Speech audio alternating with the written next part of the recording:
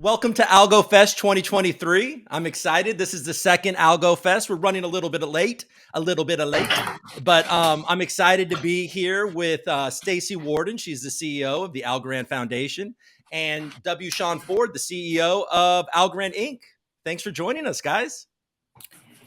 Was there an Algofest 2022? There was an Algofest late 2021. Okay. Which was the first Algofest, okay. And it was I was born out of nervous that I missed that I missed one.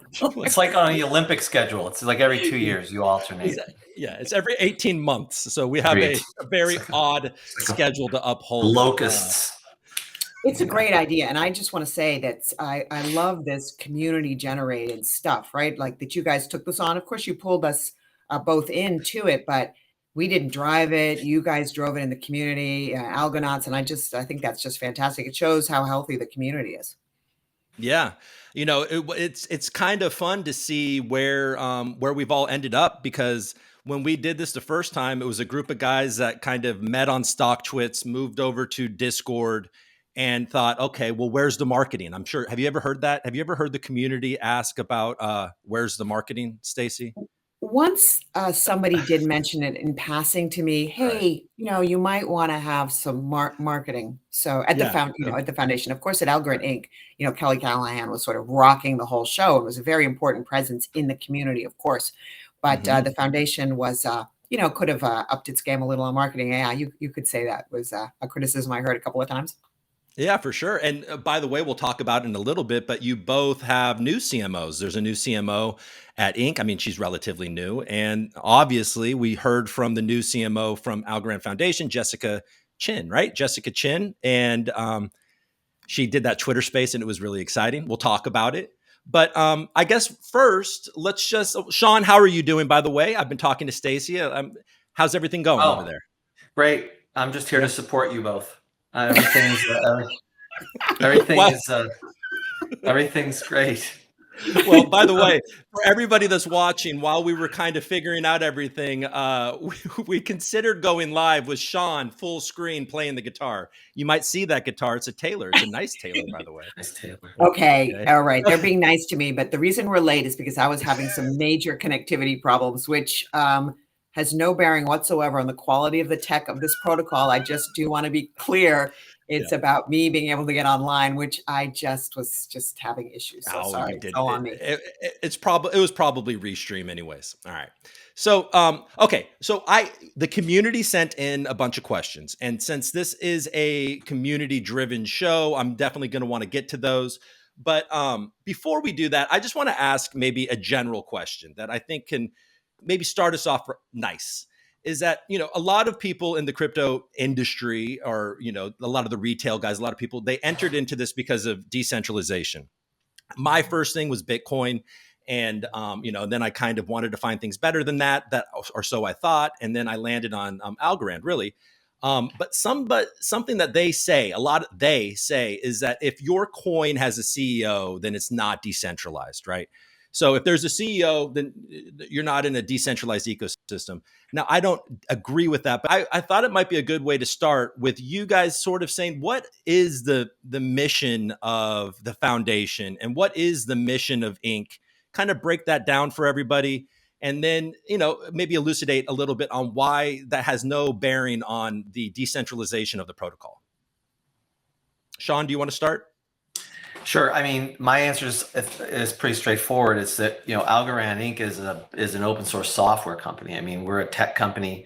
We, build software, we build solutions, in the protocol layer one, and develop, products on top of layer one and enhance the protocol that way as well. So from our perspective, I mean, it's I think there's two different debates. I mean, one is you obviously need to run a tech company to be able to do that. And there's a number of contributors to the ecosystem that help, not just Inc.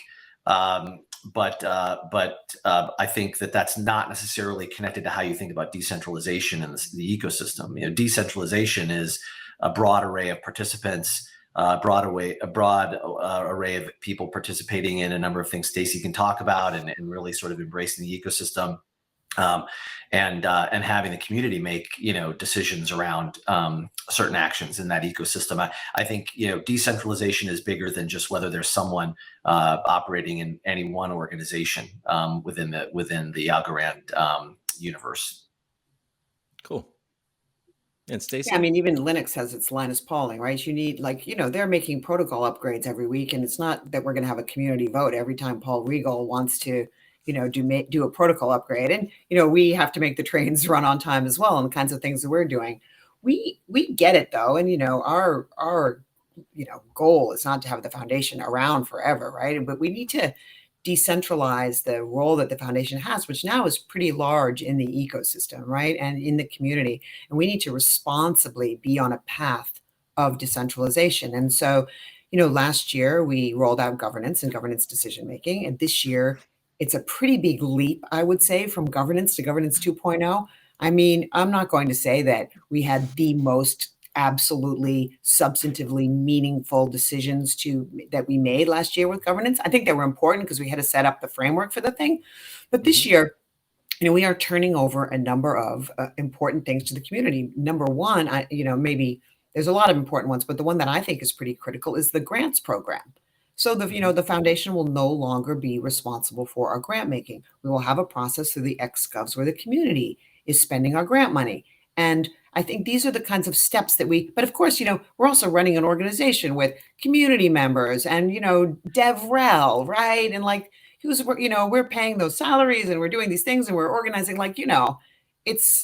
decentralization does not mean that we have a California style referendum vote on everything we do, because there'd be a lot of votes, right? So, yeah. And then of course there's the tech decentralization, which, I personally can't speak to, but which we think we are pretty good on and have a path to, be even better on. Yeah, for sure. There was a great AMA on Reddit with some of the tech guys recently that really kind of talked about the relay nodes and how that's going to be further decentralized. And they also kind of acknowledged the fact that they want to combat some of the perception of our centralization, because I think some people are like, okay, there might be a perception, but it's not the reality. You mentioned it that the Algorand Foundation isn't going to be around forever. And that is something that I sometimes think is like, without ink, what happens to Algorand? Does ink need to exist forevermore for Algorand to stay cutting edge and, to continue? Sean? Well, look, I think that we'd like ink to continue forevermore, but I think that's a little bit separate from the protocol itself is decentralized by design ultimately. And I think over time, there'll be a number of different contributors to the development and sort of extension of capabilities within that ecosystem. I think ink intends to be a considerable part of that, given that Silvio is actively involved and it remains actively involved with a number of ideas on how things can evolve. So I think that the goal would be that we would be a part, but that we would see expanded numbers of different participants in the ecosystems contribute to the overall capabilities that we see within Algorand. Cool. And I guess this is a good time to bring up a community question on the question is, can you touch base on current Algorand reserves, Inc. and Foundation, and the plan to sustain during a potentially long crypto winter? And I guess their follow-up is, are there plans to bring in additional cash flow to continue operations without relying on selling algos? So obviously the concern here is that all operations are inflating, retail buyers or holders and all that. So yeah. Yeah, let me just talk a little bit about our market operations. And as you know, we have, and this was actually a community suggestion, which I should have thought of earlier, but just didn't. And we had a lot of angst because people were following wallets that didn't actually have anything to do with our market operation. So it was a win-win for us to have these in two wallets. They're two different custodians, just to make sure we have some backup there, right? But all of our market operations will be done out of these two wallets from the foundation side. And we have not been in the market so far this year. But we have some very serious requirements. And the number one is that we are not manipulating or influencing the market or the price in any way. So when we are in the market, we are very like, we try to be very consistent. We have parameters around, when we will have so for example, if we have more than 10% volatility in the price on a day, we will stop. It's a rule, right? And we had a floor, which we did lower, as the coin price was going down, because, I pay salaries in fiat, right? And we pay for, Decipher in fiat and that kind of thing. And that's a very, we're very sort of mechanistic about our market operations, because we don't want to be opportunistic in any way or be seen to be opportunistic in any way. And number two is we don't want to influence the price by what we do, right? So we have a limit, and we also have a liquidity limit. And so we are never in the market for more than 1% of total liquidity, right? So we do this specifically so that we won't have an impact on the price. And so we have a budget and a plan and a runway and all of that. And we have a new CFO since September, who has really, raised our game considerably in all of this, and thinking about we have dashboards now and scenario planning and, runway, making sure about the runway. And so that's the first thing. And then the second thing, it's true, right? The foundation is absolutely and never about the price of the algo, but it is true that you can buy less things in fiat with a lower price algo. So we are also cutting costs on the foundation side considerably. And we have had a lot of very hard conversations about the things that we wanted to do and the things that we signed up to do and we were excited to do in a bull market that we are unable to do. And some things are hard, right? And so we are really this bear market, I think, is going to be very good for protocols like Algorand, because the riffraff is just not going to make it. And for us, we want to keep, and as I know, we had this new head of marketing. You don't get a head of marketing at her caliber without giving her resources to spend on marketing, right? So it's not like we're standing still, but survival is also a strategy for us, right? We have just to make sure that we're here at the end of this bull market, and that we're one of the chains that people are turning to, and we can take advantage of opportunities from this bear market as well. So it's like a balancing act of all of these things, right? Right. And I mean, I imagine that the venture fund that you announced at Decipher will play a part in this as well, right?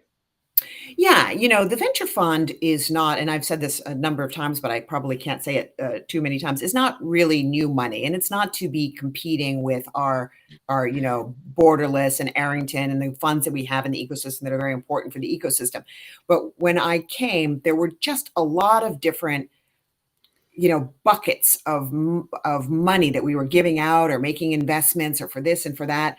And it was very unclear to the community how we were spending money. It was unclear what were the grant making criteria. It was unclear why we might invest and why we might not want to. And that just needed to be consolidated with transparent investment criteria, a transparent process about how we go about evaluating protocols for us to a much more. We don't have this done yet, but it's like a huge priority for this year is, what is the life cycle of a company or a protocol, and how can we support them at every stage of that life cycle, from hackathon to accelerator to success in the ecosystem once they're built, giving that bear hug, that non-monetary bear hug. But Algorand Ventures is a way of just cleaning up and making more transparent and making more understandable to everybody what our investment process is.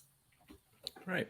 Okay, great. And then Sean, kind of the same question to you about Inc. and Algorand Reserves. I mean, you're, like you said, technically a tech company, so I'm sure you go into relationships, there's revenue and stuff like that as well. But can you speak to that a little bit about how, what the plans are to kind of survive the crypto winter, additional cash flow, selling algos and stuff like that to pay? Yeah, I think that, a couple things. One is that I think every layer one tech company is looking at, diversifying revenue streams. I mean, we're not going to start a phone, for example, like some other protocols decided to do. That seems like an interesting bet. But we're I going do think that we're going to start a bike company at the foundation. Like, nice. Oh, she stole my joke. She stole my joke, everybody.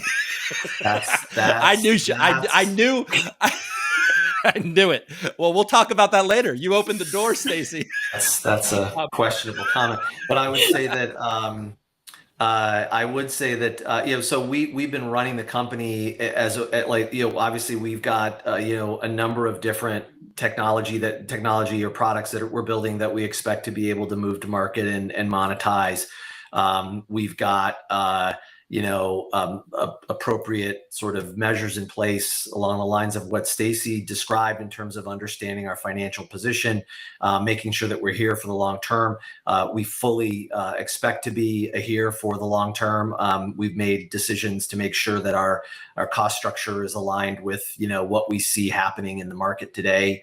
And I think one of the nice things about Algorand, I'm just going to assert this and then people can say what they want, is that, we were criticized quite a lot early about not jumping in with the pump and dump and, let's just go moon crowd.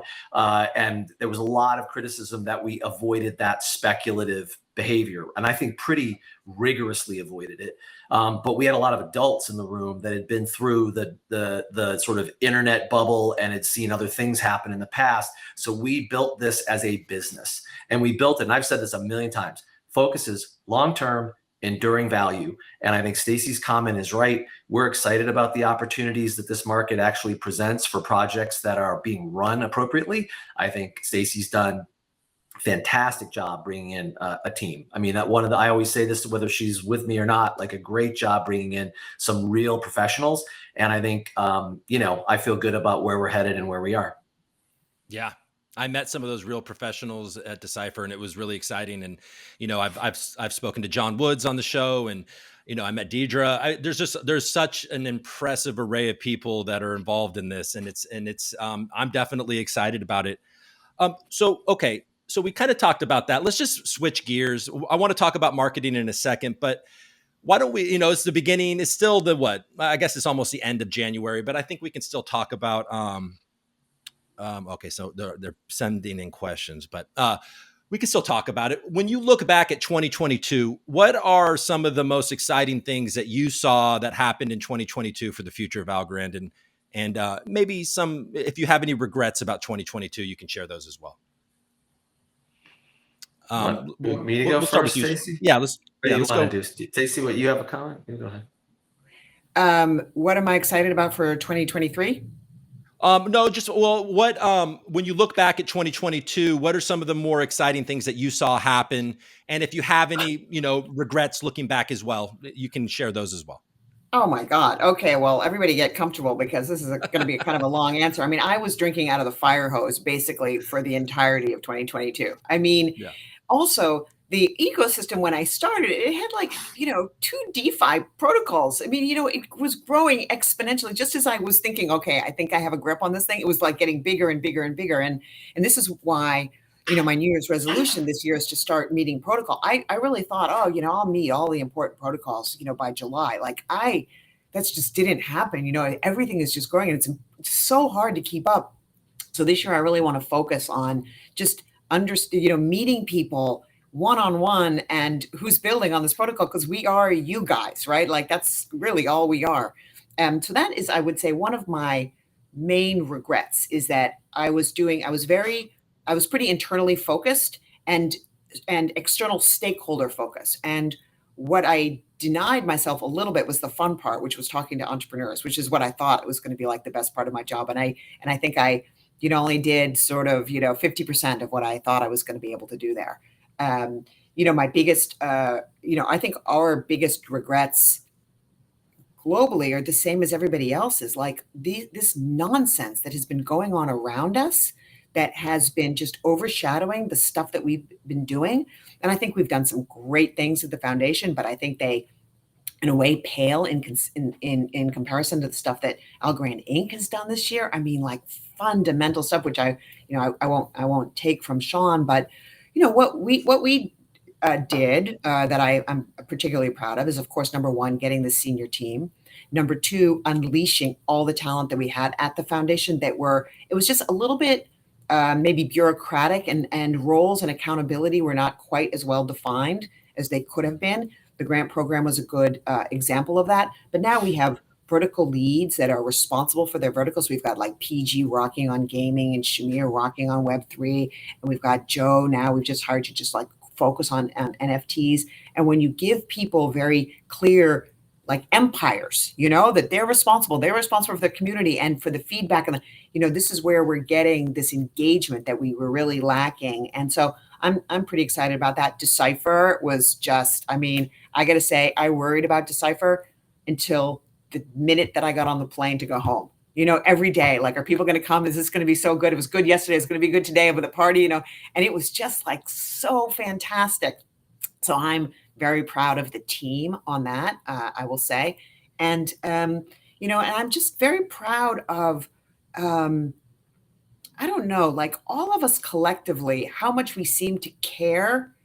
Like the folks at Algorand Foundation, we're a foundation. A lot of them could be getting very high paid jobs back in Web 2 and in other things, right? But they care about this protocol. They care about this community. And I think the community, even when they're hard on us sometimes, they do that for the most part because they care, right? And so, and I think that is what has sustained us, our boat, through these waters of 2020, of 2022. And I'll just to say one thing about 2023.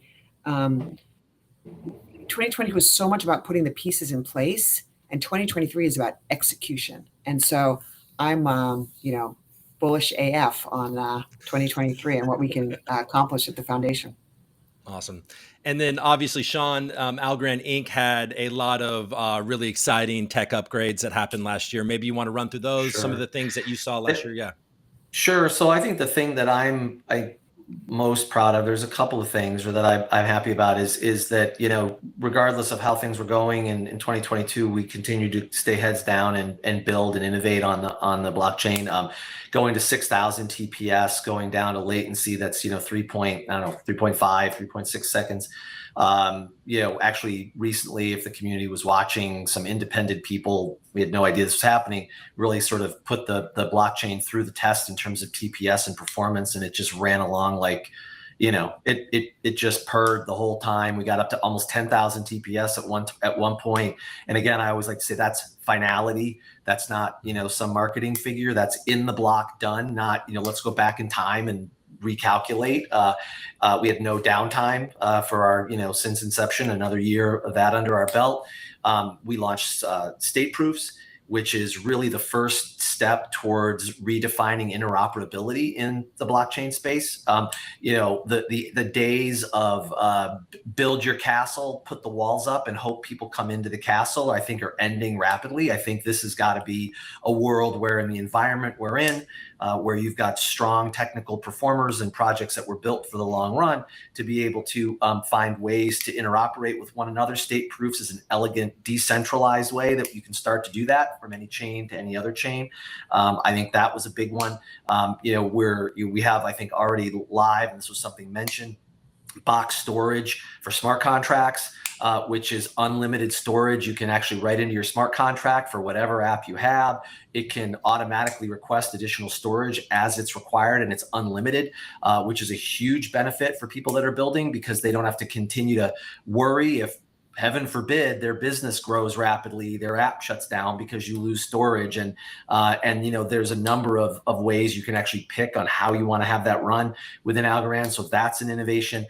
Just a whole bunch of things. And there's a couple of other things that we've got going under the hood that I'm excited about headed into this year. That really start to expand that idea of interoperability.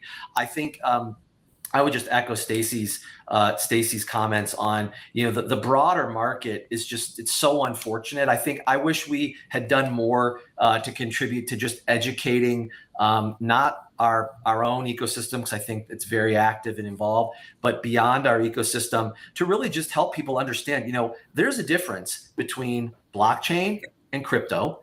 And within crypto, there's stable coins that are backed. There's algorithmic stable coins. There's, floating, essentially stable coins. If you look at Terra Luna, there's a number of different types of assets, and there's apps that do different things. And there's apps that are retail based and retail, that deserve retail protection. And those are very different from some of the other applications we see. Unfortunately, it's all lumped together. It's all called crypto. And that is so uneducated that I think that there's certain projects have earned the right to be able to step in and reset the debate in ways that encourage innovation, encourage people to build, and protect people appropriately from bad actors. And it's those bad actors that I truly, along with Staci, it is infuriating if you've done things the right way to have those folks grab the headlines and really taint a broad industry and some unbelievably good work.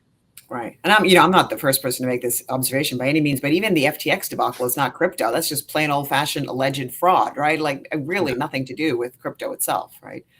Absolutely. And then in terms of us behind the scenes, and just to play off a little bit, the protocol building is of course the algo kit, right? The tools, the developer tools. And we, John together with Paul Regal, leading this effort to, find out what is out there in terms of good tools, bringing them together, making them better. And now this year launching Algo Kit, which will be just a game changer for developers. And because, we think our operating philosophy is that we have the best tech in crypto. We have the best protocol out there. So my job is to just systematically eliminate excuses for using it. One of the biggest excuses is that it's harder to develop on it. You can't just import a bunch of Solidity developers over, right? It's like something you've got to learn. And so it is on us to make that as easy as possible and to have the best. Jason Weathersby, the head of developer relations, who, spent many years at Algorand Inc. and is now with the foundation. So he knows the protocol intimately. He knows all of those guys over there. He is just a first-class concierge DevRel experience. And, Sean's nodding as I say this. And then the developer education, I think, has been B-, and that needs to be at an A. We need a zero to hero that's super clear, and they're working on that now. So all of that stuff, just making it easier to come, to use Sean's thing, to come over the moat, into the protocol is really something that we're just going to deliver on this year. And a drawbridge into the protocol. The moat is harder in theory. If you've seen the old moats, they're pretty disgusting. We want a drawbridge. The drawbridge. You mentioned my tiny horse over that drawbridge. Right. Absolutely. Oh, and that you just answered a question I'll ask you later from the community. Okay. But it sounds like when you said Paul Regal and John Woods working together on Algo Kit, there is sort of a back and forth and a relationship, obviously, between the foundation and Inc. and collaboration to kind of, make sure this is all going nicely, right? Is that what I'm hearing? There's a lot of relations are arm's length because they need to be, in terms of especially like financial and stuff like that. But Sean and I would say we have we text each other, I would maybe not daily, but it would be weird to me if a week went by and I heard nothing from Sean Ford. That would be weird. And John and Paul, they have their they're a songwriting duo, as a famous songwriting duo, and they are making music together like all the time, kind of thing. Okay. Yeah.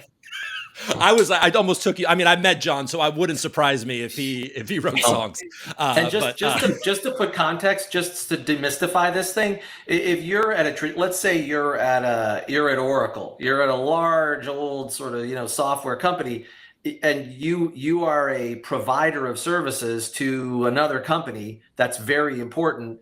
Obviously, there's going to be conversation that goes back and forth, and that's no different. It's just that we need to stay aligned on priorities that Staci's setting and other people are setting around where the protocol's going, as we can provide the technical support in response to that relationship, and I think that's a healthy thing.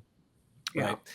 And you had mentioned earlier. This kind of brings me to another community question, Sean. You mentioned the phone, and last weekend Cardano had some issues, and obviously Algorand has no downtime in all of this.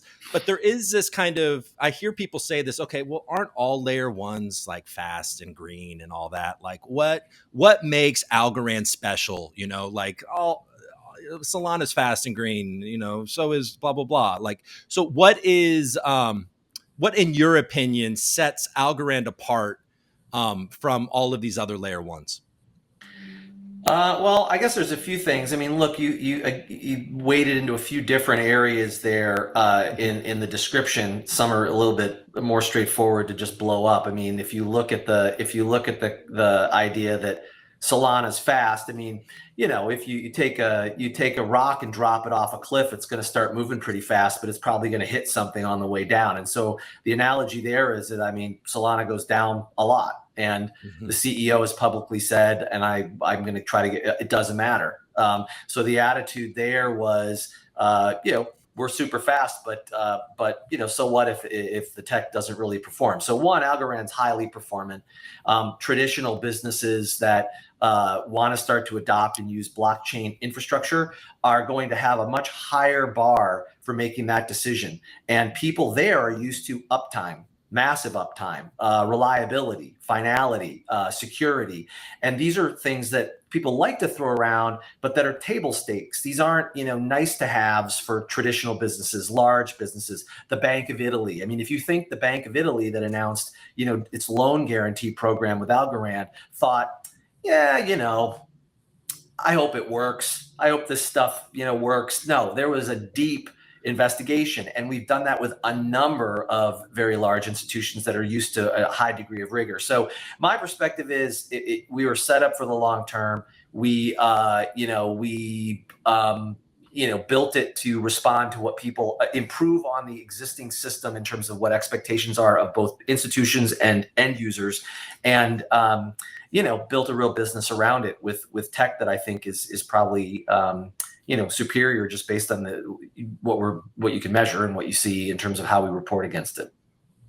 Yeah, and I think a couple of other things that make us, very unique. I mean, we have very low fees. So there are some other protocols that have very low fees, but if you're going to do something, a low ticket item, you can't spend a lot in gas fees. And we've seen what's happened with some of the NFT and Ethereum before the transition.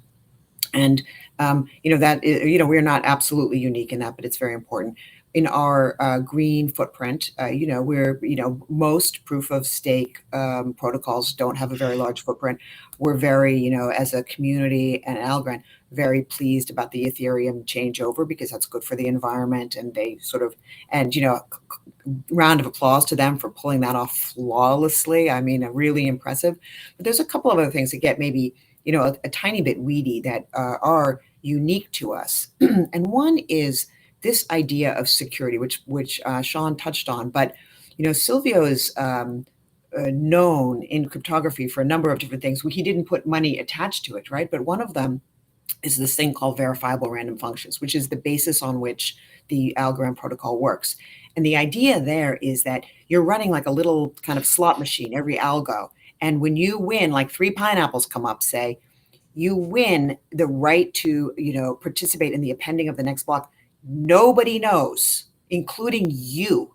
It's random whether you won or not. So it is definitionally secure because other proof of stake protocols, they're not secure by nature. It's like, who should we attack? How about that guy over there with the big stake? Like that might be a good vector of attack. And that is just not the case. We are a pure proof of stake protocol, and that is unique to us. And the other thing, which Sean mentioned in his previous intervention, is this settlement finality, right? It is based on Byzantine agreement, which is that most, like including Ethereum and Bitcoin and others, the chain can fork momentarily, and then the one without the most work or kind of falls off, and there's this little bit of a length kind of race, and then one falls off and one wins. We are absolutely final at the end of those 3.9 seconds, and we are also unique in that. And so if you want these things, you want the reliability of no downtime, and you want the low fees, and you want the absolute security, and you want this absolute final settlement. Like, there's only one place to get that, folks. And people in the real world, they care about that. Not that we're not in the real world, but when the rubber hits the road and there's lots of money on the line, those are the kinds of things that people care about.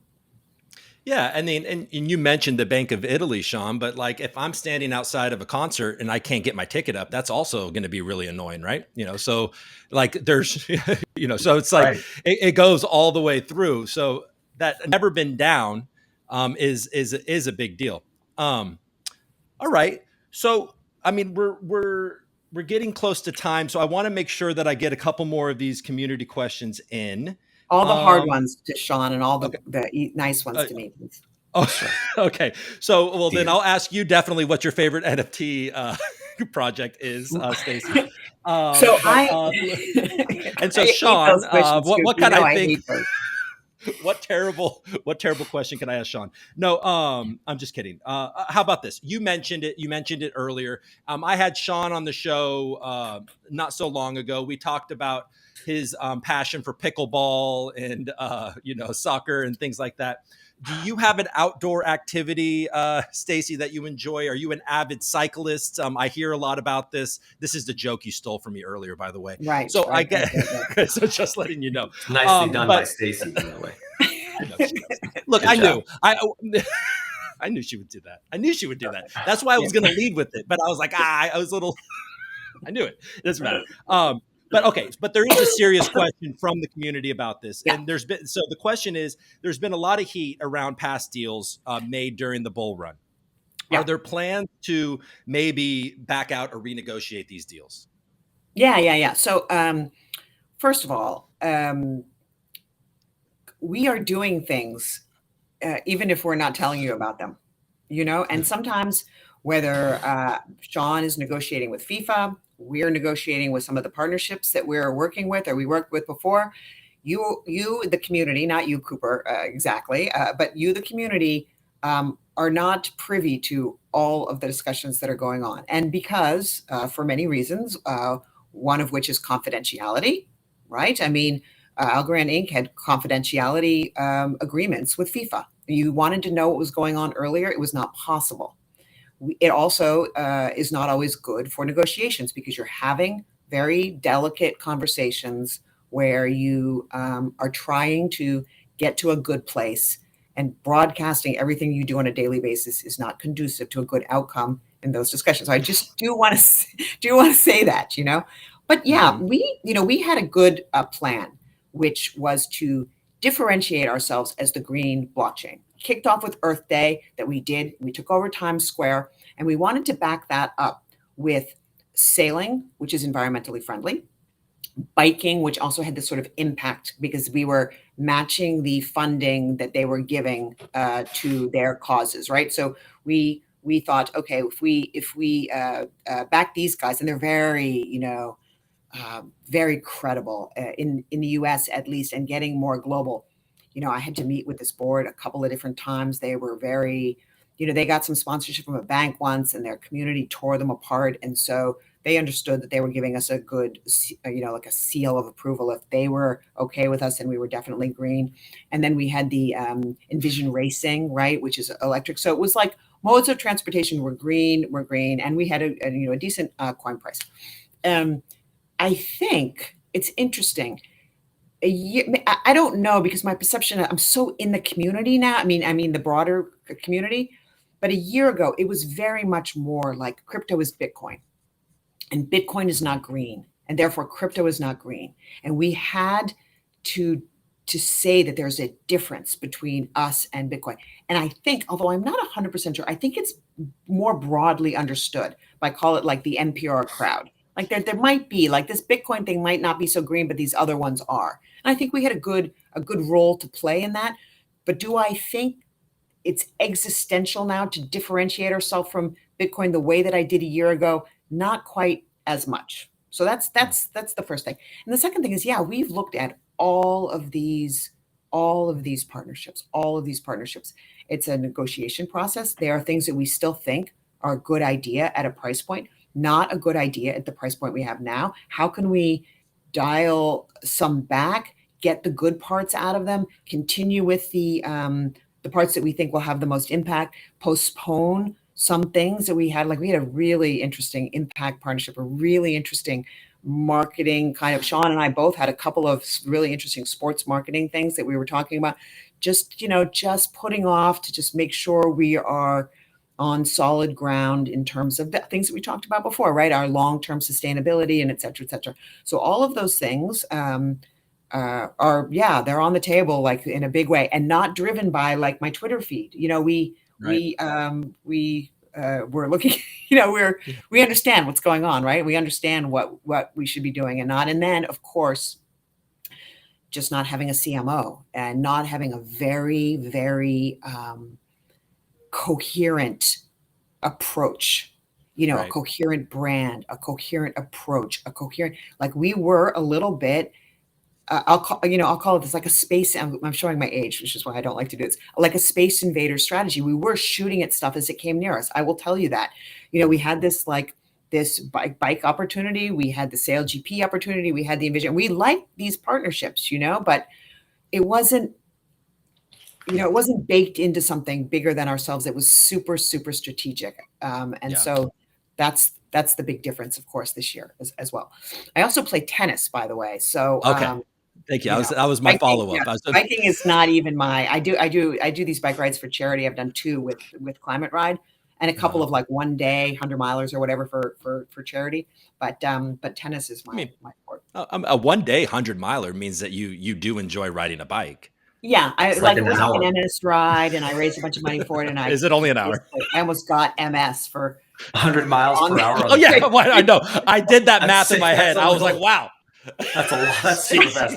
Stacy's on Climate Ride on her electric. Okay, I used an e-bike. All right, fine. All right. You mentioned the CMO, and I wanted to say she said something actually in her Twitter space that I thought was really cool. And somebody asked her about, some of these partnerships like Disney, Starbucks, and all of that. And she kind of gave credit to Polygon about, landing these deals. But she pointed out, she's like, a lot of the stuff that is being built by these Web2 companies or these other these companies like trying to enter Web3 are actually, Web3 is not even necessary for those partnerships, right? It's just kind of trying to ride the hype. I'm wondering if you guys could give me your opinion on some things that you think that blockchain and, Web3, however you want to look at it, some of the things that it actually solves and the things that maybe Algorand's pursuing to help make things better, in those respective fields. I'll just do one easy one. If you look at the creator, so as with any business that's worth having, it takes time to build. And then I'm going to say that because as with these other opportunities that we spend our time on, they take time to build. It's not like you have Algorand blockchain, all of a sudden there's a magic business that's, lighting it up in a day if it's got, again, real people and a real plan, real strategy, etc. So the place I would pick, and one of the easy ones is if you look at just the creator economy, if you look at the music economy, it is an absolute intermediary run business between artists, fans. There's centralized authorities. There's an inequitable distribution of royalty to the actual people who create the art. I'll use art, probably could be music, could be whatever it is. And I think blockchain at its core is the fundamental catalyst for disrupting old business models, rewriting the story that put the power back in the hands of every person and giving every person a chance to participate in this new type of economy versus having there be barriers to that participation in the form of either access or bank fees or whatever it is. So my perspective is ultimately nirvana, you look at industries that are highly concentrated with centralized authorities. It doesn't mean you don't work with these authorities. So I don't want to go down that path.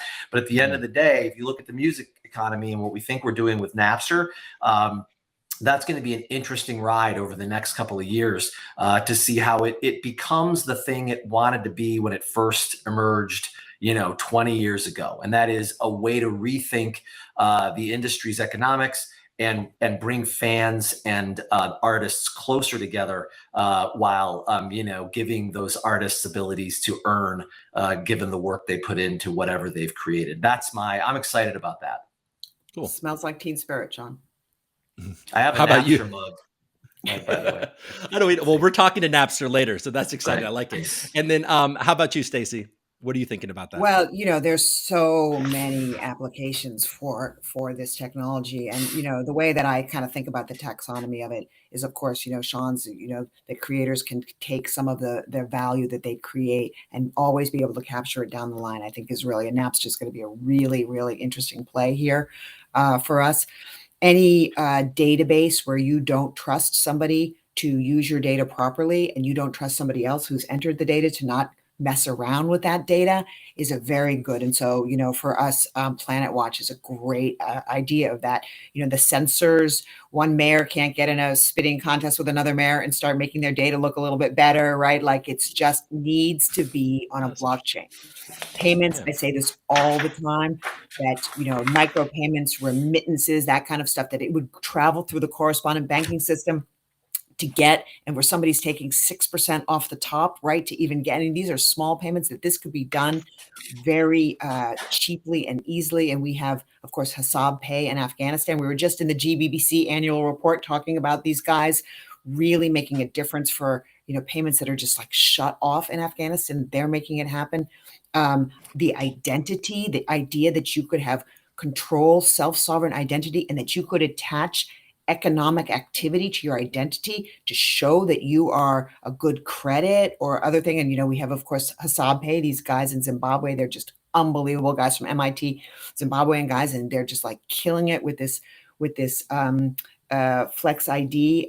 All of this stuff is just, it makes you want to just get up in the morning. And of course, like our creators as well, I'm super excited about DeFi into real world assets. The idea that you could use a DeFi protocol when the money could start investing in real world assets. I think like this is going to be a huge breaching of the chasm between the real world and crypto, which is going to be just huge going forward. We of course have like Lofty AI, which is letting, people have income streams from rental income, which were just always reserved for the rich.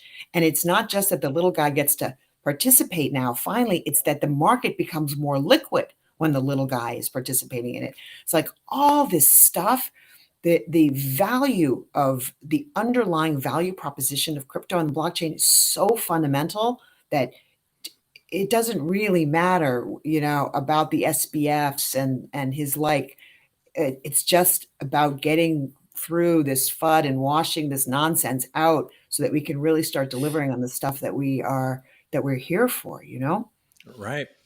Right. And, and supply chain is another thing. I saw recently, Algorand has partnered up maybe with something called Dust Identity. I don't know a lot about that, but we don't need to dive into that. But is that something, or is that just a logo on a Dust website? Identity is a supply chain provider where they use unique patterns of diamond dust, like a fingerprint, to be able to sprinkle microscopically, scan, register, and therefore have a unique identifier for any part of the supply chain, so it's uncorruptible. They've been a long time, collaborator back to the early days. Great team, really smart. Awesome. All right, last question, because Sean, what's your favorite NFT project? Yeah. Favorite NFT project? Oh, geez, Louise. Well, I mean, look, I still like we've got the Women's World Cup coming up with FIFA, and I'm excited about those NFTs and really promoting women in sports. And I think it's going to be a great event. So I'm just going to stick with that. Awesome. And also, how about you, Staci? Well, I like the tiny horse this month, but I'm gonna make sure this is part of I really want to make sure that I get to meet all of these creators, and I'm otherwise taking the fifth. Okay, and then this is the last question, Staci, because I've had a couple people want me to ask you this. Do you ever have the opportunity to speak about Algorand during your time on the advisory council of the UN Capital Development Fund, or as a member of the European Parliament Science and Technology Committee? 100%. So on the European Advisory Committee, I talk about the last year's focus was on AI. And so I talk about the intersection between blockchain and AI, and that's pretty interesting. And then we're doing a lot of, to say we're doing a lot of work with the UN is to overstate it, but let's just say we're having a lot of conversations with the UN, be it the World Food Program or the advisory committee of the piece that I sit on, a Capital Development Fund.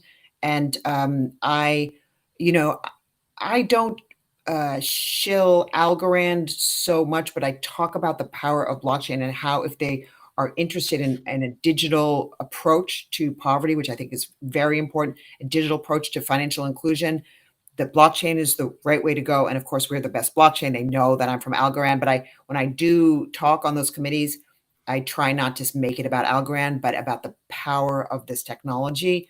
And then, if you want to do a pilot with us, then, of course, we're happy to do that with you. Right.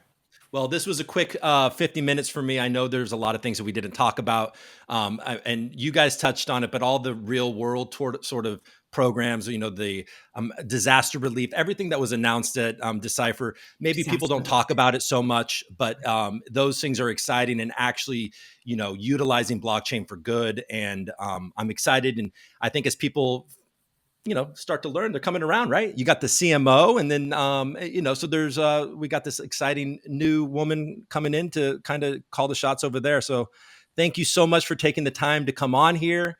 And is there anything else you'd like to say before we sign off? No, just I really appreciate you. You've been a great member of this community, and you've always, always put your hand up for us, whether you're doing this community thing or whether you're offering to MC an event that we have. And I just, in closing, I just wanted to say that I forgive you for the Binance leak, and it's all good between us now. Okay. Oh shit! See, look, I got so excited I lost my earbud. How about you? How about you, Sean? No, I appreciate the time, Coop. It's always great to connect. I love your shirt. Every time. Can't wait to see it on you again the next time we meet. Oh, no, by the way, he said I wore this the last time. You can go check. You can go look back, because I actually got this shirt from Shamir. He didn't give it to me, but I asked him where he got his shirt, and then I went and bought it. He was asking. He actually said to me, he goes, Sean, have you seen I lost a shirt at Decipher.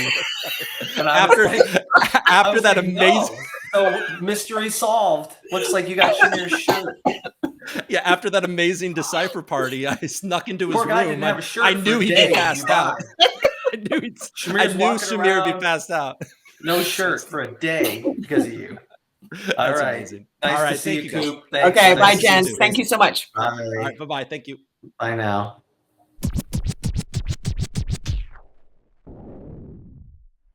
Hello. What is going on, everybody? Hello. Hi. All right. Well, this is the we're doing good. This is the first panel outside of what we just saw with the ReCoop, where we're going to be talking about oracles on Algorand, also just oracles in the greater crypto space. So we have Abdul Osman and Samantha Palmer. They are from Goracle, and we also have NFT Mami here to join and help me co-host this one as well. So thanks for joining in, guys. Thank you. Yeah. Thanks. Happy to be here. Yeah, so I do know that you, Abdul, have a presentation that you want to present. I don't know if you want to start with that, or we can start off with some of the community questions. Either one's fine with me, but I do know you have that presentation, so I just wanted to give you the floor there. Sure. Yeah, it should be a quick one just to kind of set the tone and foundation for the rest of the call. Yeah. Awesome. Cool. Yeah, well, thanks. So we appreciate the opportunity to talk about what we've been working at Goracle for the past year, and we want to start with the presentation because Goracle is relatively new in the Algorand space, and most understand an oracle's role in securely bridging off-chain data to Algorand. But every single oracle actually accomplishes this in a different way. So the goal here is just to provide a quick frame of reference for our discussion on oracles in this panel. We're gonna just start off with the solution we've been building, like different oracle models and the challenges. The impact of token economics on security and decentralization. Samantha, one of our blockchain developers, will answer the why Algorand question we get a lot, mostly from outside of the community. And then we'll wrap it up with our vision for the future of the protocol. Yeah. So first, we'd like to touch on the different design models out there. One is multisig, where a certain number of entities sign for every transaction.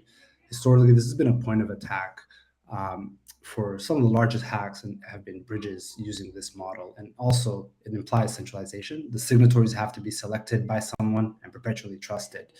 Another model is optimistic resolution, where there's a window where the data can be disputed before you should use it. This works fine for a lot of use cases, but its high latency is not a good match, for something like a decentralized exchange. And then there's a proof of stake consensus, via random committees. similar to how Algorand does it. And participants are not selected beforehand. The data is final as soon as it's written. This gives higher security than multi-sigs and lower latency than optimistic, greater decentralization than doing it yourself. It's kind of the model we went with. So once you figure out your model, next is to figure out, okay, we're going with this proof of stake environment. You have to figure out how you distribute trust. And blockchains become trustless when a certain threshold of independent and honest participants securing the network is reached. How do you get to that threshold? One, you can use a reputation scheme, which the reputation scheme, people who report honestly over time are given higher weight. This creates information asymmetry. One's reputation does not necessarily align with their future intentions or their future actions. Also ties protocol to maintaining state, looking up that state often. Another method is slashing, where you put down some sort of collateral, but that guarantees punishment and not necessarily security. Think of a total value secured reaching in billions of dollars. How do you put up billions of dollars of collateral? And also, if the protocol is inherently secure in its design, so think of Algorand, slashing doesn't really become useful if nobody ever gets slashed, or if the only people getting slashed are people who make mistakes. And so the incentives is the kind of the model that we were thinking, where well-designed incentives can attract large groups of honest participants without complex mechanisms like reputation or slashing. And so now you've built the foundation for kind of, you're using proof of stake model, well-designed incentives. The token economics becomes the key tool to implement all of those mechanisms. The first question dApps ask is, do you need a token? And in fact, in our first design, we considered using the ALGO token. But it's important to be able to control the initial distribution so we can start with secure network conditions. As blockchain technology becomes more sophisticated, more people start securing networks, stakeholders need a way to securely influence upgrades to the protocol and also the rules that govern that protocol. So then the token becomes that single mechanism for consensus and security, governance, and fees and rewards. And using that tokenomics, we can design a proper incentive model and a proper proof of stake model as well. So that's kind of how the ecosystem works. I'll take it over and let Samantha go over the why Algorand question. Yeah, thanks, Abdul. So the Algorand chain is very different from other chains, and we're happy to natively base Goracle here for many reasons. First of all, no worry about forks or reorgs, efficiency in terms of high TPS, very fast finality, and very cheap transactions. Features and opcodes that make a sophisticated Oracle possible. State proofs, where we believe in a blockchain interoperability feature, and that Algorand can serve as an anchor chain by allowing data to easily be exported from Algorand to other blockchains. Think of it as with Algorand serving as this anchor chain, portability of our protocol is possible, and data being brought on chain could then be exported across chain. Also, big help from solid developer tooling that makes prototyping, experimentation, and general development a very smooth experience. These give us a lot of opportunities to build an ecosystem that is fast, cheap, secure, and can fulfill a variety of use cases for all of our users across Web3. Back to you, Abdul. Thank you. So the points we just touched on, that's kind of the summary for now, but where we're heading in the future. We launched price pair beacons last month. That's where the most demand currently is.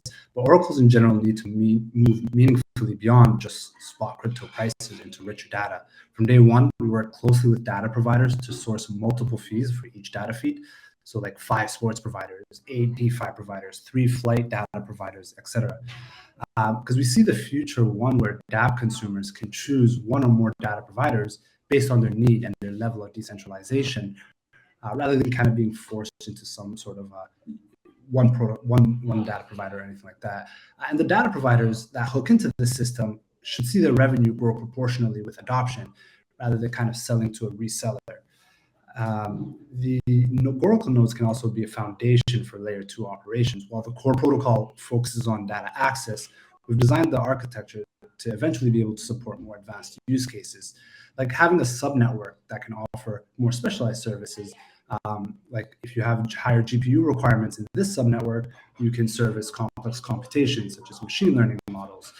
This subnetwork could have high storage capacity requirements and could serve as a decentralized storage layer, indexing, and there's just so much more that can be done once you have that architecture in place. And real-time bidirectional events and messages are also very important to connecting dApps. And events and messages are just like this happened or that happened, and very quick.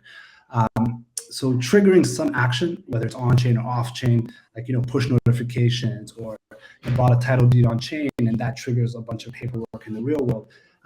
These are going to be very important.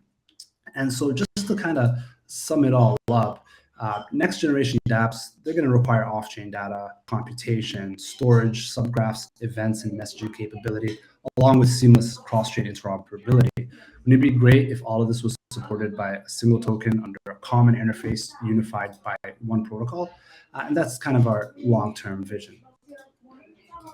Nice. Yeah. Thanks for the presentation there. I just want to kick it off with the first question, the easy question. I feel like, especially in the crypto space, I feel like there's, you kind of have, this, an area or a sector of coins that people take seriously, right? Layer 1 blockchains. And then you think of like meme coins, and then and then there's oracles, right? And it kind of has its own thing. What cool things though are, once oracles actually come onto Algorand, what use cases will we be able to see that we don't currently have?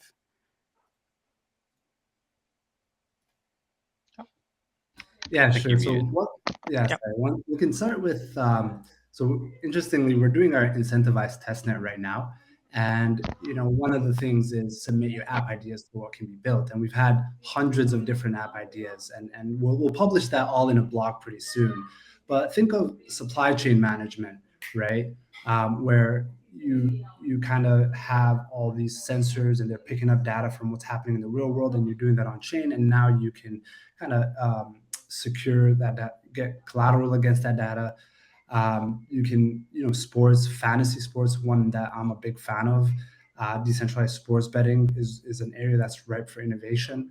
And so even parametric insurance, right? If something happens to whatever, your flight is missed, or, your crops has been bad weather, or, there's some kind of thing happening in the real world, like a hurricane or something, you automatically release funds rather than waiting for claims adjusters and that whole process, and having somebody call in to trigger it, and so on.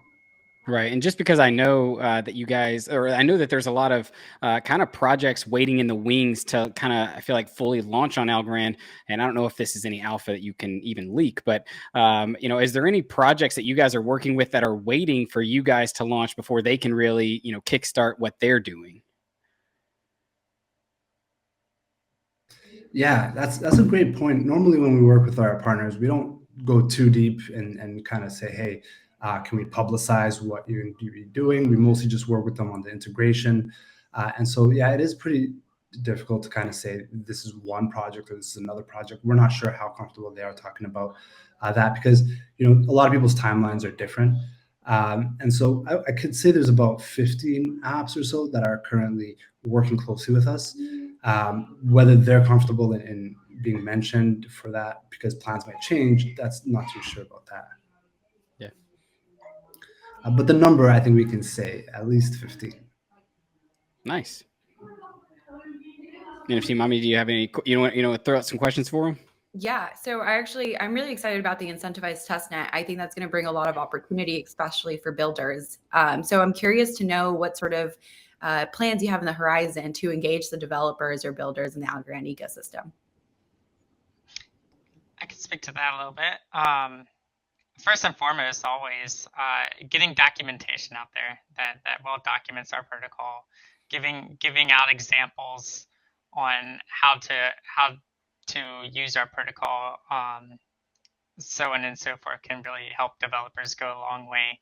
But not only that, being able to engage with them, having developers personally reach out to us, and we can help from use case to use case even. Yeah, and to add to that, is specifically with more about incentivized testnet. So in our incentivized testnet, we have like a track for non-technical users where they can test our UI and things like that. And then we have a track for technical users. One of the, and I mentioned this earlier, one of the tasks for non-technical users is to suggest ideas or challenges that can be built by developers. And we've seen hundreds of submissions in just the last few days, and a lot of them are coming from people who are outside this ecosystem. And the goal is to take some of the best ideas and create bounties, whether it's on Gitcoin or whatever, and just say, hey, whoever builds these 10 or 15 or best ideas will get some sort of reward. And in that case, it's getting people excited about the ideas that can be built, but also getting developers excited to build with Goracle feeds.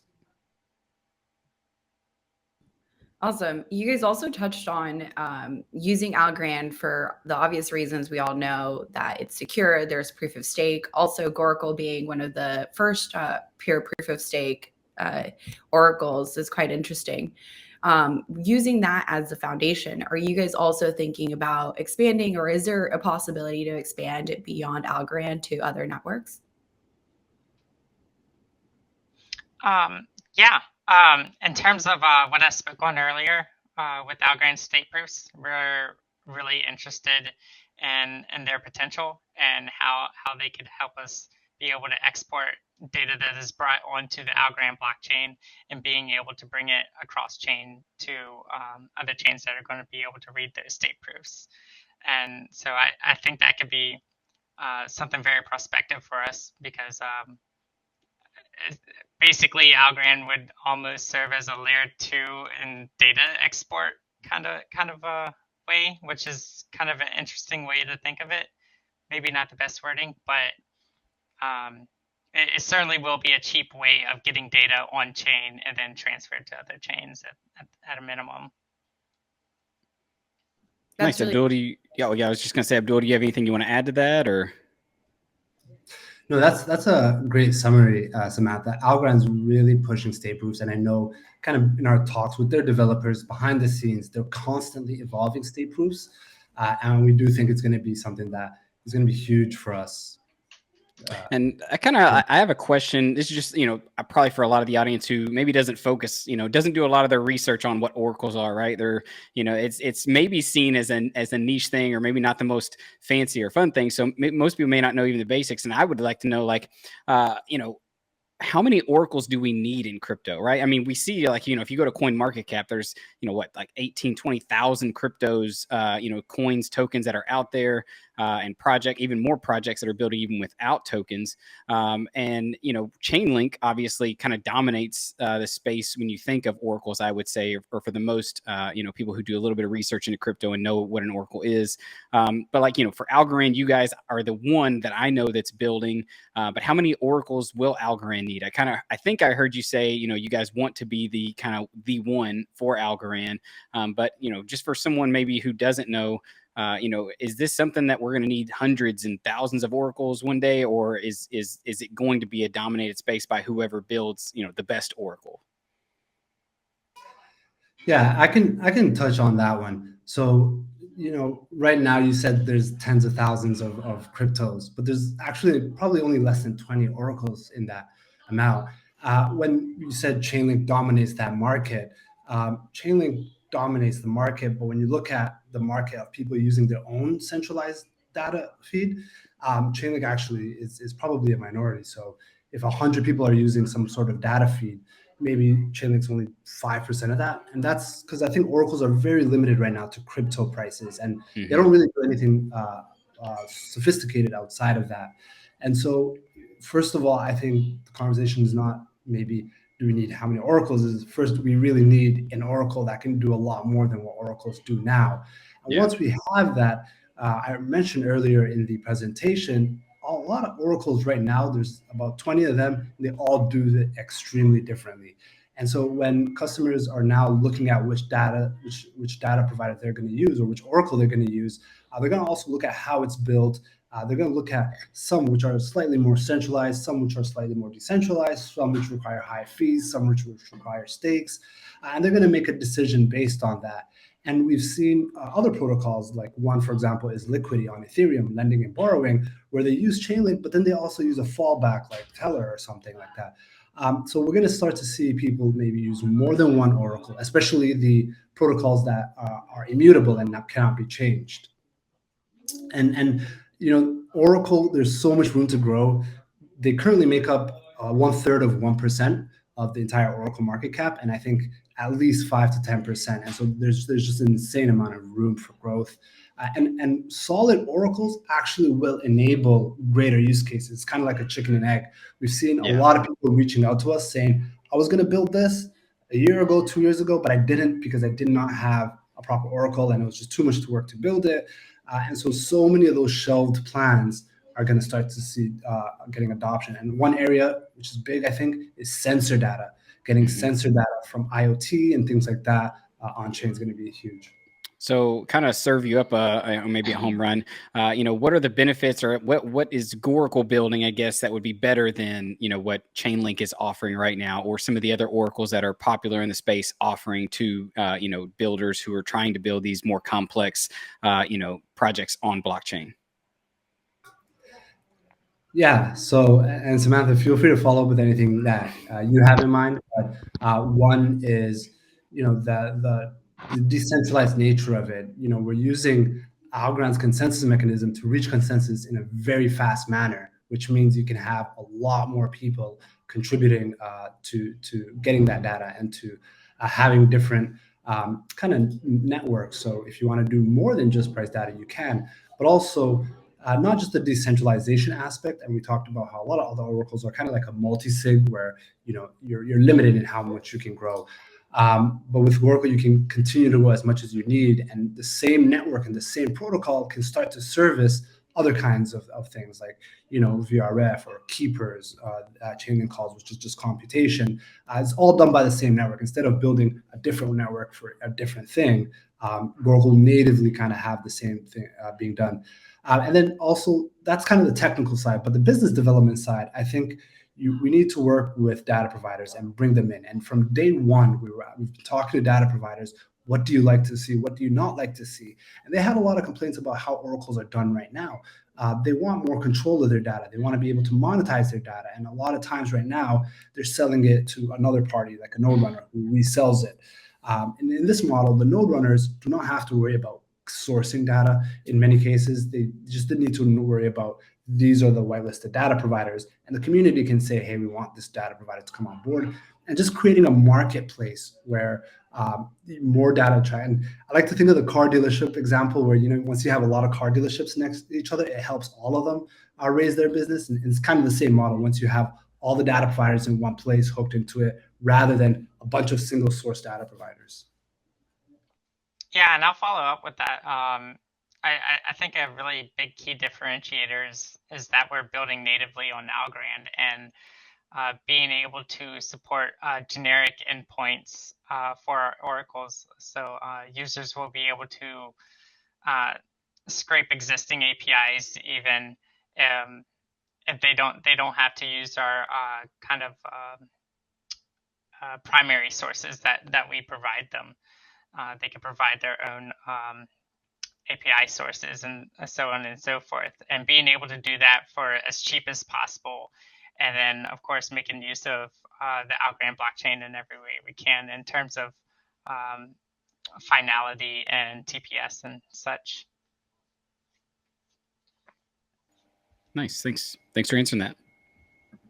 Yeah, I kind of wanted to rewind it back a little bit and ask you guys about your inception and learn more about the process of being here today, because you guys are officially on testnet, but I understand you guys were a part of an accelerator prior to kicking off the testnet. So as like maybe fellow entrepreneur who's listening, a builder out there, what sort of advice do you have from your experience in the accelerator coming into Algorand? What sort of things would you have done differently? What were some of the big upsides that you experienced during the accelerator? Yeah, I think the accelerators are huge to build networks, to build things that to see things that you didn't really think of, the small things.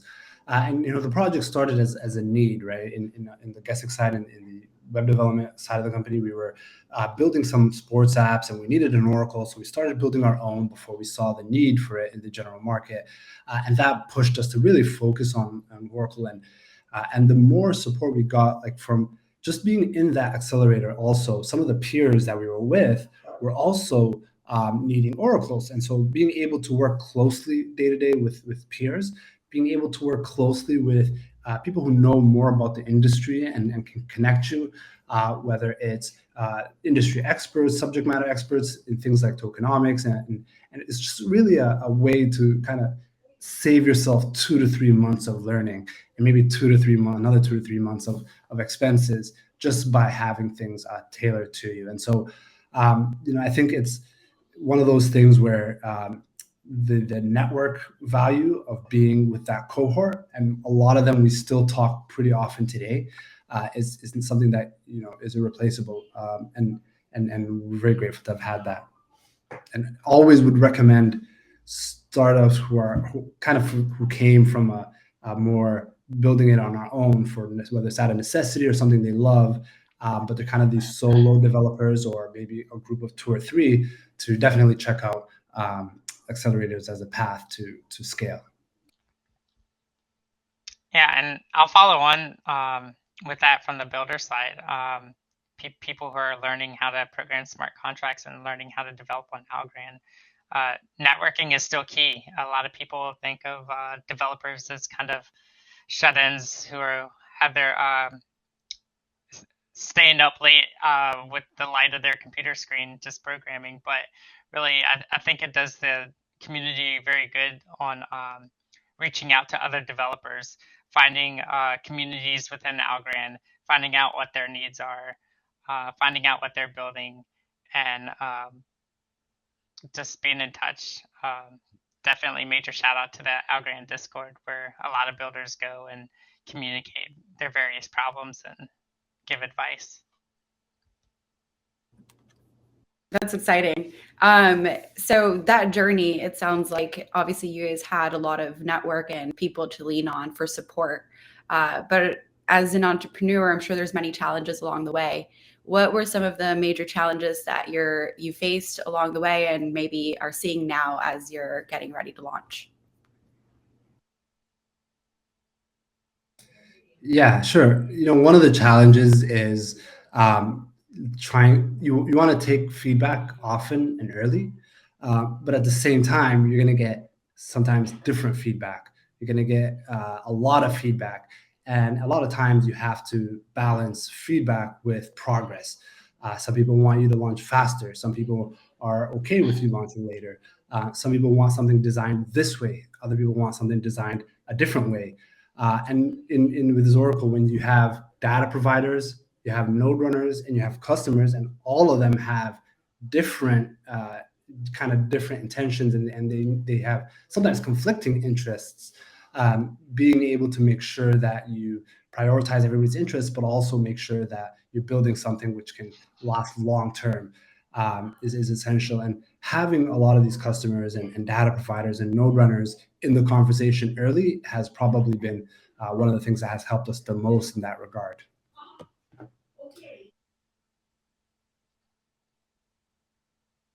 Samantha, do you have anything you want to add there, or? I think Abdul tapped on it pretty well. Cool. Yeah. Awesome. I hear another question just from the community, because you guys are going to have a token. Some people are just wondering, what's going to be the utility of the token? And I guess also you can kind of pair with that, for people who maybe don't know, oracles in and out.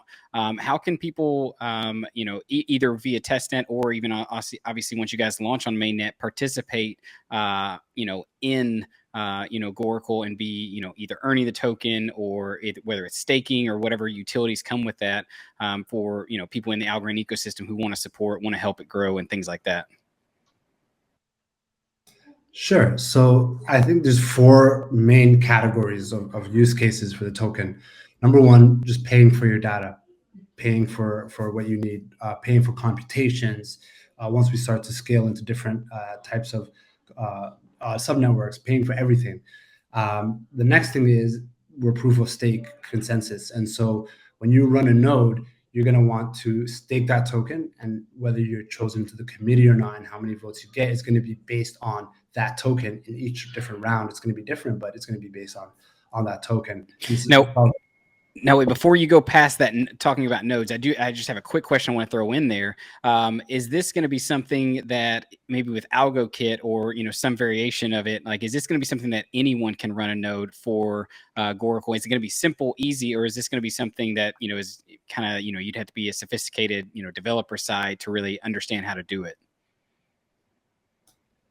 Yeah, so you should have some command line experience. We'll have a web application that allows you to do a lot of the stuff up front, but at the end of the day, you still have to kind of write maybe 5 or 6 commands. You have to know how to maintain like a server, whether it's AWS or locally, like with uptime and things like that. And it's not impossible. We've had people who are testing out our software who are not very tech savvy, but you still need to have a minimum. If you can't change folders in a terminal, maybe you might want to delegate the token. And that brings us to the third one, where, just because you can't run a node doesn't mean you can't participate in the security of the network. We've built in functionality that will allow you to go straight to the web app and just pick a delegator and assign your stake to them. And they might take 5 or 10%. The highest we've seen so far is 10% of your rewards, and give the rest back to you. But you only have to do things in like 2 or 3 clicks. Absolutely, and you're still securing the network just as much. And so that's kind of the third use case, is being able to delegate. And so when you have node runners who can actually run it, and probably a larger amount of delegators who are delegating, if you're only delegating like a couple hundred tokens, you might not want to run a node anyways. Ideally, that helps with the security and the decentralization even further. Nice. And then finally, the fourth is governance, and just kind of using the same thing to similar to open source software, right? You need a way to continually maintain it. And we think that whether it's the technical upgrades and the just non-technical rules, like how much should fees be raised by, or should they be reduced, and things like that, having kind of the token as a core mechanism to implement governance is the final use case. Yeah, and I kind of like how Algofi is kind of even from a DeFi standpoint, how they've kind of worked in their governance, right? You can delegate the bank token to other people and let them vote on your behalf. So I do understand that delegation side of it, with kind of seeing through that, and then obviously just having governance is a great way of decentralizing the protocol. So great. Yeah, absolutely. And yeah, there's a lot of different models for governance, the 2-token design system, a DAO model, and we looked at all of them. And in our economic design document, it goes a little bit deeper into some of that at docs.goracle.io. Is that also where people can find information about running a node? Yeah, exactly. Docs, and there's like different, for the node running, for the light paper and things like that are all there. What is some key data or key metrics that would be helpful to you all in regards to the testnet right now? How would you measure it as being successful? Really, because at least when we do launch the protocol on testnet, when we do launch the protocol on testnet, we're also sending out the smart contracts to be audited. So any sort of feedback from either testnet or the auditors, or any sort of maybe buggy behavior or anything that we should address before going main, is absolutely helpful. We put in a lot of work over the past few months, past year or so. And we have a lot of test cases, but we want to be sure that we're as bulletproof as we can. So any feedback is greatly appreciated. Yeah, and measure of success. So kind of to just to register, it's a smart contract, and it records and it gives you points, everything you do. So we already had about 14,000 participants so far. Half of them are bots, we can tell, because there's like specific kind of things. And we'll actually write an article about how bots behave. I think it's very interesting. But we have a survey that asks people about their history and their comfortability. Those surveys, having thousands of people fill it in, and like half are from outside and they're just interested in, rewards. Half are genuinely interested in the general blockchain space and they're just learning about Algorand. And then a half and then quarter are like Algorand diehards. And we're just getting such a wide range, like thousands of survey data points that are helping us understand just the general blockchain. Because Goracle is not just about, building on our protocol. We also have to think about business development on Algorand, and we also have to think about business development on the blockchain. So there's 3 different layers that we have to consider. And so far, it's been a success. What has helped us is understanding the personas, seeing the people's feedback, seeing that the app can handle such a large amount of people coming in. And the smart contract has just been doing fine as long as you keep it funded. It's showed us that so far in our initial tests, things are going well and smoothly. And that's the key thing for success, is getting a wide range of viewpoints and making sure the application doesn't crash or works fine. Nice. And I'm going to kind of wrap up. There's like 2 or 3 of the community questions. Well, I think 2 of them, and I had kind of one. I feel like I can wrap them all up in one question. One, when are you guys targeting for like your mainnet launch? And how has maybe building on Algorand, especially during the bear market, really affected, you guys launching, maybe timetable wise? Because I feel like, and you can correct me if I'm wrong, you kind of mentioned that, sometimes it takes, some people would want it faster. Some people want you to take your time. What's been the difficulties with, being the first Oracle on Algorand and using it rather than just, maybe going and building something on Ethereum where it might be easier? At least in terms of how it's been building in a bear market, we not too difficult. We see it more as a builder's market, of course. You've heard people throw that terminology around, certainly. But this has allowed the team to focus on adding sophisticated features and having a longer integration cycle, and so on and so forth. Yeah. So, and ultimately, we've had to go at the pace of the Oracle when it's ready. And so, a lot of people, whether you want it sooner or later, I think launch is not going to be affected when they're in the depth of the bear market or the height of the bull market. I think we will launch as soon as the protocol is ready, regardless. Right now, that's slated for April. That's kind of target. So entire month of February will probably continue to be testnet.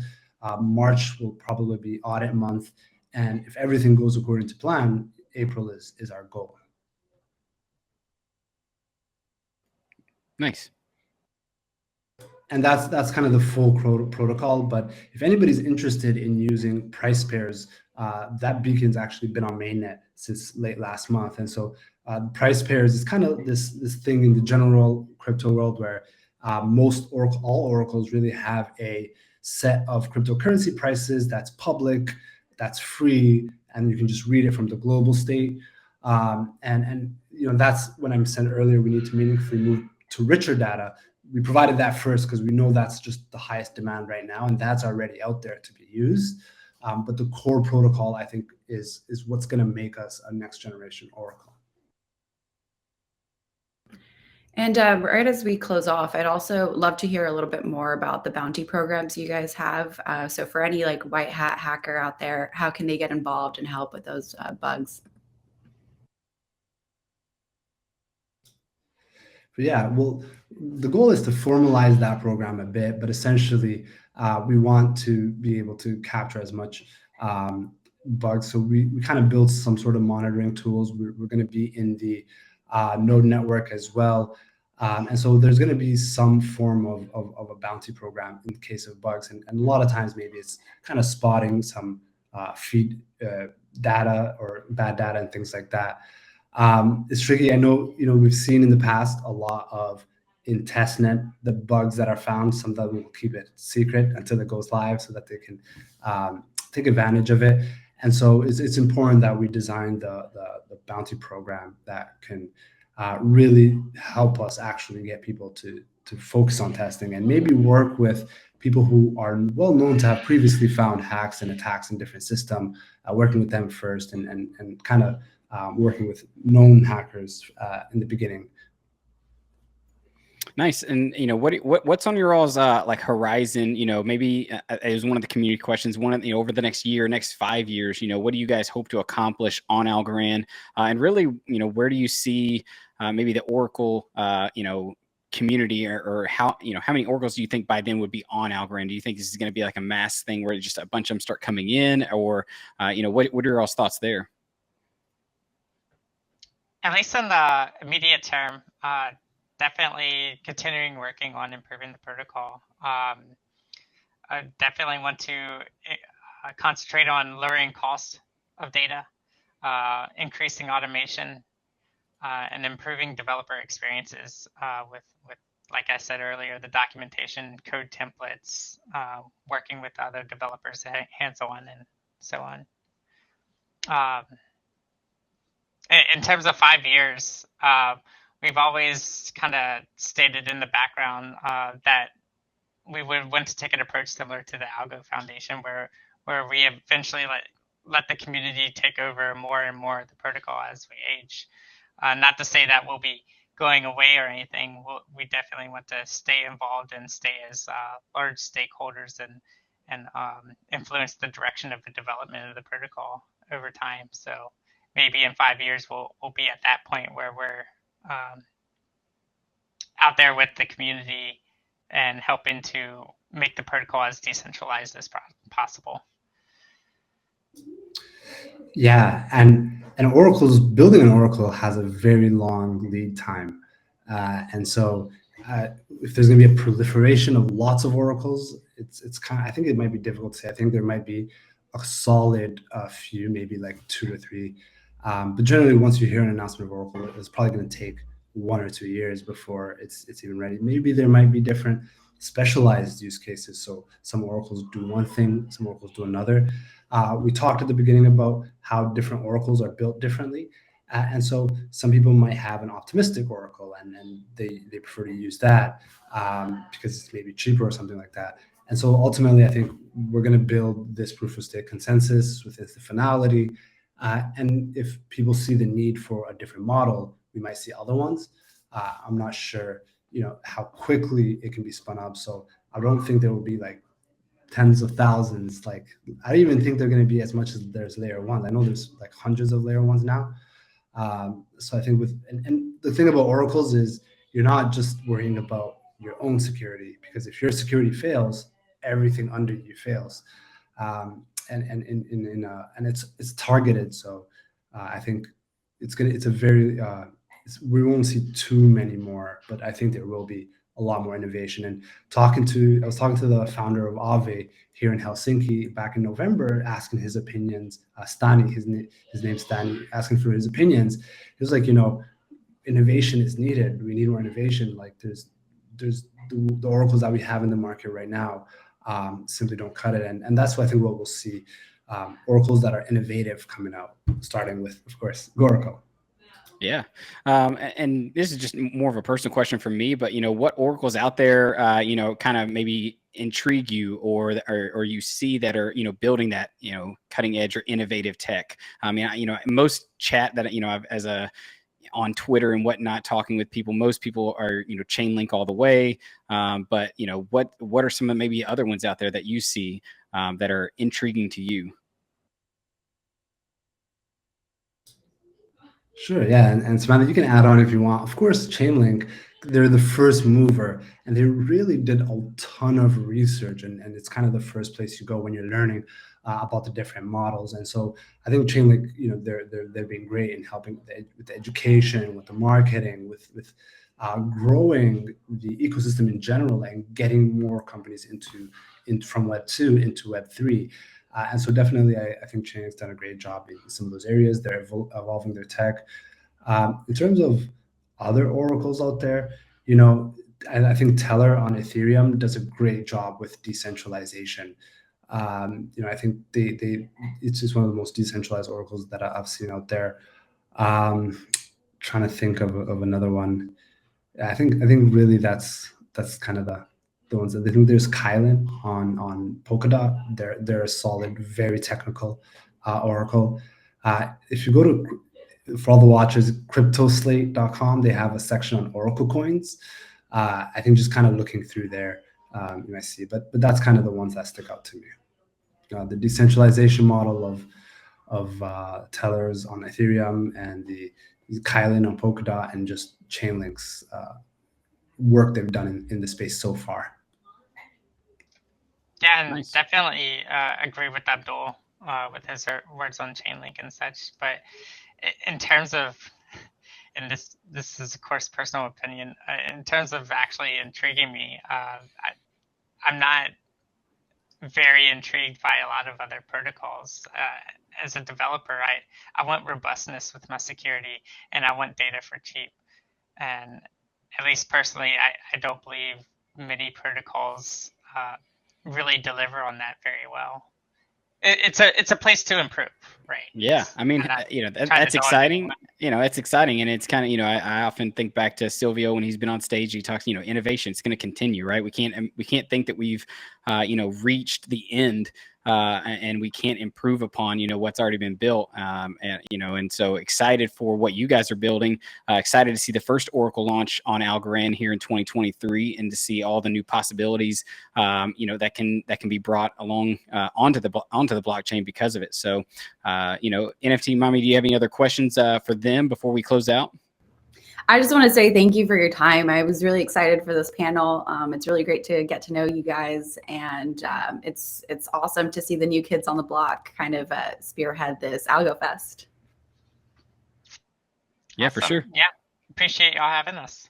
Yeah, thanks for coming on. And there will be a short intermission for all the viewers, and then we will be jumping into the next panel, which I'm pretty sure is the DeFi panel. So make sure you stick around and wait for that. All right. Thank you all.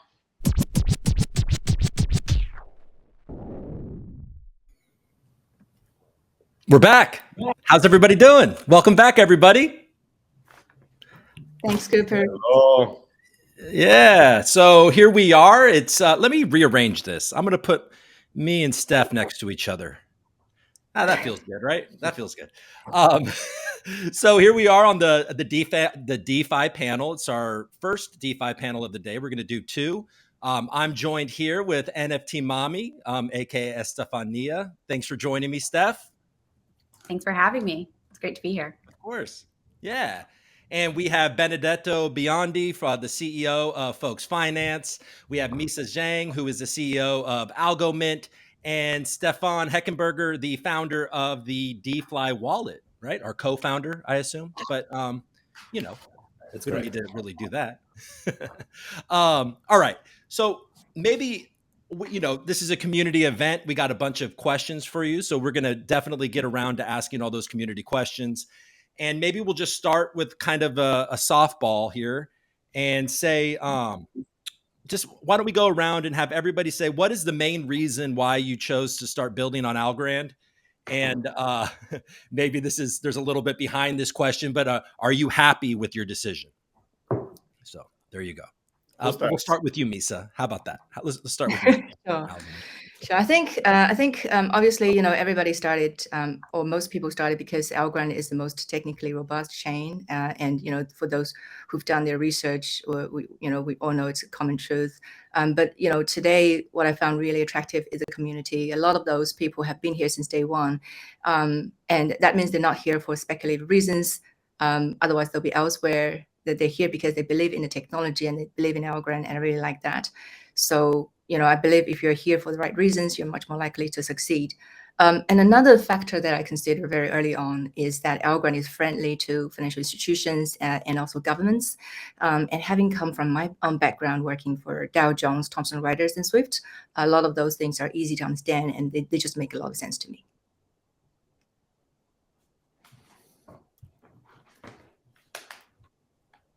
I think we can hand it off to Benedetto next. Okay. First of all, thanks guys for having me here. It's great. I am awake since 4 in the morning because I just came to Miami a few days ago, and I'm a little bit jet lagged, so I hope I'm not going to be a mess while speaking, but I'm going to make it. For those who doesn't know me, I am the CEO of Volks Finance. Volks Finance is a full set of tools on DeFi on Algorand.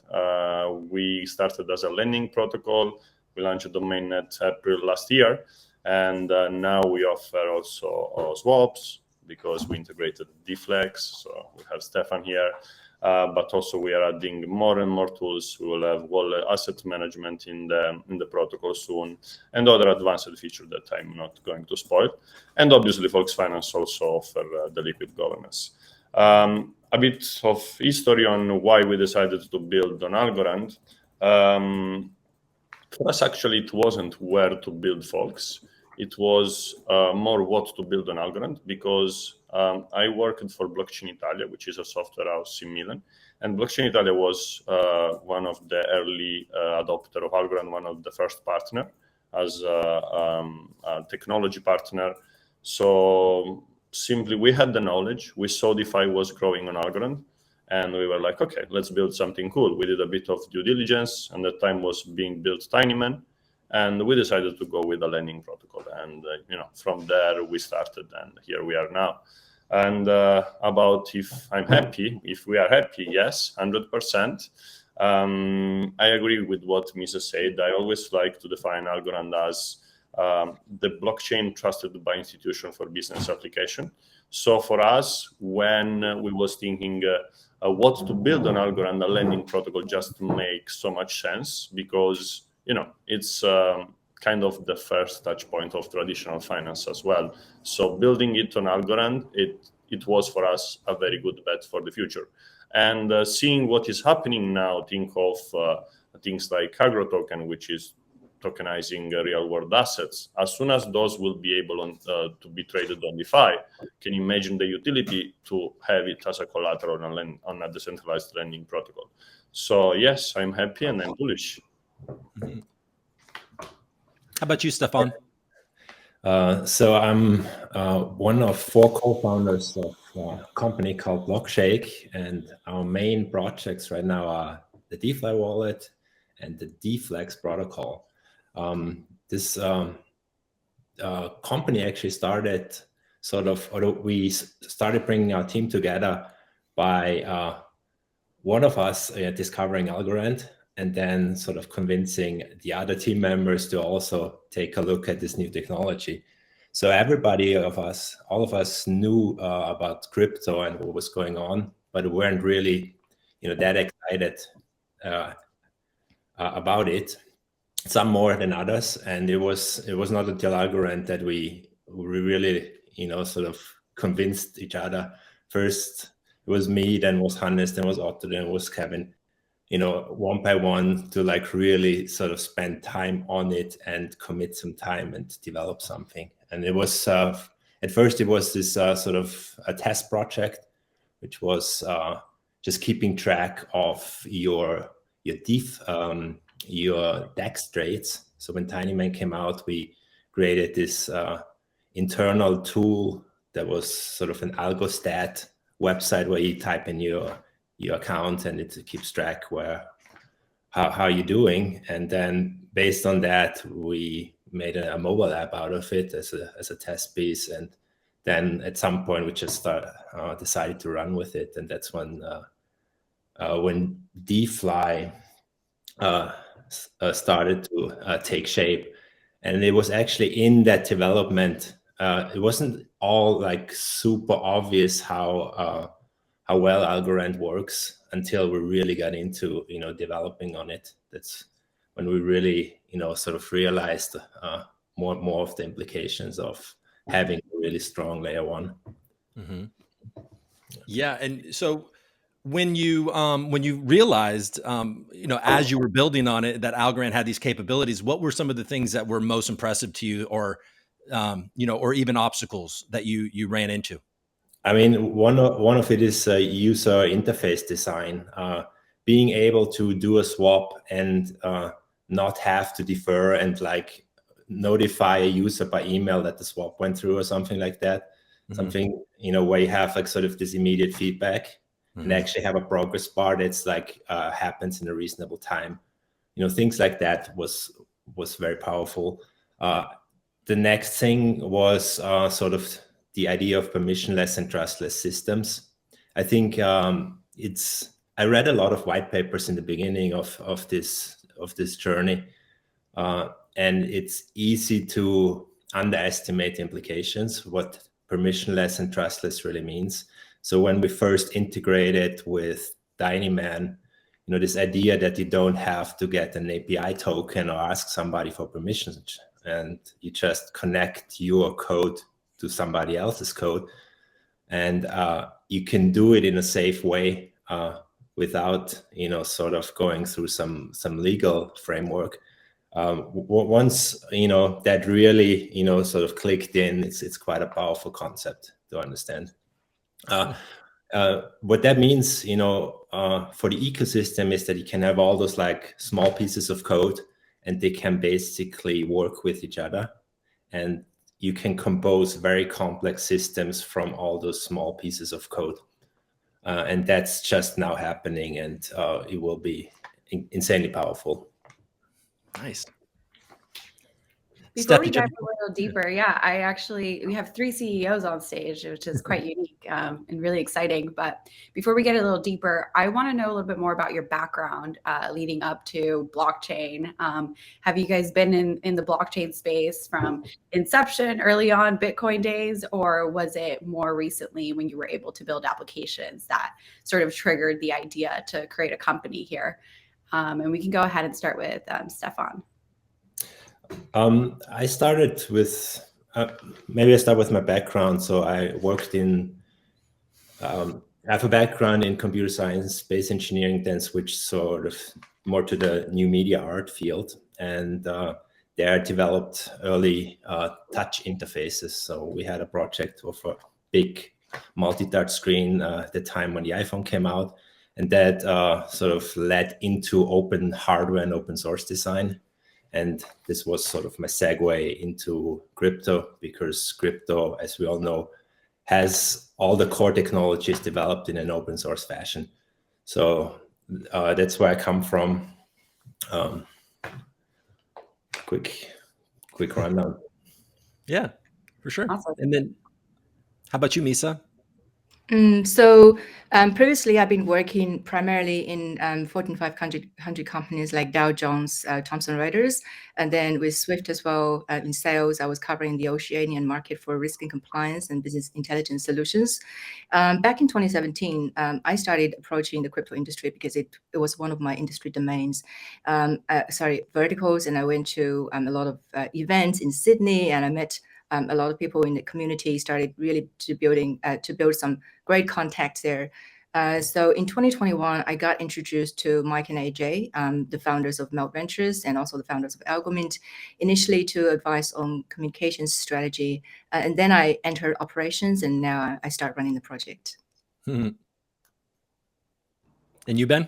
I guess it's my time. So most of people can laugh, but I am a mechanical engineer as background. I started to work as a mechanical designer, and I really hated it. I didn't like, and I always looked at the project manager that gave us what to do, and I was like, I feel that I want to be on that side. So I quit, and I did a master in innovation and management engineering. And then after the master degree, I started to work for Blockchain Italia. It was 2018. So that's the software house where I was a project manager, and then folks came in and I became the CEO. Sweet. So another community question that I think we can segue into pretty easily is that obviously we're in a bear market, right? And sentiment kind of goes sour during a bear market, and people start to find reasons why things are not going well, and they might bicker about certain things about your project or whatever, and you're having to deal with a lot of negativity. The community would like to know, what keeps you motivated during these times when, prices are low, maybe liquidity is tight, investors are tightening their whatever. So what keeps you motivated during this kind of difficult time? Ben, we'll start with you. Okay. I think for me, Folks is a little bit like a baby. You know, like I saw it growing from the very beginning. We started it from few slides, me and a few engineers. Now we are more than 20. And every goal that the team achieve, for me, is such a big satisfaction. Even, you know, launching DV2 was so exciting, you know, seeing all these steps and the growth. And we are kind of never stopping to innovate from any side. Like I can think from marketing to product. For us, it's like a fight, you know, like we want to demonstrate that DeFi, it's gonna be there for long and it's gonna win to whatever extent. So that's what gives me a lot of energy.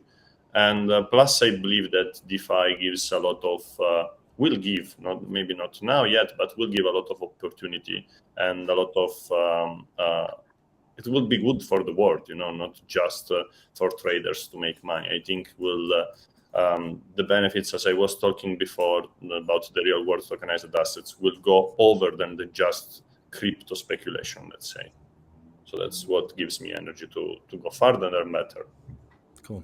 You know, and I do want to say, you know, I have had conversations on the show with other DeFi builders, and I'm like, you know, how does DeFi exist without, you know, these foundation incentives? And, you know, how does DeFi stay alive? And I want to compliment Folks Finance in a way. You guys are very innovative in creating new tools for users that actually can generate the protocol revenue. So kind of like the early, you know, taking your early claim or the leverage commit that you guys did last time. So it's pretty cool to know that we have such a solid protocol like yours in the ecosystem. How about you?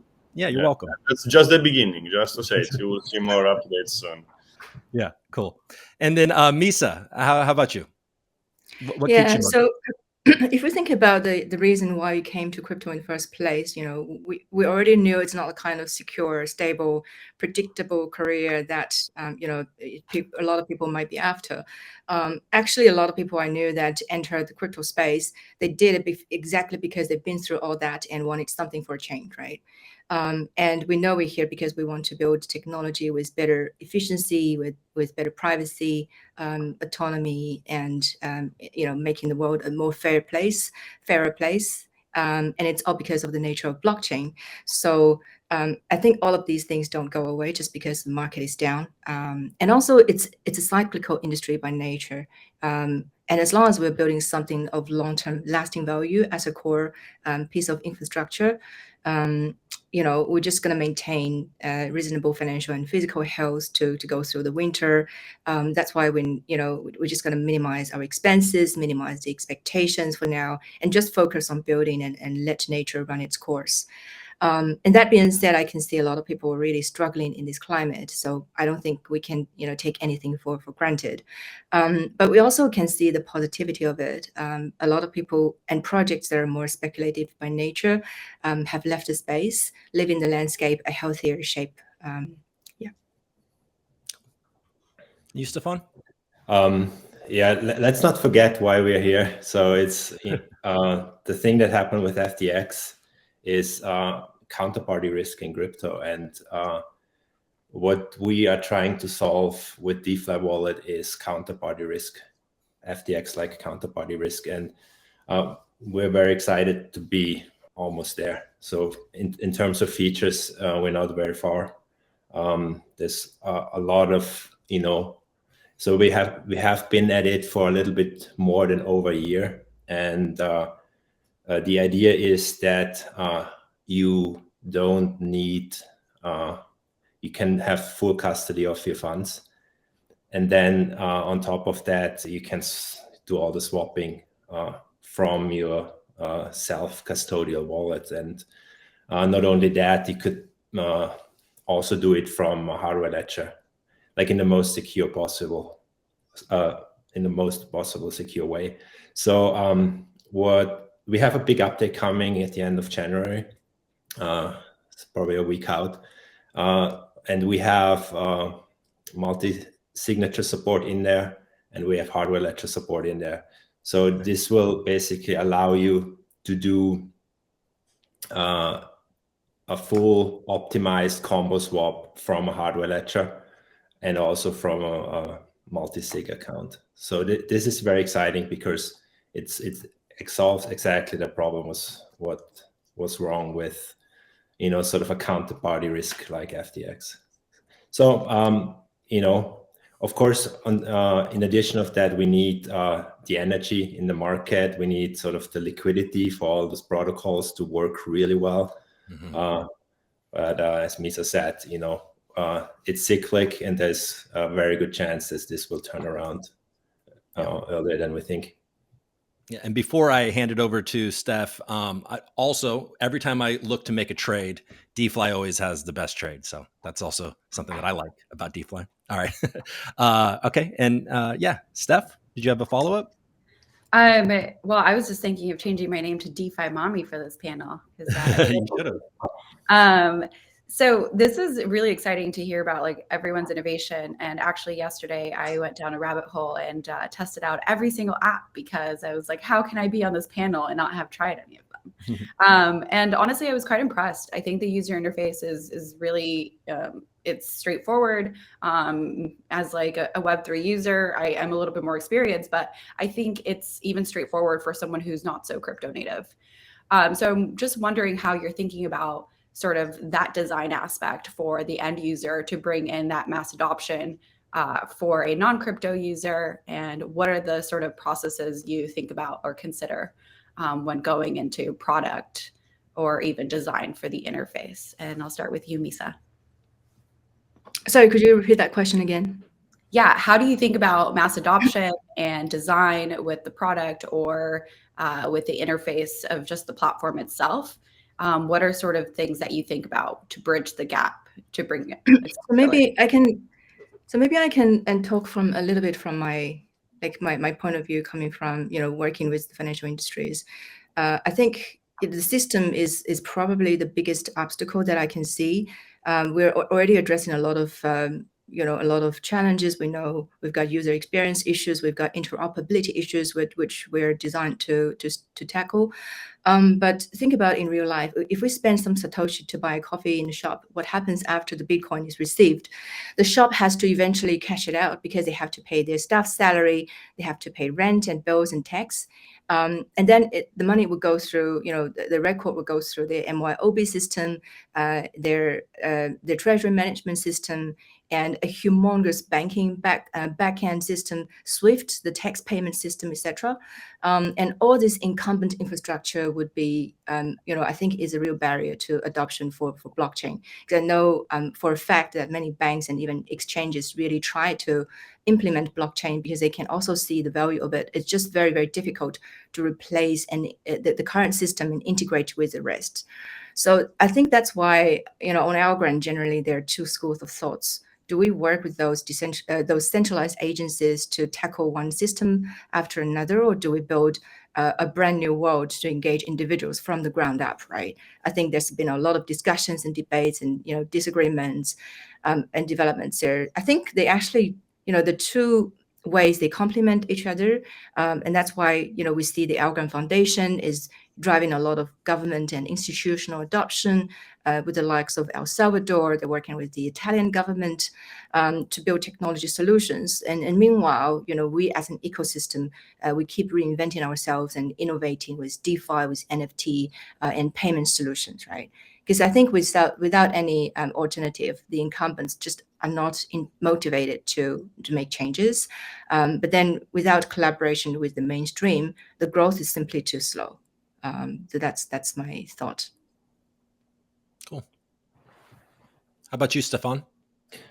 I think it's really about utility, where I think there's a lot room for improvement. So on a basic level, I think there's a lot of people checking Algorand out, and also DeFi. And I think they're retaining the users if they're not already into Algorand is not optimal at the moment. So I think having more wrapped tokens is a very key part. having more better off and on ramps. So something we are looking out for example, is any kind of third-party service that would allow us to do SEPA transfers, wire transfers, where you can receive fiat and spend fiat. And if we could integrate something like that, it would basically replace a traditional bank account for a lot of people. Mm-hmm. I think there will be services coming like that. I know there's, sort of more modern banking apps. They're working from the other direction. They're starting with a bank account and then adding fiat, crypto purchasing and selling in sort of a limited way to it. It's banking apps like Revolut or N26 or something like that. So they're working from the other direction, and we're working from the direction. And I think eventually there will be just companies that supply sort of all the element parts for it. Mm-hmm. And I think, then sort of the retainment of new users will be much better. I'm actually curious about Algomint. The Go ETH and Go BTC tokens are extremely useful, even though they are not fully trustless, but still very extremely useful. Why? What's the main reason not having like the top 10 tokens wrapped in the same way? Yeah, so I think initially when Algomint was founded, there was no bridge in the ecosystem, and people were really asking, for interoperability, because it is really beneficial to bring the liquidity over from the popular assets over to Algorand to take advantage of the high performance and super, fast transaction and low cost, and that enables a lot of innovation that is, previously not available elsewhere, right? And then since we started building, those bridges, we also, realized after more bridges are being built at Algorand, there's going to be a lot of fragmented liquidity and lots of, tokens floating around with very shallow liquidity and siloed liquidity pools, and the capital efficiency is really low, and there's little utility, and users get frustrated and get confused, and they come and leave and never come back, and that's hurting the adoption of Algorand as well.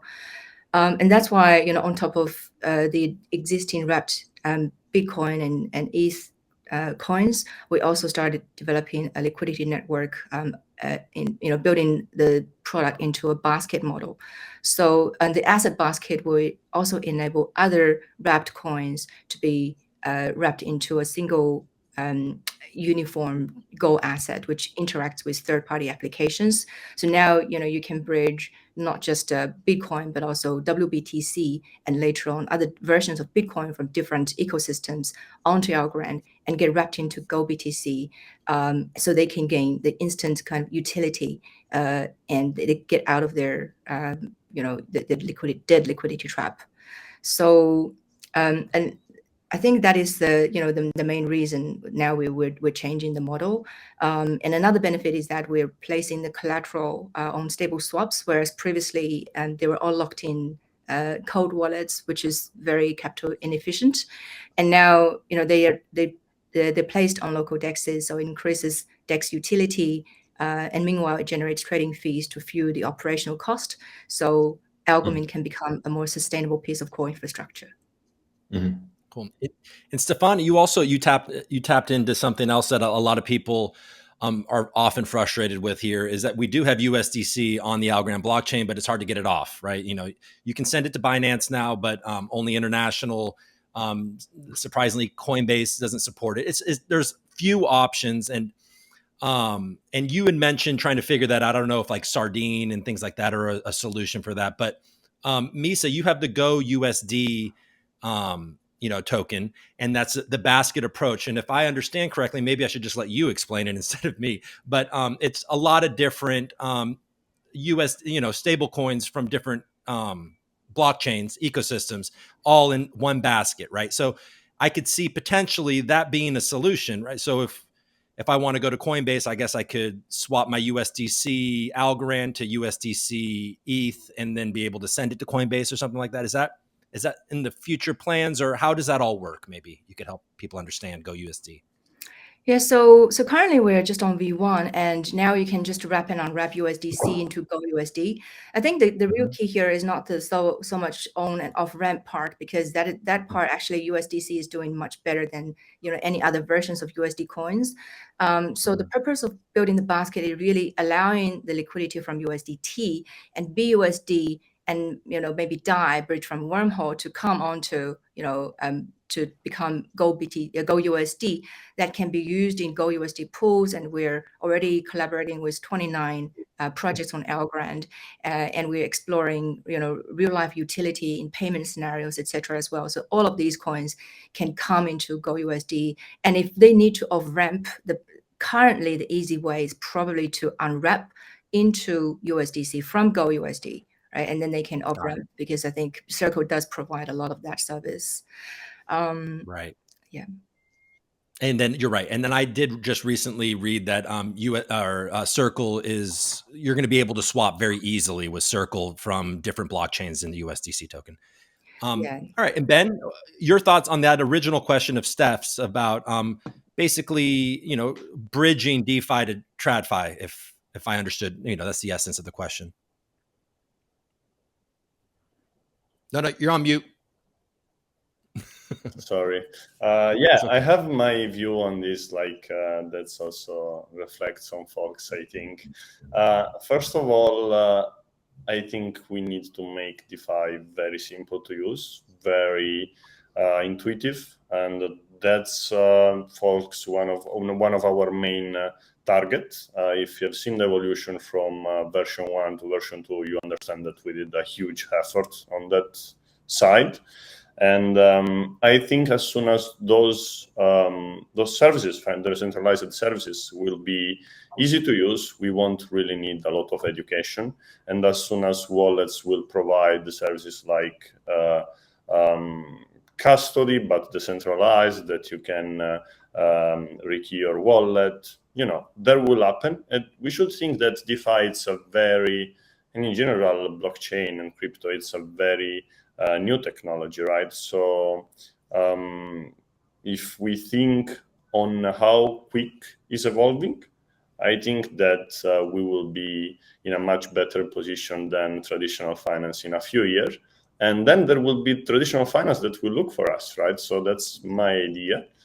Simply, at Folks, we want to build tools that are efficient, easy to use, so that at some point when the governments will have regulation and they are ready to use those tools, maybe not in a permissionless way. Okay, fine, we can add the KYC. That's the easiest part of building a product such Folks. But we are ready there, with something easy to use and with good technology, bulletproof, that it's pluggable in any traditional financial system.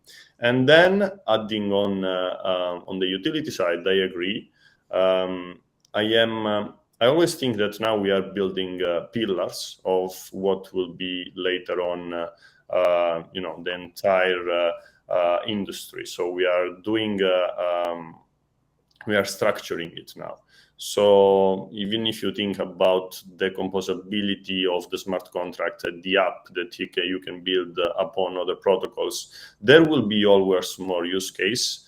For example, already on Ethereum, you can think of Aave, what is doing with centrifuge and realty, that you can use tokenized real estate to take loan, and we want to have it also on Algorand, right?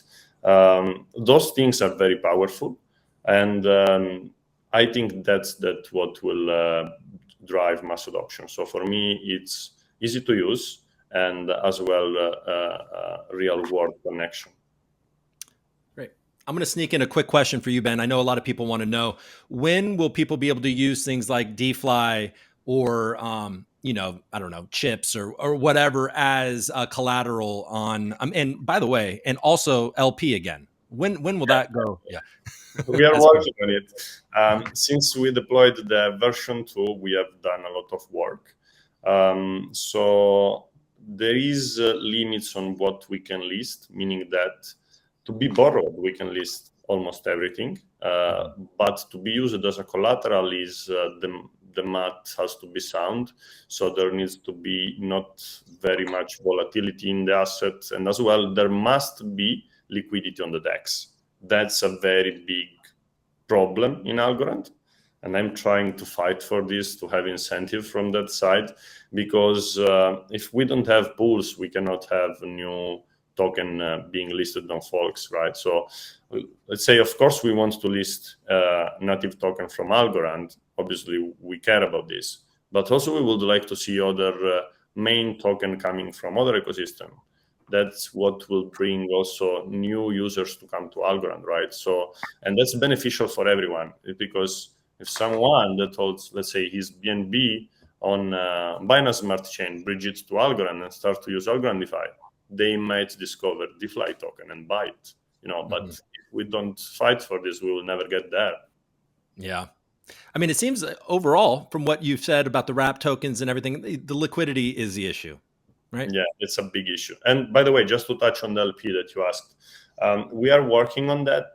The thing is being delayed because the Algorand Foundation commitment through LPs. If you remember, we had some exception for these 2 rounds where Humble and Folks LP would have been counted in, but just because it was an exception. So now we are building a system that users can actually directly commit through Folks. So we are changing a bit the design, and it requires some work. So the target is to do it by the beginning of the next governance. And also on the listing, we are working on the listing of Algorand stablecoin. So, for example, GARD or stable from Algofi, and now there is XUSD. But for doing that, also we are doing some work on the Oracle, on the price of this, since there are no off-chain sources like CoinGecko or CoinMarketCap. So we need to take the time-weighted average from the DEX. So we need to change the math in the Oracle. It's a little bit complex, but we are working on it. It will be ready in a month. Got it. Did you have something, Steph? Yeah. Yeah. I'd love to ask this because I feel like it's not discussed enough in general in the blockchain space. And it has to do with the idea of even financial literacy. So financial literacy is a problem overall, just in the regular world. So now we're talking about a new paradigm going into decentralized finance where we're all self-custodying our assets. So I'm very curious to hear from your perspective, what kind of things are you thinking about in order to sort of bridge that gap in the sense of, is it education? Are you writing more detailed docs to onboard individuals? Or are you solely focused on the individual who does understand and is able to invest large amounts of funds? Who starts? Go ahead. Okay. So at Folks, let's say I have my personal view that is, if we build such a simple tool, we don't need much of education. But still, education can be helpful, especially now. So I think I can kind of give latest news that Folks is soon launching the Folks Academy. So we'll start as video tutorial and educational video about crypto and blockchain and DeFi and the Algorand ecosystem. So people can learn actually there in simple video, as we already do some how-to with video. And there is Hibu doing that. He's great.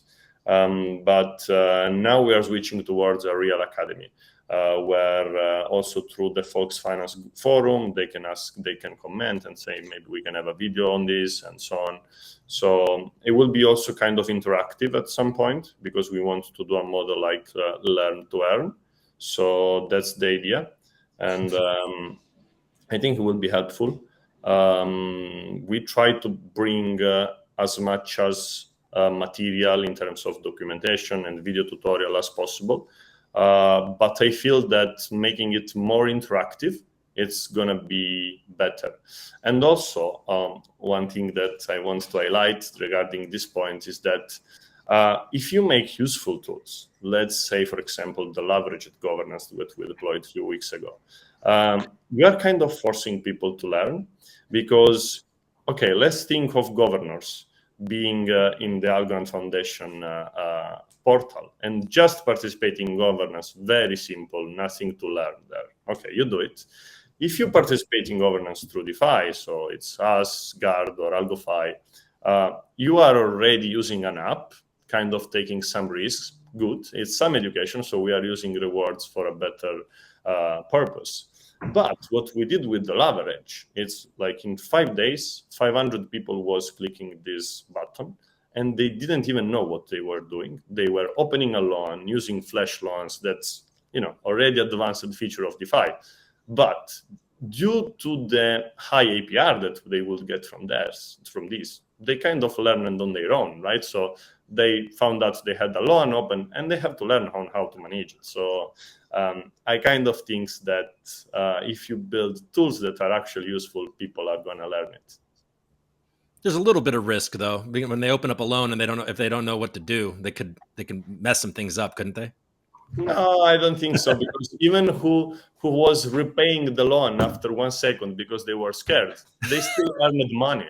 Like they still were happy because they made money out of the selling the GALGO and still having the algo. So why not? I mean, everything went smooth.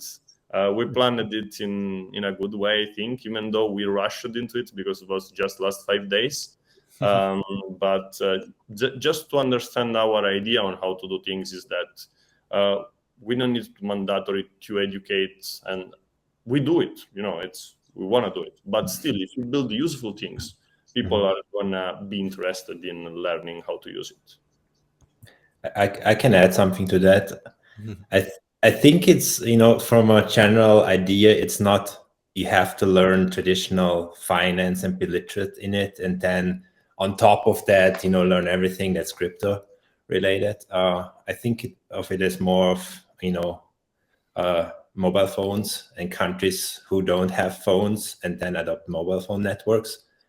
I think you don't have to necessarily go, through the whole thing. You can go straight and learn within the crypto field and take a lot of lessons from it and learn a lot of about finance in a very hands-on learning by doing way. So I think there's a huge opportunity there actually to increase financial literacy, because it's faster and it's more hands-on and there are less hurdles of entry, and you can start like minimally. With traditional finance, very often you have to go in quite big, sign contracts, have bank accounts, have overhead costs, and you can, on Algorand, for example, you could start toying around with 10 algos and learn a lot. I think that's great advice. So I was about to say that I really agree that blockchain and Algorand has really lowered the entry barrier for beginners in finance, and also the future generations will realize it's a complete new paradigm. They don't have to go through a lot of the financial process that we have to learn today, like how to do foreign exchanges, how to go through the banking hoops to transfer your money, how to make payment, even how to open a bank account, and all of those things can be bypassed entirely for future generations. And now I already have friends who are teaching their kids what is blockchain, how Bitcoin works, and buy them NFTs, and just get them onto the knowledge train. And for kids, sometimes it's amazing that they actually get it. When you explain things that you think are too complicated for adults, but because they don't have that, conception already formed in their head, they can just get it straight away. And I think that's going to be what happens to crypto. And I see that's the future. Yeah, I you saw things like, what happened with GameStop and all of that. I think that really kind of pushed people to understand the stock market better. And then that kind of opened people to testing out crypto. And now you go on Reddit and you can get probably as high quality, like, information sometimes. I'm not trying to, but Reddit's not always perfect information, but there's a younger generation that is going to be way more equipped than my generation, for example. And my generation was already messing around. So I think we're in good shape. So I was going to ask, and I think as we wind down, people would yell at me if I didn't ask about your respective tokens or your potential respective tokens. So I think people want to know, and there's a couple of questions about both DeFi and Algomint. Any future utility plans, and the different ways you see the usefulness of your token, and Benedetto, you can also address potentially a folks token. You mentioned learn to earn. I imagine there probably is a token involved in that. So why don't we start with you, Misa? And I'm pronouncing your name right? Yeah. Okay, good. You're completely spot on. Okay, good. We'll start with you in the Algomint token. Sure thing. So yeah, that's a really, really good question. And actually, a lot of people have been asking us that, so much so that we actually invited Stefan for an AMA to talk about token utility, because, DeFi has done very, very well in the space. And a lot of people really love how they manage their token utility. And we were trying to learn from that, and we did it in public, right? So the Algomint token has been designed as a governance token from the outset. So as we decentralize, when the product matures to a stage where we're happy with, we're going to introduce DAO governance. So the Algomint holders can, be in the position to vote for critical decisions, like how to manage the treasury, where to invest the funds gathered, and what other tokens to include in the basket, what other baskets to build, and which ecosystems we can go to. And if they want to provide more benefits and utility for Algomint, that's something, obviously they can do, because that's the power a governance token has. And people are asking, what utility do you have right now? I have to confess that because we're very, focused on building the product, and just, we have a lot of exciting plans coming up. We haven't been very focused on, driving the demand, at least in short term, for Algomint, but, which is actually better for our current investors. A lot of them, if they hold Algomint long term, if they come to, understand our vision, understand we're trying to deliver in the long term, they're actually going to be better off. Right. And there's always wonderful LP, incentives for Algomint. And then how about you, Stefan? So for DeFi token, we're using a very proven model where if you hold tokens, it reduces the trading fees you pay within the app and also within the DeFlex protocol if it's used through certain gateways. So that's very proven. That's a very clear utility. Works for centralized exchanges. OKX has a similar model. This has been used before. We have been talking about governance a lot. I think a lot of people, so to do maybe to talk about governance in general, to do governance well, it's actually a fairly complex problem, because it also includes proposing measures, not just voting on measures, if you want to do it well. And Algorand itself hasn't, moved to that stage yet, but they have it planned with the XGov program. Another part of governance is sort of, how do you pay rewards? And the big, ask we have from the community is, can't we start a reward program where we, sort of share revenue through the token? And this is the main reason why we can't, is because it's a regulatory issue. Right. It puts you, this is how it tests, it's like 4 questions you can ask that give you a pretty clear idea whether, would be classified as a security. And one of it is you can't promise, a revenue share, for example. And the other thing is, if you do a governance thing, it's also not necessarily passive income. So you have a good argument that people get reward for participating and researching the measures and voting. So there's actually some work being done for the reward, which also moves you more outside of that gray zone. So that's why a lot of projects, that's sort of the background why a lot of projects do governance, is partly to deal with sort of the whole reward thing. And the other thing is where they actually want to move to a model where you bring in the community. But to do that really well, you would have to go all the way. From a practical point of view right now, governance, the way we run DeFi and the development of DeFi app is we have those alpha and beta channels where you can join early versions of the wallet. So whenever we develop a new version, we have like a core group of people who like to test it out and give us feedback. And we work very closely with them, and it's a very nice model because we can very quickly throw out new versions and then have a lot of feedback and catch a lot of issues before we release a final version. So we usually go through 2 cycles with increasingly larger groups of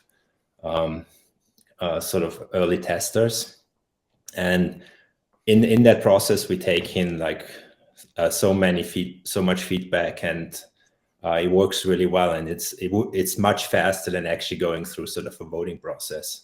So from a practical point of view, we're already doing that, and we do have interest to eventually, come to a point where we have also the community doing this full governance with proposing new measures and everything.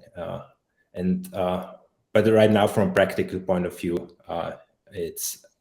we are already taking in a lot of the feedback. So that's, I think I babbled a little bit about this general topic, but that's sort of where we stand at the moment. So we have it planned, but we're already doing it in an informal way. Got it. And I think that, just the idea of how thoughtful you are surrounding this and bringing it more utility and, that revenue share, but you can't just jump into something like that and then, get shut down by Gary or whatever. So Ben, how about where's my folks token? Yeah, the $1 million questions everyone is asking continuously. There will be an airdrop. When are you releasing? Yeah. So I can tell that the folks we have at Folks an economic team that Folks finances a lot of math, economic financial math, and the same team has always been studying from the very beginning the tokenomics. That's for us, it's very important.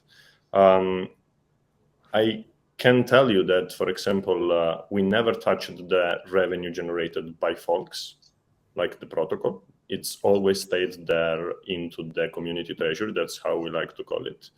And for us, the community is everything.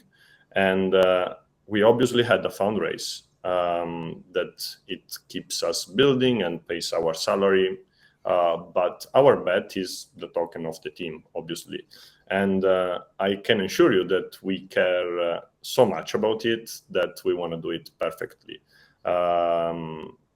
Nothing is released, right? So I can't spoil anything on what will be.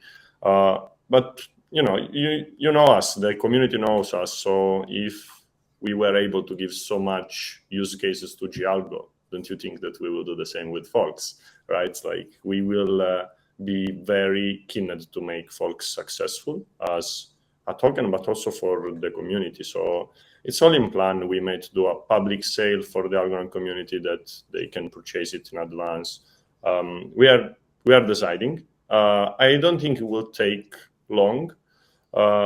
It's just understanding the last part of our this year roadmap, and then we are getting there. For example, we are already launching our governance forum. I think it will be next week. It's ready. They are testing it.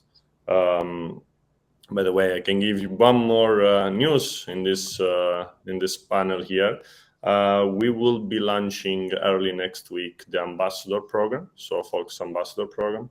As a lot of people know, the revenue from GALGO is being shared with the ecosystem, and we kept a big piece of this cake. That it was for BD, let's say business development of Folks and GALGO in general. So we decided to use this GALGO as remuneration for this ambassador program, and it's kicking in soon. And I think it will be very interesting to see how it goes. Anything? Any final questions there, Steph? No. No, I think a lot of my questions have been answered, and we're getting close to time.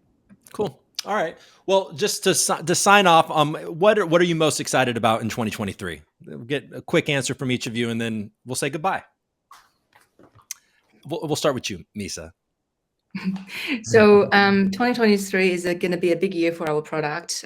We are just finishing V2. We're going to launch V2 of the Go USD basket in the end of Q1, which is going to include more tokens, including USDT, BUSD, and DAI. USDC has got $130 million worth of circulation on Algorand. So does USDT, but you don't see them as much as USDC. So we're very, very keen to bring those liquidity together. We're going to work with partners like Wormhole to basket their tokens, and along with the new assets, we're coming up with new features like more automation. There's more security features and a better and new front end.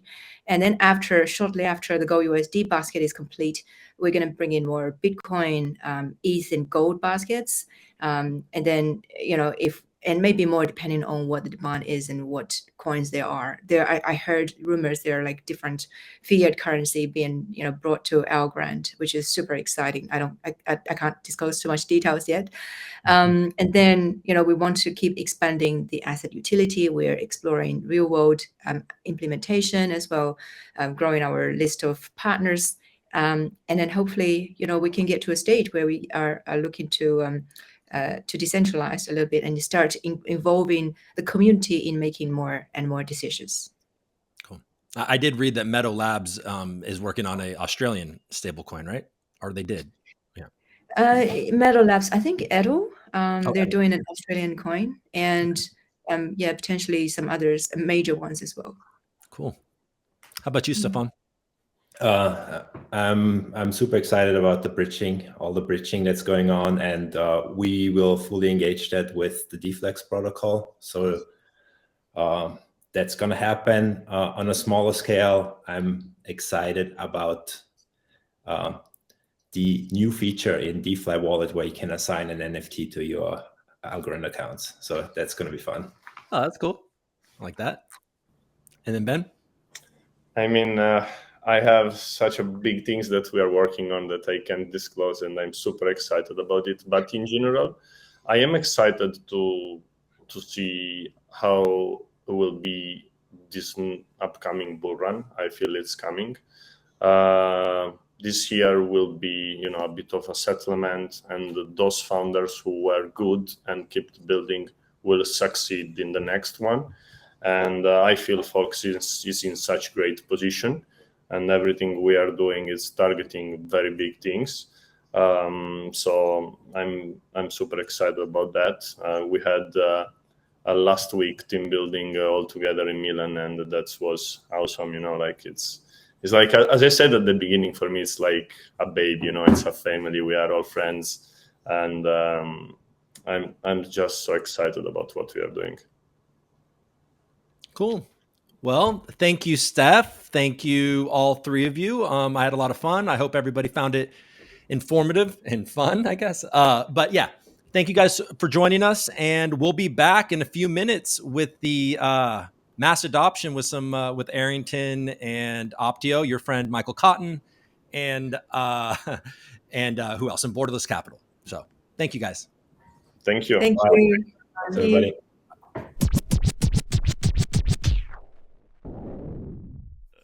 What's wow, up? look at this crowd. Look at us. Look at us. Welcome back, everybody. A short break. Thank you so much for, being patient. I know we're running a little bit behind. It's Ibu's fault. Ibu, nice to have you. Nice to have you with me. I don't think we've ever done this before.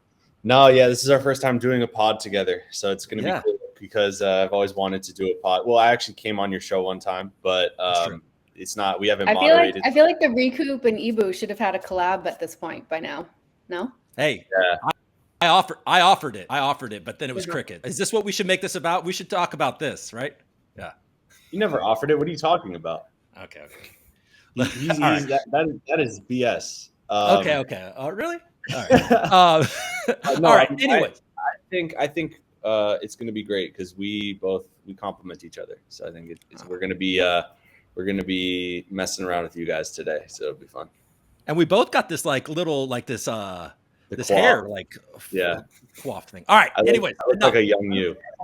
we have powerful people with us, Ibu.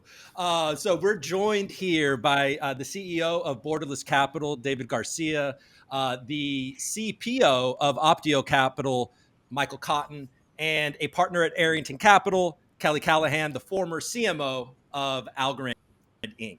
And I have to say that Algofest started I don't know. We did the first Algofest like 15 months ago, and Kelly was extraordinarily supportive of it. She was the first guest. She was the first guest at the first Algofest.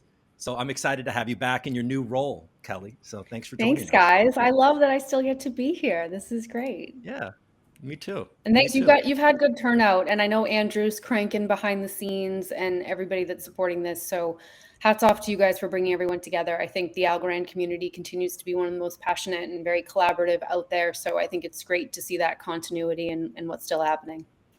Mm-hmm. Cool. Mm-hmm. Definitely agree. Yeah, Ibu, why don't you kick it off? Do you have like an opening question that you have for everybody? I do have questions. I didn't share them with you guys because it's nothing bad. It's nothing bad. Like these questions aren't going to be hard. Just doing it live. We're doing it live. But yeah, I wanted to get some live answers. So, okay, the first question I have for you guys, I'm going to throw it to DG first. Is thank you. What? Okay, so so 2022, obviously very volatile time in the markets, depending on how you see it. Some people may see it as volatile, some people may see it as one directional. Where has 2022 like left you? Like what position have you been do you find yourself in, at the top of 23, and how do you assess the situation right now from an investment standpoint? Yeah, so I'm going to talk not only from Borderless perspective, but also at the personal perspective. I have been in crypto since 2013, so I have been all the different cycles in the crypto markets and all the different emotions that the cycles can bring. I think that 2022 was an unexpected year with a lot of removal of I will say not only bad actors, but I will say a lot of contamination in the crypto ecosystem. And it happened the same, in 2014, in 2018. So I think that was expected that could happen. We as Borderless have always been working with this in mind. Actually, we started Borderless Capital in the middle of the bear market in 2018. So we as a firm were not affected by the different events. Of course, some of our portfolio companies were affected. Some of our assets are still affected, like Algo. Algo is at 25 cents, not at $2, like 2021. But I think that we were prepared. We were prepared, and we were trying to help our portfolio companies also to be prepared. Like the companies that presented before this panel, which are all of them are our portfolio companies.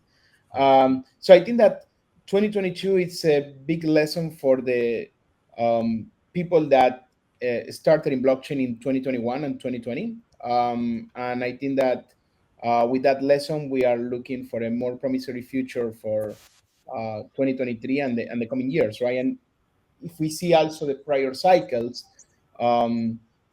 everything it goes very in tandem with Bitcoin. And in 2024 we have a new halving event.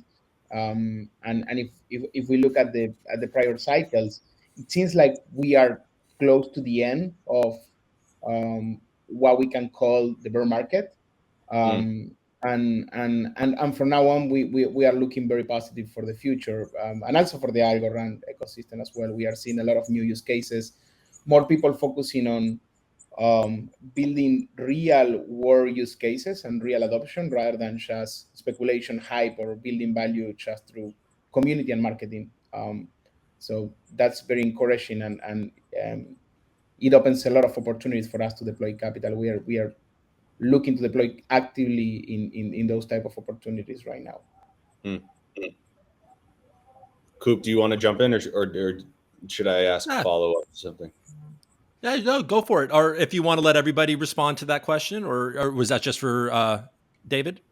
Well, everyone can respond to that. He also made me think of another question, like a follow-up, which I'm now going to pass it to Kelly, which is DG talked about being prepared, you know, from the perspective of a VC or an investor, personal or professional. What do you do to prepare for market conditions like this? No, but basically, oh, sorry, go ahead, Kelly. Yeah, no, sorry. I thought you said that one was for Kelly as a follow-up, but Dave, we can let you keep going. No. I'm sorry. I'll circle it back to you. I'll be quick, and then we can toss it back to you.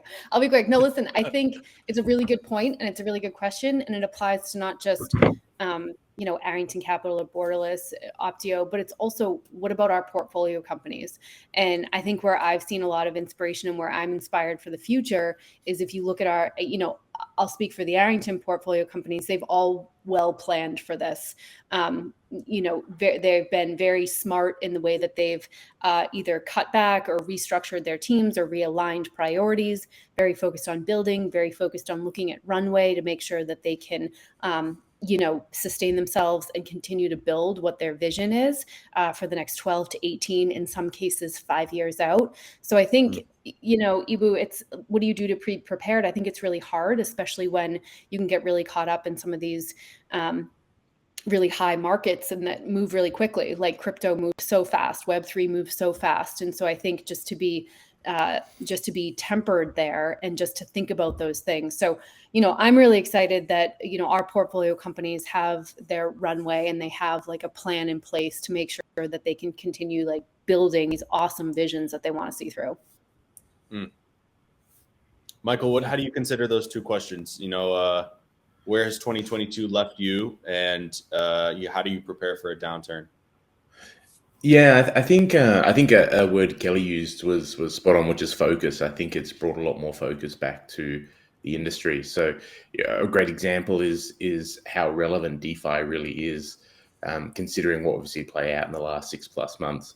As David said, we've had plenty of reminders of this before, but it almost feels like it requires some consistency to the problem for us to really see solutions come to market. And DeFi thrived throughout these issues. We saw platforms like Synthetics absolutely powering through these times and seeing huge uptick in volume and transactions. And this is where Algorand's what it's really made for, especially when we talk about what some of the teams were talking about on the previous panel, which is financial inclusion. When we talk about DeFi and financial inclusion, this is where Algorand really has an opportunity to truly stand out. I think the other really, really good sign was, even through the bear market in the last few months, we've seen an increase in wallets holding Bitcoin. We've seen an increase in the number of wallets holding more than 0.1 Bitcoin. We've seen the number of developers still increasing. All of the stats are still pushing towards growth inside the ecosystem, even through these tougher times. And what we are seeing is teams really hone in on what's important right now for them to be building, blocking out a lot of the noise and really being able to sort of, to some degree, triage down to, okay, this is actually what's really important to develop now. This is what's going to deliver value now. This is what's going to deliver revenue now. Whatever it is important for them to survive and get through this period, which is a really good thing. It does cut away a lot of dead weight. It does help team investors, the market truly focus. In terms of being prepared, I think caution is the key word for anyone out there. I think you just want to be more conservative and more cautious than anything else until that's proven wrong. So I would say for any teams out there, and certainly what we recommend to anyone in the portfolio, you want to be very conservative about being as safe as possible, and not getting too sort of enthusiastic about increasing spending and adjusting any changes in budgets until we actually really see the other side of this. And even then, I think a lot of the learnings from this is hopefully something teams carry on with them and can maintain that discipline post the bear market. I think, and maybe just a more direct follow-up to that, we saw Terra Luna and that kind of set all these dominoes off. And then you see Celsius, Voyager, FTX, and there was a lot of big institutions, and I'm sure a lot of VCs and a lot of everything that were affected by that. How directly were Borderless, Arrington, and Optio affected by 2022? So what I can say is that, as I mentioned when I clarified that we were prepared, we were slowly reducing our risk and our leverage in general. So we took out all of our positions in different CeFi platforms late 2021. We didn't increase our budget and our burning, and also we encourage our portfolio companies to do the same at the same time that we were doing it. So I think that to summarize how we were prepared is basically we were reducing risk and reducing leverage in general across the board, and incentivizing our portfolio companies to do the same. So, and one thing that I have to say that in general, the Algorand ecosystem is a little bit isolated of the contention of other layer ones. So what we have seen, in EVM markets, Ethereum virtual machine markets, with all the DeFi platforms being contention, of stake Ethereum or Luna or all of those different economy downturns in DeFi in other ecosystems. We were not completely isolated, but we were isolated in general. So our apps don't talk and don't operate, correlated with other DeFi markets. So I think that in general, we were not that affected by all the events of 2022 as an ecosystem and as a firm, and our portfolio companies as well. How about you, Michael? Thankfully, no direct exposure, which was great. I think we try as hard as we can to practice what we preach. So we try to avoid as much sort of CeFi as we can within reason. Anyone who heard me talk with Decipher, it's a necessity in terms of market adoption, on ramps, off ramps. There's no escaping some kind of centralization to some degree, even reward assets coming on chain. So that exposure is always going to exist, but thankfully, nothing direct. Just the magical ripple effects that I think everyone has felt, even if you didn't have any direct exposure. Yeah. And Kelly? Yeah, Arrington had some exposure, and obviously I think the market downturn has overall hurt things, right? Like, even our portfolio companies, they were going to launch and they've put it off for 6 months, right? Like, you've got some of that going on. So I think it's super nuanced, and you got to look at all the impacts that, we have over 200 portfolio companies at this point. So, it's, we got through it. I think it's on the up and up, and, it's, sunshine and roses from here, right, guys?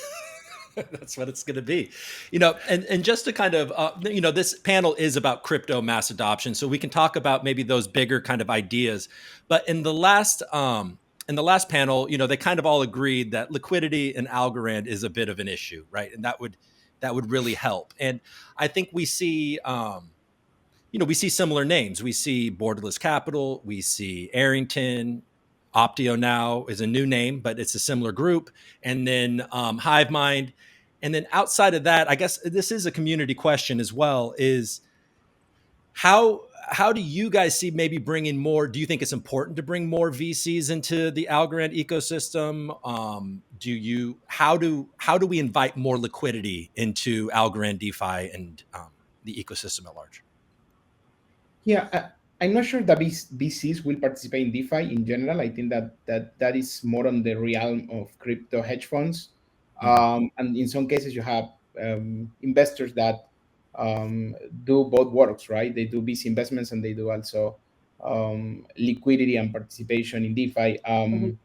We try to do that, and that's how we are trying to show confidence to the market that in the same apps that we invest, we are one of the largest users of those apps.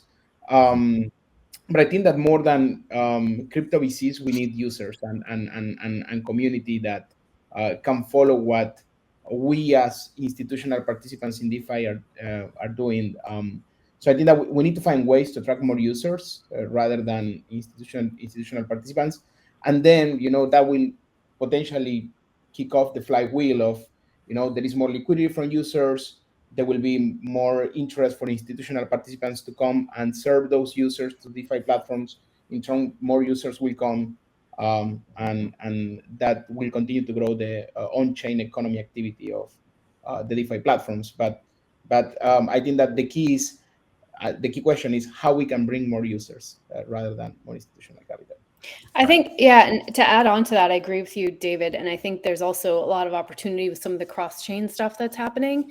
If you look at Melkomita and what they're doing to allow non-EVM chains to sort of cross into those things, what C3 is doing, I think there's a lot of interesting things that'll come in 2023 when it comes to sort of expanding Algorand to multiple ecosystems in more easier ways.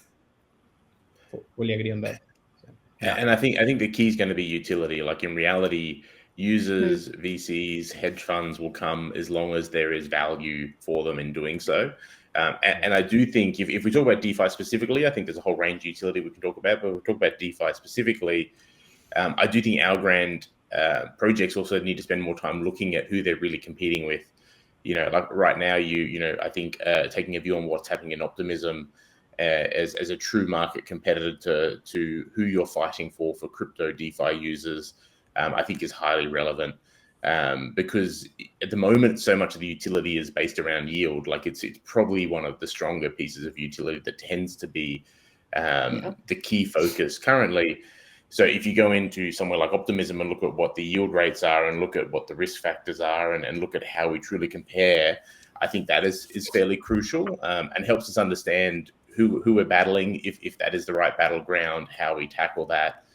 Ideally, we see a different type of utility as well that is something more interesting and has a different kind of attraction point, especially if we start talking about mass adoption. That's a whole different set of utility. I think crypto yield is maybe not as exciting for the mass market, but that's I'm going to open a can of worms, which we may want to do in a second, but maybe not just yet. Cool. I have a question, and Coop, I know this is the mass adoption panel, but because we got all the investors here, I wrote a lot of questions more in that vein. But of course, I won't ask you guys to give any type of alpha or whatever. But I have a question about just like mental model and kind of mentality. And Kelly, you mentioned that Arrington had exposure to Terra. How do you approach? Maybe not approach. How do you take a losing bet and, after you realize, okay, this isn't going to work out, which everyone has had, how do you think about it? How do you recuperate? And how do you refocus yourself after something like that? Yeah, listen, there's, having expanded to a lot of founders and startups outside the Algorand ecosystem over the past few months too. So just know that that's sort of my perspective on it too. And it's interesting. We have a number of portfolio companies within Algorand. We have some that are bridging Algorand into others, and then we have some that are just not even touching Algorand. And so I think, some things are going to work and some things are going to not work. And I think for us, like my mental model is you give everyone the best support that you can possibly do. At Arrington, we write really, really early checks. And so sometimes it's seed, pre-seed, very early stage idea. And so taking those super smart people that have a very passionate vision and sort of empowering them to tell their story and talk about what they're doing. And so, I work with them a lot and just sort of basics of marketing, PR, comms, how to do that and how to share that. And so I think, Ibu, it's not about stressing about who's going to win and who's going to lose and who's going to make it. And, we acknowledge that not everything makes it and not everything's a great idea. But there's a lot of great ideas out there, and just being as supportive as we possibly can with those that we choose to invest in and doing whatever we can for them, opening doors, sharing their stories, helping them tell their own stories. Okay. Is that helpful at all? Is that kind of where you're going? No, yeah. I mean, whatever answer you want to give, it's great. He's like, no, it's fine. It's fine. It's just you gave an answer. I accept. That's exactly what I was looking for. All right, fine. I didn't say that. I know. So I have a question now that's kind of more in the mass adoption vein, which is there's often narratives in markets, right? And there's narratives in crypto. Some of them, examples from the past being DeFi summer in 2021 and 2020. I don't know if that was 2020 or 2021. NFTs, right? PFPs, privacy coins, alt layer ones, et cetera, et cetera. And these things kind of go from place to place, and then the hype cycle follows it.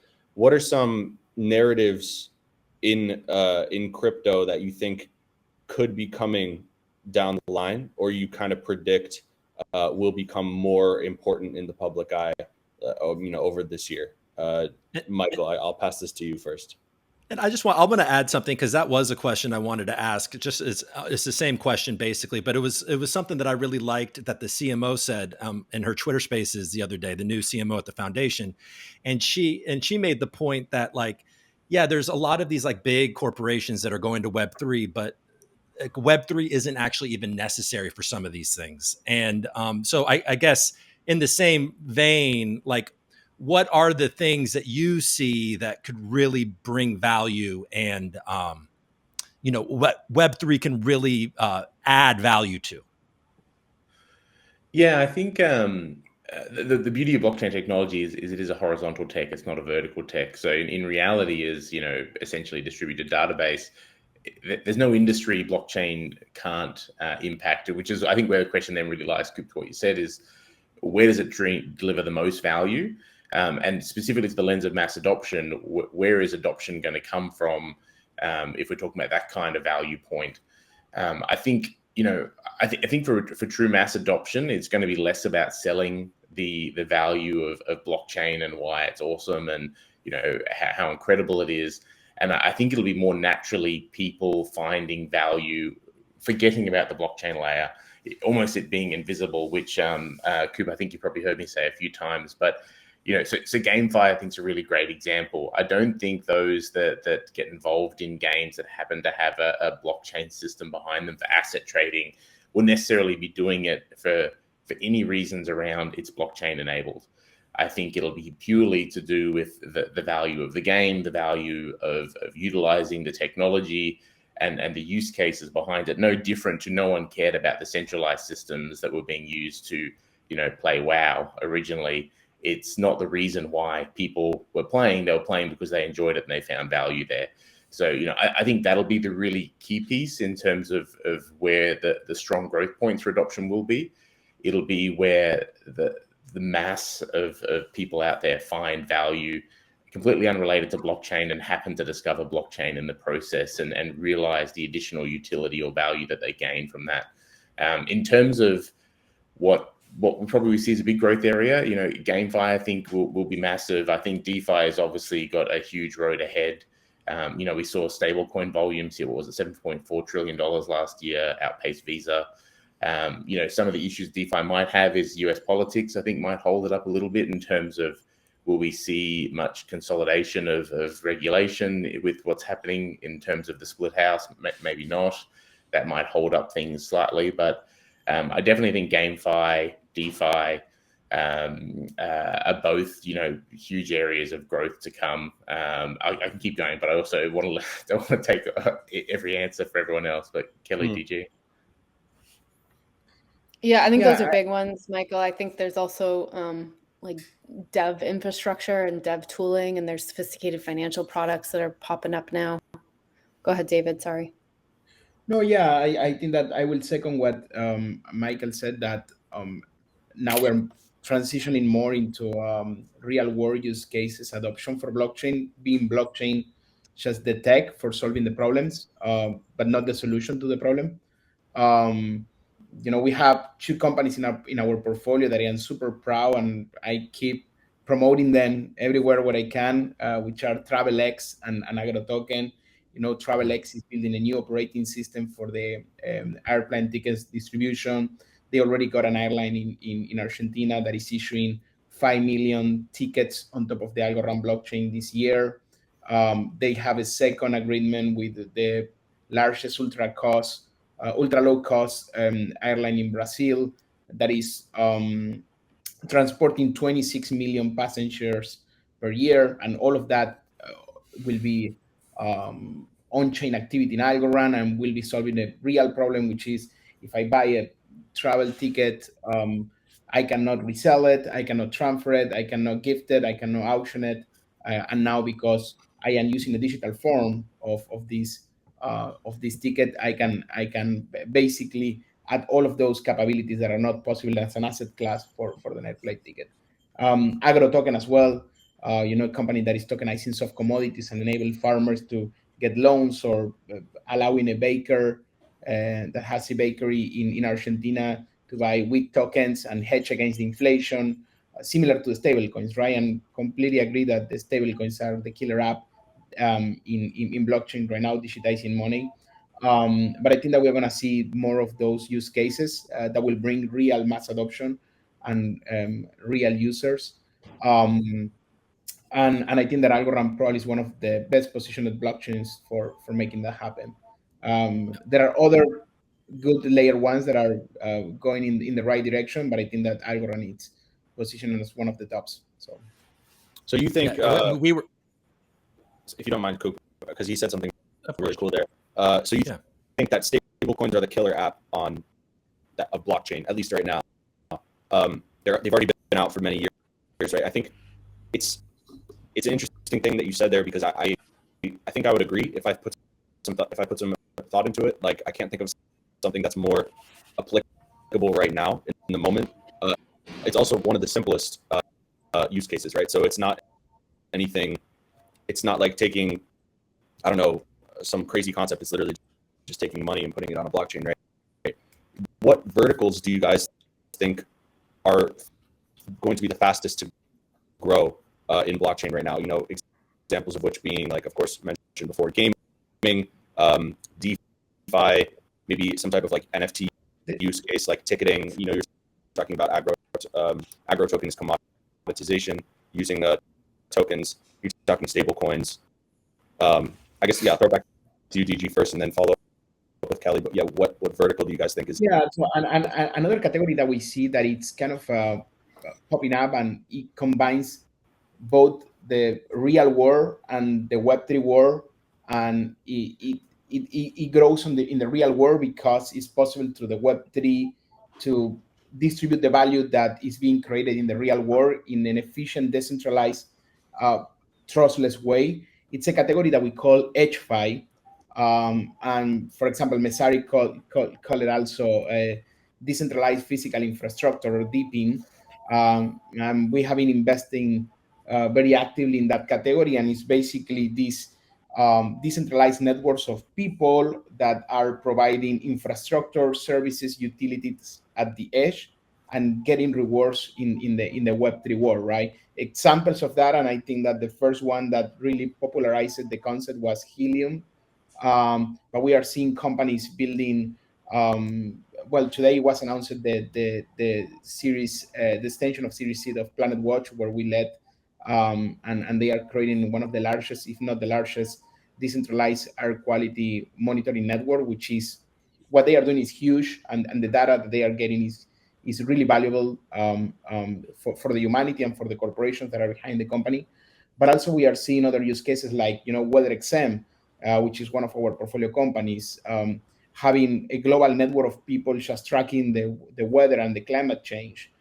Demo, which is a company that we also invested that is tracking the driving behavior of people and trying to provide that data to insurance company and to car manufacturers to improve the way that they engage with drivers. Wi-Fi Dava, which is creating a decentralized Wi-Fi network. Wairu, which is a decentralized Wi-Fi network also on top of Algorand. So we are seeing that this category is growing in the right direction, and we are very bullish in the coming years to keep deploying capital there, because it mixes the real world and the Web3 world. Yeah, it's a really good point, David. It's a really good point. Same on our side. Pocket's a big one for us, and they've done some interesting things on that front. They were highlighted in Masari's article yesterday about DePINs. With electric bike thing. Like there's really interesting things that are starting to use that, and I think we're just at the cusp of it. I don't think anyone's I think that Planet Watch is ahead of their game there on what they're doing, but I think there's a bunch of new areas that have yet to figure out like that decentralized infrastructure. But to add on to that, and I know we've kind of been batting around like what areas are going to be of biggest growth, but the other one that I was thinking about was anytime where the way to do the business model on Web3 beats the existing model that's Web2. One that's interesting is like predictions market or decentralized gaming. I don't want to say gambling, but it's predictions, right? It's betting. And you can have like, you know, if you go to Vegas, if you go to the house, it's stacked towards the house. If you go to an online betting site, like how do you think those places make money? It's stacked towards the website. And so if you have these algorithms where like literally however the outcome is completely fair and completely on chain and completely transparent, and it's not stacked towards anyone, like it's a new model, right? And I think that goes back to what's been at the heart of blockchain the whole time. But you know, that was just another random one that kind of came to mind. I think you're spot on there, Kelly, because same for users. It's likewise for products and builders. Wherever value can be found over the existing is where they will gravitate.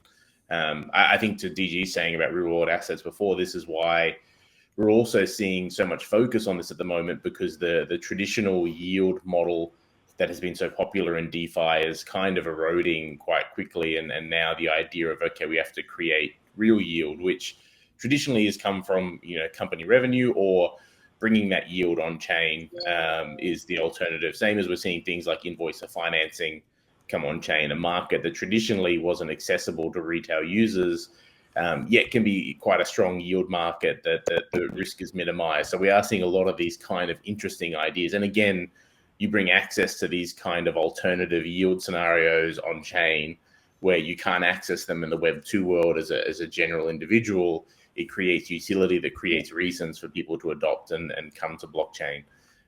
So I think that you know, that value piece that you refer to, Kelly, is, you know, applies for everyone involved in the space. Wherever their value can be found above and beyond is where we'll see adoption.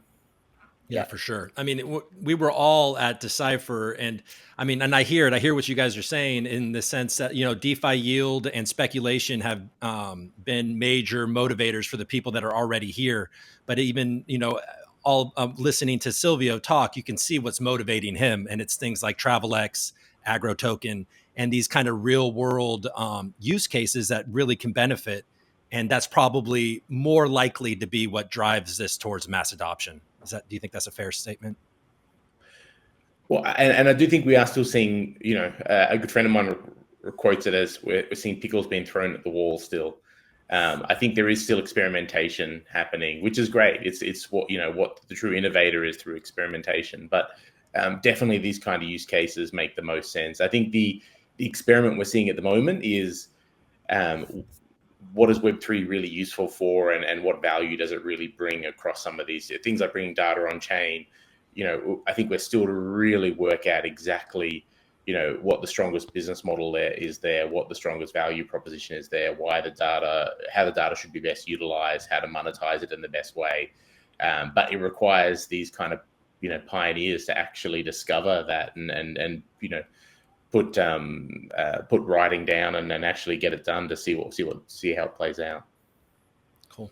Let me get to a couple of these community questions before we have to sign off here. And, you know, David or DG, you mentioned stablecoins as the killer app, and the community wanted to hear from you guys and on your opinion on CBDCs. Do you find CBDCs to be dangerous, inevitable, both, or a positive? Hard to answer that question because we have not seen a CBDC working properly right now. We have not seen any country just mainstream adopting CBDC and inviting their citizens or residents to use CBDCs, having, you know, CBDCs for the day-to-day transactions. So I don't think that we can see them as dangerous or we can see them as beneficial for the blockchain ecosystem unless we see a first use case. What I will say that the closest version of the CBDC are stablecoins. What I am seeing is that, for example, in Argentina, in Venezuela, in Africa, you know, a lot of transactions and users using stablecoins, escaping from the capital controls of those countries, the inflation, the high devaluation that these economies have. So I don't think that CBDCs will solve that problem. I think that what the stablecoins are solving is the access to these underlying currencies, and and also the easiest way to transfer and move money around the world. So hard to answer the question. Will be great to see a CBDC in action and maybe see how that will interact with blockchain and outside blockchain. I don't think that a CBDC will be issued on top of a public blockchain. I think that it will be issued probably in a consortium, and there will be financial institutions or exchanges like Binance that will bridge, the CBDC into the blockchain permissionless public world. As we are, and the stable coins are that, right? So you have a bank account that is holding CBDCs in because they are central bank issued currencies, and most of them are in a digital format right now. And you have the digital representation in blockchain, which is the stable coin. So I don't think that we are operating in a world without CBDCs right now, but a CBDC in blockchain and a public blockchain still remain to be seen. So, any other thoughts on that question? I mean, I'd echo what David, like they're really slow moving behemoths, and I'm not going to say they're irrelevant, but it's, it's not necessarily a day-to-day thought of mine. It also may not, what value does that provide for an investor like these three? Maybe that's a question they can answer, but as it's issued by a government, I mean, yes, it will probably increase liquidity, but I feel like there's a lot of problems. Can they mint unlimited amounts? How will they? Is the CBDC using a reserve, or is it just new money? There's a lot of questions around them, which I think, like Kelly said, is why they move so slowly. I think that's also very much a fiat question versus necessarily a CBDC question, I think, as well, Ibu. Like, it's kind of questioning the fiat system, right, versus CBDCs. But I think the reason it's such a hard thing to answer is, to what David said, will it be on a public blockchain? Will it not? What kind of tracking will be involved? Like, there's so many open-ended questions that could have such a drastic impact on. We feel like this is a good thing, a bad thing. It's just so hard to tell at this stage.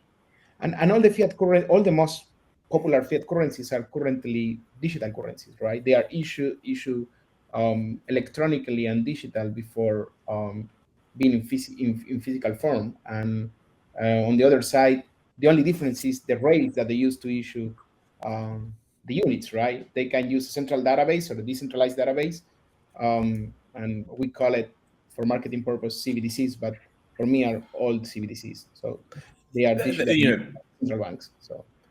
Sorry, DG. I was going to say that one thing that they may do is they may make seamless on-ramping and off-ramping simpler. To what DG said, we might see Binance allowing you to, enter via a bank account in a really simple way where they automate the back end of transitioning from CBDC to BUSD or something of this nature. So that's probably a likelihood. Nothing different that you can do right now with Signet or Silvergate Exchange Network, and Circle and USDC and Tether and Delta Bank. So it's there. I mean, obviously, one of the main concerns is government overreach, and we always have to be vigilant towards that. I know we're running out of time, and I do want to get one more question in. And they want to know your take on regulation. Is there any common sense rules, guidelines that you think should be implemented? Anything that you're like, oh, if we could just get this, if we could just get some more regulation. Is there anything that makes you feel that way? You made that sound really sexy and interesting, Group. It's definitely not. I know. I even did this. I'm trying. I wear the shirts for a reason, Michael. All right. So, is there any kind of common sense regulation that you would love to see? Or would you rather them just leave us alone or leave you alone? What I can say is that regulation is coming. We don't know what to expect. Just a general message to entrepreneurs and founders as a VC: don't do nothing illegal. So, or nothing that put you in the risk to be illegal. So, yeah, I think it continues to be a challenge that so much innovation is happening out of the United States, and I think the wish is for it to not be so reactive, but more proactive in some sort of helpful way, not detrimental. Yeah, at least we have some law enforcement actions against bad actors right now, so that's encouraging. So that is right, and centralized exchanges. Yeah, well, and I think that's the key. It's focusing on the bad actors. I think regulation's always a dangerous topic because it's so hard to judge. It's going to be necessary for further adoption. I think it's just sort of what does it do to further stifle innovation or not is a good question. Did you have any final questions there, Ibu? I'm good. I think we got a wrap. We got a wrap. All right. Well, you know what? I think we have a minute. So before you go, what are you most excited about in 2023? I think there's a lot of launches that are going to happen. I think a lot of startups, a lot of founders sort of pulled back that were planning to launch in Q4, and that's all kind of happening now. And I think it's going to be really fun to see the first 6 months of this year. Just new stuff coming out, new products, new things advancing. I think it's going to be fun, regardless of the markets. I just think there's lots of good stuff happening.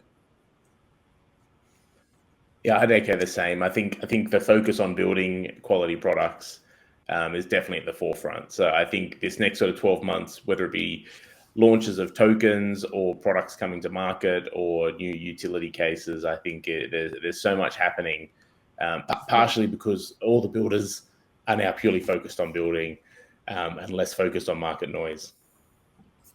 Yeah, I fully second that. I think that the excitement is building up in general in the markets, and that will drive the right innovation. So I am excited also for the right innovation that is coming into the industry.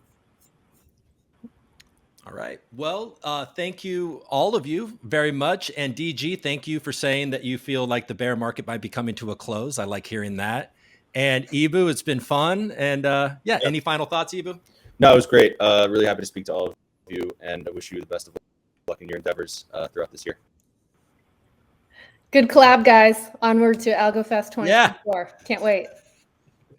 Right. You'll be here. You better be here. I'll be here. Right. Thank you, guys. You guys should Bye, launch guys. a company in this and fundraise and talk to us. Okay.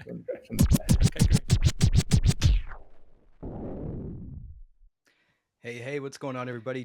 JT and C-Will here, back with another great panel for Algofest. We're here with Developing on Algorand panel with a great panel of developers. So first off, let me just do some introductions and then we'll go from there. So we have joining the panel Jay McCarthy, who's the co-founder and CTO of Reach, previously an associate professor at the University of Massachusetts Lowell. Reach is a well-known blockchain development platform helping developers build out their ideas. And we have John Woods, the CTO of the Algorand Foundation, previously director of Cardano architecture at Input Output, a senior security architect at Informatica, and a lead architect / applied cryptographer at Consensus. And lastly, we've got Fergal Walsh, CTO of Tinyman, Algorand's first decentralized exchange, as many of us are aware, and previously a software engineer at Hippo as a backend developer in Python and Go. So welcome, everybody. Hey, good to be here. Yo. Hello. Fantastic. How you doing, C-Will? I'm well. Algofest 2023, amazing show so far. See, well, it's good to see you, NJT. You know, last time I seen you guys in person was, I guess, at the Cypher. Great times, good parties. Enjoyed seeing you. Enjoyed the energy over there. And of course, Jay, who I know well and met before as well, and Fergal as well. Good to see you guys. Yes. Likewise. Absolutely. Decipher was fantastic. Really had a great time. And I also just want to give a shout out to Andrew, who put this whole thing on. I think he's been doing a fantastic job, and Algofest is great so far. So, without further ado, let's jump into some questions. What do you got, C-Will? Yeah, so let's start off with Jay. We'll go start with Jay. What are the biggest barriers on bringing Web2 developers to the blockchain space in general? This is a very, very big question, and I feel like there's kind of two angles that you could go in. One angle is kind of the social angle, and the other angle is the technical angle. So I'll make a very brief comment about both of these. From like the social side, I think the reality is most web developers are like normal people, and most normal people actually don't know anything about blockchain. If you go to a normal group of software developers and you ask them about blockchain, they pretty much only know about the idea of cryptocurrency. They've heard of Bitcoin and Ethereum because they're in the news, but they don't even really know about anything like smart contracts. And they don't know that the blockchain is a place where programming and dApps can be done. So I think that is something that's really hard for people like us who are deep in the Algorand world to realize, that most people don't even know that it is even possible to build blockchain applications. when they think about, oh, what's the point of software development in blockchain for me? They think of things like, oh, just adding it as another option for payments, just like I can add a PayPal widget. And I think that that's something that makes it so that there's not enough really like creativity to have people want to come in and do it, because they don't think that there's a there. Now that's kind of my social take, I think, is a major barrier. And then on the technical side, I think the reality is that as wonderful as the tools that blockchains like Algorand provide are, they're just woefully inadequate compared to what web developers are used to. So if you're a web developer today and you're using tools like, like the great AWS tools or how VS Code works, you're used to programming with TypeScript and JavaScript, like the level of expressiveness of those tools and the way that everything just works together very nicely is just very, very different than even the best Web3 programming environment. Because every Web3 programming environment is going to have you have to learn about lots of low-level intricacies about how the blockchain works. As a very simple example, one of the things that you have to understand when you're writing an Algorand application is that there are different kinds of transactions. There are pay transactions, AXFR transactions, and there are Apple transactions. And this is the sort of low-level detail that most developers are not used to thinking about. It's sort of something that would be typical of, I don't know, like a late 70s, early 80s kind of developer experience. And I think that that is a major barrier to entry, because the number of developers who are around in the quote normal world back in the 70s and 80s was very, very small compared to the huge number of Web 2 developers. So I think that these are what I would say is the two main problems. People don't realize that there is a place for them, and it's very difficult to get in because you have to understand how to use this Ferrari that Algorand has provided for us. See, I would just build on what Jay is saying, and I agree. There is different aspects to it and different lenses to look at. And you know what he's saying? Like my cousins and are in software engineering, but they're like 15 years younger than me or 12 years younger than me or whatever. And so those guys, they're used to like TypeScript, and they find it preposterous that I like languages where you can instantiate how much memory you use, or you have to say how big an array is going to be before you add objects to it, or indeed maybe they don't use objects at all because now it's not cool anymore. And these are the kind of, and pointers and other things. And these are the kind of things that we have to make easier. And Reach does that. And we're trying to do it at the Inc. and the Foundation with AlgoKit, which is, a similar effort to try to make things simpler on Algorand. And I think we're going to get there, but it's going to take time. Virgil? Yeah, I'd agree with what Jay and John said.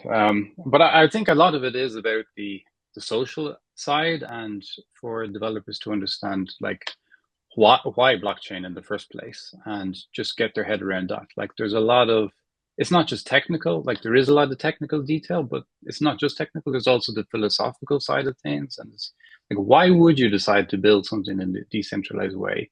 What kind of applications are good for the blockchain? What is not? Why should I use a blockchain instead of a database when a blockchain is more expensive, slower, much more dangerous in terms of security and like many other aspects? It's just more difficult. So you really need to understand why you're doing it. And just because blockchain is like the new cool thing, it's not really a good enough reason. So it takes some time to actually get into it and understand really why you're doing it, and make sure you're building something that is actually suitable for the blockchain. But yeah, then you need to understand the technology stack you're working on. And it's like any new paradigm, like when mobile apps became a new thing, it was a whole new thing for developers. They had to start from zero, really crappy developer tools. That whole ecosystem had to build up. There had to be good examples to follow. So we're in like very early stages with blockchain as well. And yeah, the tools are getting better. We're all working hard on that. It's a great example. Sorry, JT, I didn't mean to cut across you, but it's just a great example. Mobile development. I did my internship in college at a mobile development place. And when back then, because it's a while ago, it's like 20 years ago, if not more. Unfortunately, I'm so old. I'm just realizing how old I am now. It was Symbian, C++. I don't know if folks remember that. And hello world in this. In Swift, hello world is print bracket hello world close bracket. No semicolon. In Symbian, it's about five source files and the build time it took about like 15 seconds. And so that just gives you an example of how far mobile apps have gone. If you take what it's like to build for iPhone now versus what it was like to build for a Nokia Symbian smartphone back in the day. Good point, Fergal, actually. Yeah, no worries though. You brought up AlgoKit earlier, and I actually want to ask the audience because in the beginning of the episode, a lot of people were saying they couldn't hear me. I messed with the volume settings, so just let me know in the chat if you can hear me better now. But this question's for you, John. Can you speak a little bit more on AlgoKit and what may be incorporated in its roadmap? And then the community's going a little further to ask, about possibly things like plugins for Android Studio, Xcode, VS Code, and the like. Sure. As we mature, in the blockchain space, but also in Algorand, because that's where my heart is. We're going to see the proliferation of amazing tools, and so AlgoKit is not, it doesn't preclude other great tools. There's going to be, at the end of the day, many languages, many tools. But what AlgoKit is an attempt to bring a little bit more of that Apple style or modern or Google Android style developer experience. But do so in a way that's as native as possible to Algorand specifically. So AlgoKit is just for Algorand. You can't build on other chains. Reach, as an example, is a great product that lets you build in a simple way for multiple chains. AlgoKit is just focused on Algorand, but it's trying to achieve the same output. It's trying to move away from things like Teal and PyTeal, which are tricky and not very fun to use, and bring people to a place where we have a single app or a single solution that is able to bring you through the stages of maybe even design, but not yet, but certainly build, test, and deploy. And so there are the things you do. You build an app, you test it, and then you finally bring it for other people to use. And I've spoken a lot about it, so I'll keep it brief. AlgoKit is in beta right now, which means that you can go and play with it. It's free, it's open, but we don't feel like it's ready for production use. We're hoping that production use can begin, or we'd recommend it for production use, real world use, in March. But also we have an exciting roadmap, and I can go into that as well. So AlgoKit in its first 1.0 release is really going to be focusing on a CLI, so a command line interface where you can type simple commands to build, test, and deploy. So when you start your project, you have to give it a name. So you call it My Cool Project. You go AlgoKit init, My Cool Project. It makes the folder structure for you. It lays out all the files, all the build files, the source files, and it brings you straight into the editor where you're there with colored syntax, so you can see the syntax highlighting for the different keywords in the code, and developers will be used to this. And again, with you write some code. You write hello world, you hit build, you type AlgoKit build, it builds it. AlgoKit deploy, it deploys it to the testnet. AlgoKit test, it brings up a simulator. And so what we've done is we're hoping to have a visual simulator where you can set the blocks and the accounts and the value and interact with the endpoints on the contract. And so hopefully that gives folks an idea. It's basically like an Xcode or an Android Studio for Algorand native apps. And where do we take it next? So AlgoKit is intentionally language agnostic. So it's a framework for building apps to help you build apps. It's not trying to force you to use PyTeal. And so I think we actually need to move away from PyTeal. It's not my favorite. And so Jay has talked about this before. PyTeal, they're kind of like assembly language. They're too low level. They're back in the 70s. We need to be using, as you do at Reach, a JavaScript-esque syntax, if I can say that about Reach. And similarly with AlgoKit, I want to be moving to a place where people are using real Python, pure Python. Now, of course, these are smart contracts. This is not a full computer app, so it'll be a subset of Python. It will be some kind of portion of Python. It won't be everything in the Python language because it's quite big. But I want people to be able to use the Python math libraries. I want people to be able to use the native tools they're used to in Python. And so that's where AlgoKit 2, which is going to be developed from March to the end of 2023, is going to focus on hopefully getting that Python, like pure Python, across the line. Maybe even helping. Our plan is to, of course, have libraries and toolkits and all this kind of sexy stuff that people actually enjoy. But also one other really cool thing I want to pull out of the bag is that we're hoping that we'll be able to help people develop not just the smart contract bit, because that's what we've been focusing on, right? Just the Algorand bit, but also the front end, the interface. So we want to be able to use React tools, bridge in the best of Web 2 so that people can, in one place again, in a one-stop shop, also design their front end for these dApps, because as you'll be aware, we roll out these dApps, but just like Tinyman, etc., that Fergal is close to, when you want to interact with Tinyman, you don't go directly to the blockchain on your computer. People generally use a website to interact with it, and so we want to be able to make that bit easier too. So in a nutshell, it's everything a person will need to realize a cool app on Algorand in a way that's as simple as possible. Honestly, that's music to my ears, and it looks like the chat is loving it as well. I'll take the next question as well. We're going to position this one to Jay. Where do you see the future? This is another community question, by the way. Where do you see the future of formal verification? And before you answer that, could you, explain what that even is in the first place? And then there's a second part of this question, which is, do you think we will see a future where security risks are greatly minimized through advancements in this process? Sure. So, one of the problems with being a professor is that you kind of have only one mode, which is lecture. So I'll try to be brief about this. So verification is the general task of making sure that you did the right thing. So normally when you write programs, you want to make sure that you didn't make any mistakes. But the only way to do that is to have an understanding of what you want the program to do. Typically, when people think about testing, about ensuring that programs are correct, they think about testing, meaning that they write their program, they call the program on 10, they get back 42, and they say, yes, that's what I wanted it to do. Now, the problem with testing is that testing is inherently a finite process because you only have so many resources to write down tests or to send your computer off doing some tests.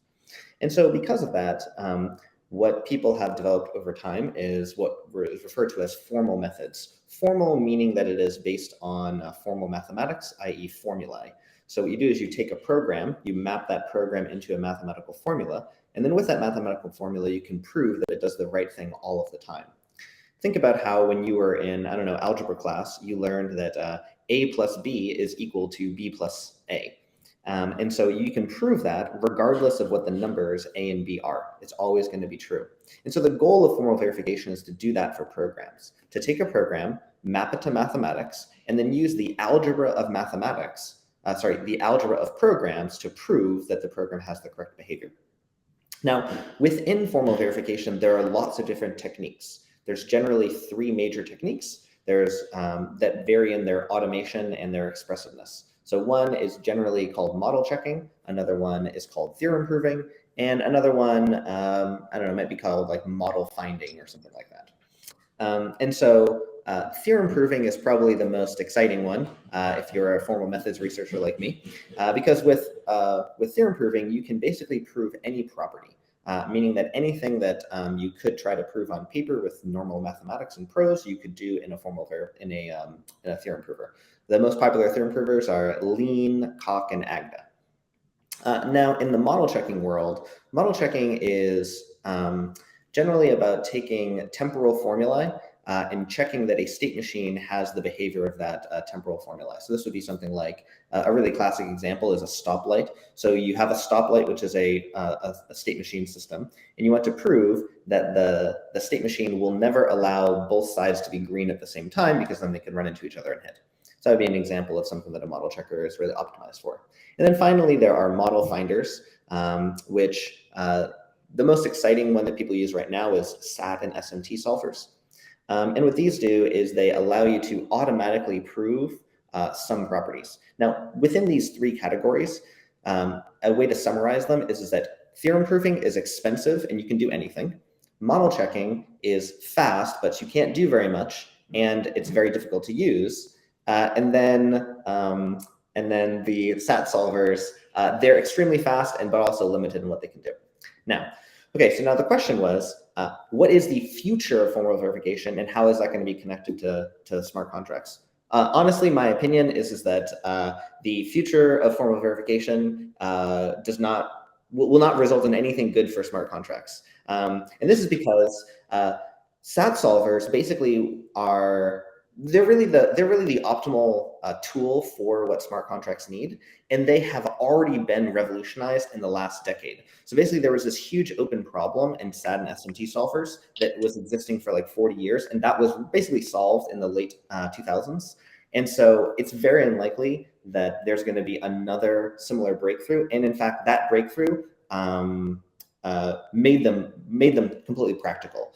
So, for example, when you use Reach, every single time you compile your program, we'll use an SMT checker to check your program. And it takes, like 10 milliseconds per theorem or something like that. Whereas in the past, before this breakthrough that I'm alluding to, which is DLP, if you want to look at it, then that it would have taken like 10 minutes or something like that. Now, okay, so that's kind of the summary of the whole space and how I think that the future won't be, I don't think there's any sort of miracle in the future. The big problem with smart contracts and verification is what I said at the very beginning about verification in general. You need to know what you want, because the point of verification is to check that what you made is actually the same thing as what you want. So for some context here, when we build a bridge, we don't make sure that the bridge is right by sending larger and larger trucks over it until it crashes to the ground. And we're like, all right, looks like we know that you can put 100 trucks on it. We actually understand the mechanics of the materials, and we understand what we want, which is that we want weight being pushed down on it to hold for a certain amount of time. And the thing is that the kinds of things that you want from smart contracts are way more complicated than I want to hang a weight from it. And no matter how good formal verification will ever get in terms of automatically proving theorems, you need to know what theorem you even want to prove. And there's no way to take like an English description of something like that and derive in a trustworthy way a theorem that is worth proving something about. And so in my opinion, smart contracts are always going to have this sort of fundamental issue of, did you prove a property that was easy to prove, or did you prove something that was important for the actual user? As an example of something easy to prove, every time you write a reach program, we prove that when the program reaches the end, the amount of money in the account held by the program is 0. The idea behind this is that most users probably want the program to actually give out all the money before it turns off and the money is locked away. So that's an example of an easy property that is probably what people actually want. But take, for example, did you write a correct decentralized exchange? There's no, there are different aspects of that we can think about what is the right thing to prove, but there's no definitive specification of being a correct decentralized exchange. And that is essentially not a formal verification problem. It's really a human problem to make sure that you can understand what your users want, and you can represent that in formal mathematics. And ideally, you do this in a way where it's feasible to actually check it. And so my opinion is that SAT and SMT solvers are the tool to use. And it's really kind of a product and a little bit of an engineering question to how to phrase what people actually care about. So yeah, so that was my brief answer. So sorry. It's funny. I was going to say, go for it. What an unbelievable, I'm so sorry, JT. I was going to say, what an unbelievably wonderful description of something so complicated. Absolutely. Yeah, I was going to say the same thing. Honestly, he definitely showed his teacher vibes in that explanation, and honestly, I appreciate it because there was a lot of what he was talking about that went over my head, but he was able to break it down with some analogies that were quite fantastic. I don't know if Fergal has anything to add to that, but if not, I'll let C. Will take it away with the next question. Anything to add, Fergal? No, I won't go there now. That was pretty perfect. I'll just add one interesting tidbit of information. Okay. Cardano Absolutely. Is very much focused on formal methods, and that's where I first came across this Agda, Cock, everything that Jay just described. And it's a dark art actually, and it's the intersection of mathematics and of course computer science. And so really, I'm wowed by it. But Jay's of course right; it is very expensive, and sometimes the value of it can be more or less depending on your scenario and your context. One interesting thing is, in Cardano, they formally proved the correctness of consensus. They kind of said, well, we can mathematically say that this consensus is correct, and we know that it's going to never break once it's implemented according to this mathematical spec. But what's very interesting is even on Cardano, when they did that research-driven approach to consensus, and they absolutely knew it was mathematically correct, by the time you actually get it into a product that's working on the real world, it has to change. And I'll give you an example. In the mathematical specification for Cardano's consensus, and by the way, this is not me shitting on Cardano, it's still great. But in that, they say that the entire chain is rebroadcast every time there's a new block. It's an assumption in the mathematics. But of course, that's not practical. It's practical for the first 10,000 blocks or something, but then you can't rebroadcast 50 gigs, 100 gigs for every time there's a block every 5 minutes or whatever, every 2 minutes. And so you'll find in the real world, even when you start off with the best mathematical structure, that you have to make practical concessions as you implement something in reality. So I think these things are wonderful, but applied in the right measure, I would say, from my experience. Let me jump off what John said a little bit. So I use the word model finders and model checkers in my little lecture there. And that's because there's this separation between the reality and then the model of that reality. And so what John's talking about, how there's the real actual system that really runs, and then the model is the thing that you do the proof on. And the ideal connection between the system and the model is something that is automatically derived. So for example, with Reach, we take the actual Reach program and we derive a model from it programmatically that's sound and complete. Alternatively, what you could do is you could just like go make a model and then go like tell the programmers to look at that model when they write the program. And now the connection is only in people's heads. And then finally, there's another technique where you can start with the model and automatically derive the program. That's what something like Coq does. And so it's extremely common for people, when they talk about formal verification, to do what I would consider to be a fraudulent one, where there's the model over here, and then there's the program over here, and there's like no connection other than in people's brains. And I'll piss a little bit on Cardano. I'm pretty sure they did it that way. All right, well, thank y'all for that. We're gonna move on to Fergal. So Fergal, some of the comments and community questions asking the difference between teal and teal-ish. And can you break both of those down and some of the advantages? Yeah, so it's teal-ish. Like it's kind of teal, it's not quite teal, it's teal-ish. That's basically it. So teal-ish, it's a new language for Algorand. But at the same time, it's not a new language. It's the teal that we're all used to. Some of us love, some of us hate, some of us love to hate. But it's basically a high-level version of teal. So the tagline is kind of a readable language for Algorand. So it's a language that's designed for humans, whereas teal is designed for the AVM, which is a computer. Can you also break down what teal means? The transaction? Yeah. So teal is the transaction evaluation and approval language, I think is the acronym. So teal-ish is not an acronym anymore. It's just a silly pun. But so teal-ish is kind of like, a high level language on top of that. So teal compiles down to a kind of a bytecode, and that's what's executed on the AVM. And there's a one-to-one mapping between teal and the bytecode. So you can go from bytecode back to teal. But if you write in teal, you're basically writing in bytecode, which is the lowest level that you can do. It's the equivalent to what like programmers were doing in the 1960s when they were programming computers without using C. They were just using assembly languages and extremely low level stuff. And that's kind of where we are at the moment on Algorand. And if you're using teal, or even if you're using PyTeal, it's kind of like that. And it's too low level. It's not the level to be working at. So like teal-ish is not anything revolutionary. It's just a kind of a language that people would be used to working with. It's the language that we expected to find when we came to Algorand and saw, there's teal, the programming language. I kind of expected it to kind of look like a normal language, some ifs, some elses, some loops, some functions, your general stuff, and then some Algorand specific kind of things. But it wasn't that. So we waited a while to see what would happen.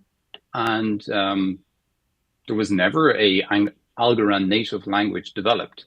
There was PyTeal, which is it's more of a code generation framework. It's not a language itself. It's just a thing for generating teal. So we said, look, we need a language. We need a language where we can clearly express our ideas, where people can understand what we are trying to express.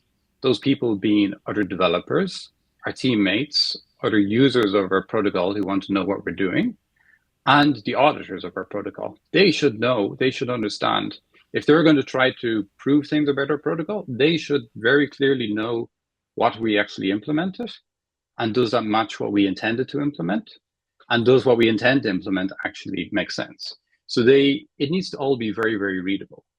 And so teal-ish is, it's a language that's specific to Algorand. So it's not a general purpose programming language. It has some stuff that is very specific to how Algorand works. And it's designed to have no syntax that's going to get in your way. So just the bits of syntax that you need.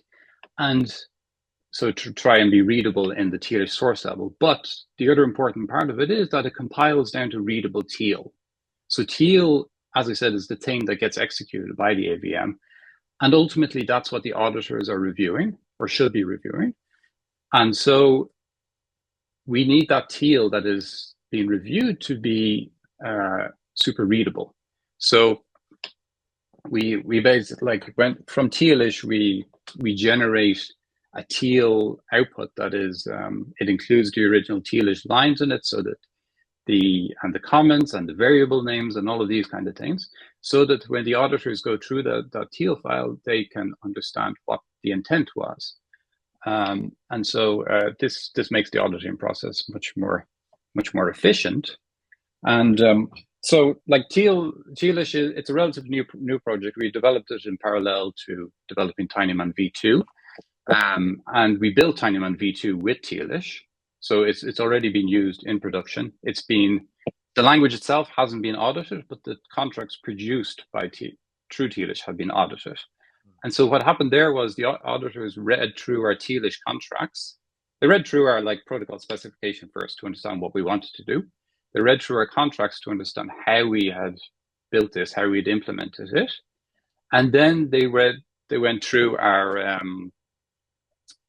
teal output to understand, does the teal correspond correctly to the tealish? And for them, they were able to very easily understand what we were trying to do by reading the tealish, because it was a very readable language and it worked in that extent.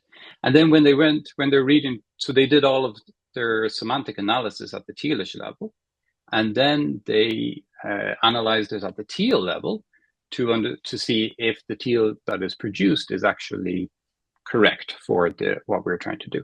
And so it made the audit process much more efficient, which basically allowed them to go much deeper into the audit process than usual. And so we've got much more value for our money, basically, which is what we want. We want that, like, anybody who's reading this thing, we want it to be easy for them to read. That should be understandable. Okay, this is more important for, I guess, like back-end and auditors in that sense, right? It's important for everybody. So with any piece of software, it gets read many times, and you spend some time writing it, but you spend a lot more time reading it. With contracts specifically, that's multiplied by hundreds, thousands. The contract is designed to be read repeatedly, not only by the original developers, but by the auditors during this process and by the users of the protocol. So that contract that lives on chain, and the source of that contract that lives on GitHub and is public, that is the agreement between the users and the protocol. That's the thing that they are trusting. And so they need to, not every user of our protocol is technical enough to read that. That's totally fine. But anyone who is technical enough should be able to read that and understand what is going on in our contracts. And so we wanted, if we publish some teal source, that's a pretty big ask of people to be able to sit down and read that. But the tealish, you can go through it very quickly and understand what's going on. And that's the feedback we've got from people who've integrated with Tinyman v2. They've said, wow, this is so readable. I don't know tealish, but I'm reading this. It's easy to understand. So that's what we're aiming for. Readable for anyone who basically has some sort of a programming background. So John, do you have a comment on how Algo Kit could connect with tealish? Yeah, totally. So I think tealish is amazing, by the way. And Fergal has spent time with me personally, one-to-one, walking through it, and what a great invention. I think he's done a terrific job on it. I think it's wonderful. Algo Kit's like a hotel, right? So it's just trying to make life easy for you.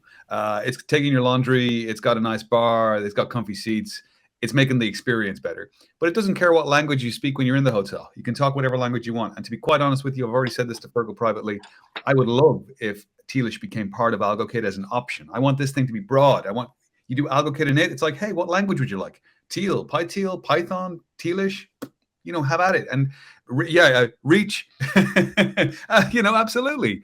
But that's the whole thing. It's open. And, you will see that when we designed it, even the templating thing, we don't have like templates built in. You can point it at any Git repo. We want it to be open. I honestly do. That's not just lip service. Everyone's welcome. All languages are welcome. And same with test frameworks, same with everything else. And so it really is just a framework to help you get to building apps easy. Languages like Tealish, languages like the reachlang, and languages indeed like pure Python will make that experience a hell of a lot better than writing in PyTeal. Thank you. So if I can jump in here, there's one thing that John mentioned earlier and again now, and I just wanted to pick up on it, that like one of the things we thought of when we were writing Tealish is, wait, is this eventually going to become Python? Like, are we basically just implementing another Python? And if so, why not just use Python for writing smart contracts? Like, we already know Python. We like Python. Lots of other people like Python. Why don't we just use that? But there's actually, there's a very good reason not to do that. The AVM is not your general purpose computer. It's designed for a very specific task, whereas Python is a language that's designed for general purpose programming, and it can do many, many things. But if you try to use Python if you try to make Python run on the AVM, so basically compiling Python down to the AVM to Teal to run on the AVM, a lot of the things which you're used to in Python just won't make sense. They won't work. And so some of the semantics of Python will have to change. Some of the way the things that you're used to in Python in terms of object-oriented programming, the libraries, all of these things, they don't have an analog on the AVM. And so we thought that it's better to introduce one more language to the whatever 100,000 languages, programming languages that exist out there, to have something that's specific to the AVM, so that when you're programming this language, your mental model is Tealish. It's not, wait, it's some kind of subset of Python. Is it that same subset MicroPython is, or is it ARM Python? No, it's this other AVM Python. Okay, can I use this function? Can I use this functionality or not? You have to, instead of trying to keep that in your mind, no, you have your mental model of Tealish. Okay, Tealish is a very well-defined language. It has a particular set of features, and that's what you keep in your mind when you're using it. And so, yeah, that's just another reason of why Tealish and why not going for something like compiling into another existing language. I think that's a really good point, well made. But what you also have to remember is Fergal and indeed Jay are experts in software engineering, and so even the words he's using there, mental model, what he's saying there is when I sit down to write my code, I'm thinking about the things I'm allowed to do with this, and so I mean that is absolutely how a professional thinks. But again, what I would like Python therefore is, and by the way, he's right, it will be a subset of Python, as I kind of said at the start of this panel. By the way, the same way Solana says you write your contracts in Rust. Actually, if you look at Solana, it's a subset of Rust. It's not pure Rust, right? And so, and this is normal, this is known, but it will help young, I say young, not always young, because there's 15-year-olds who are better developers than I am, but it will help people who are totally new, who only have Python in their little world, because that's what is taught in schools and stuff. Take that first step into Algorand smart contract development. But I do agree, for very seasoned developers or indeed experts, or even intermediate level developers, something like Tealish has a lot of value, because he's right. You are going in with this mental model, and like I said, I think Tealish is fantastic. But either way, we're getting to a place where we're more mature, more options. It's easier, and that's ultimately should be our North Star. Okay. Yeah, those were all great answers, and there's a little bet going on in the chat on which word of choice I was going to use next, and I didn't want to indulge them, so I made sure not to say it. But this next one's for you, John. So Algorand's consensus doesn't use transactions in its consensus. Can you explain what benefits this has over other chains' consensus like Solana or Hedera? And can you dissect that question for me as well? It was a community question. Yeah, sure. And so I'll try to keep this kind of short, because it's a bit like Jay's question on formal methods. It's quite a broad topic, but in a nutshell, people do go around quoting these TPS numbers, transactions per second. How many transactions can I make in a second, right?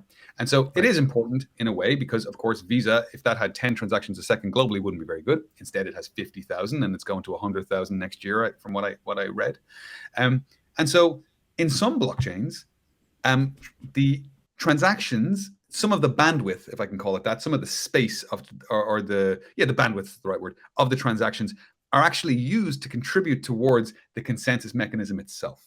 And so you got to kind of reserve a little chunk, or maybe a big chunk, of the transactions per second in order to make sure that you deliver the messages required for consensus.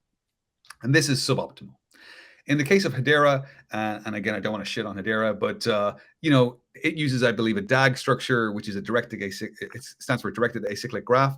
And the concept there is actually very simple. It's basically you have a graph. Let's see, I start talking about it, it'd be very complicated. But basically, you've got little circles, and they always point forward, and they never go backwards, and they point to each other. And it's this like structure of data that's kind of growing like moss. Okay, and it's perfectly fine. It has its virtues. It does some things good, some things bad. It's not necessarily bad.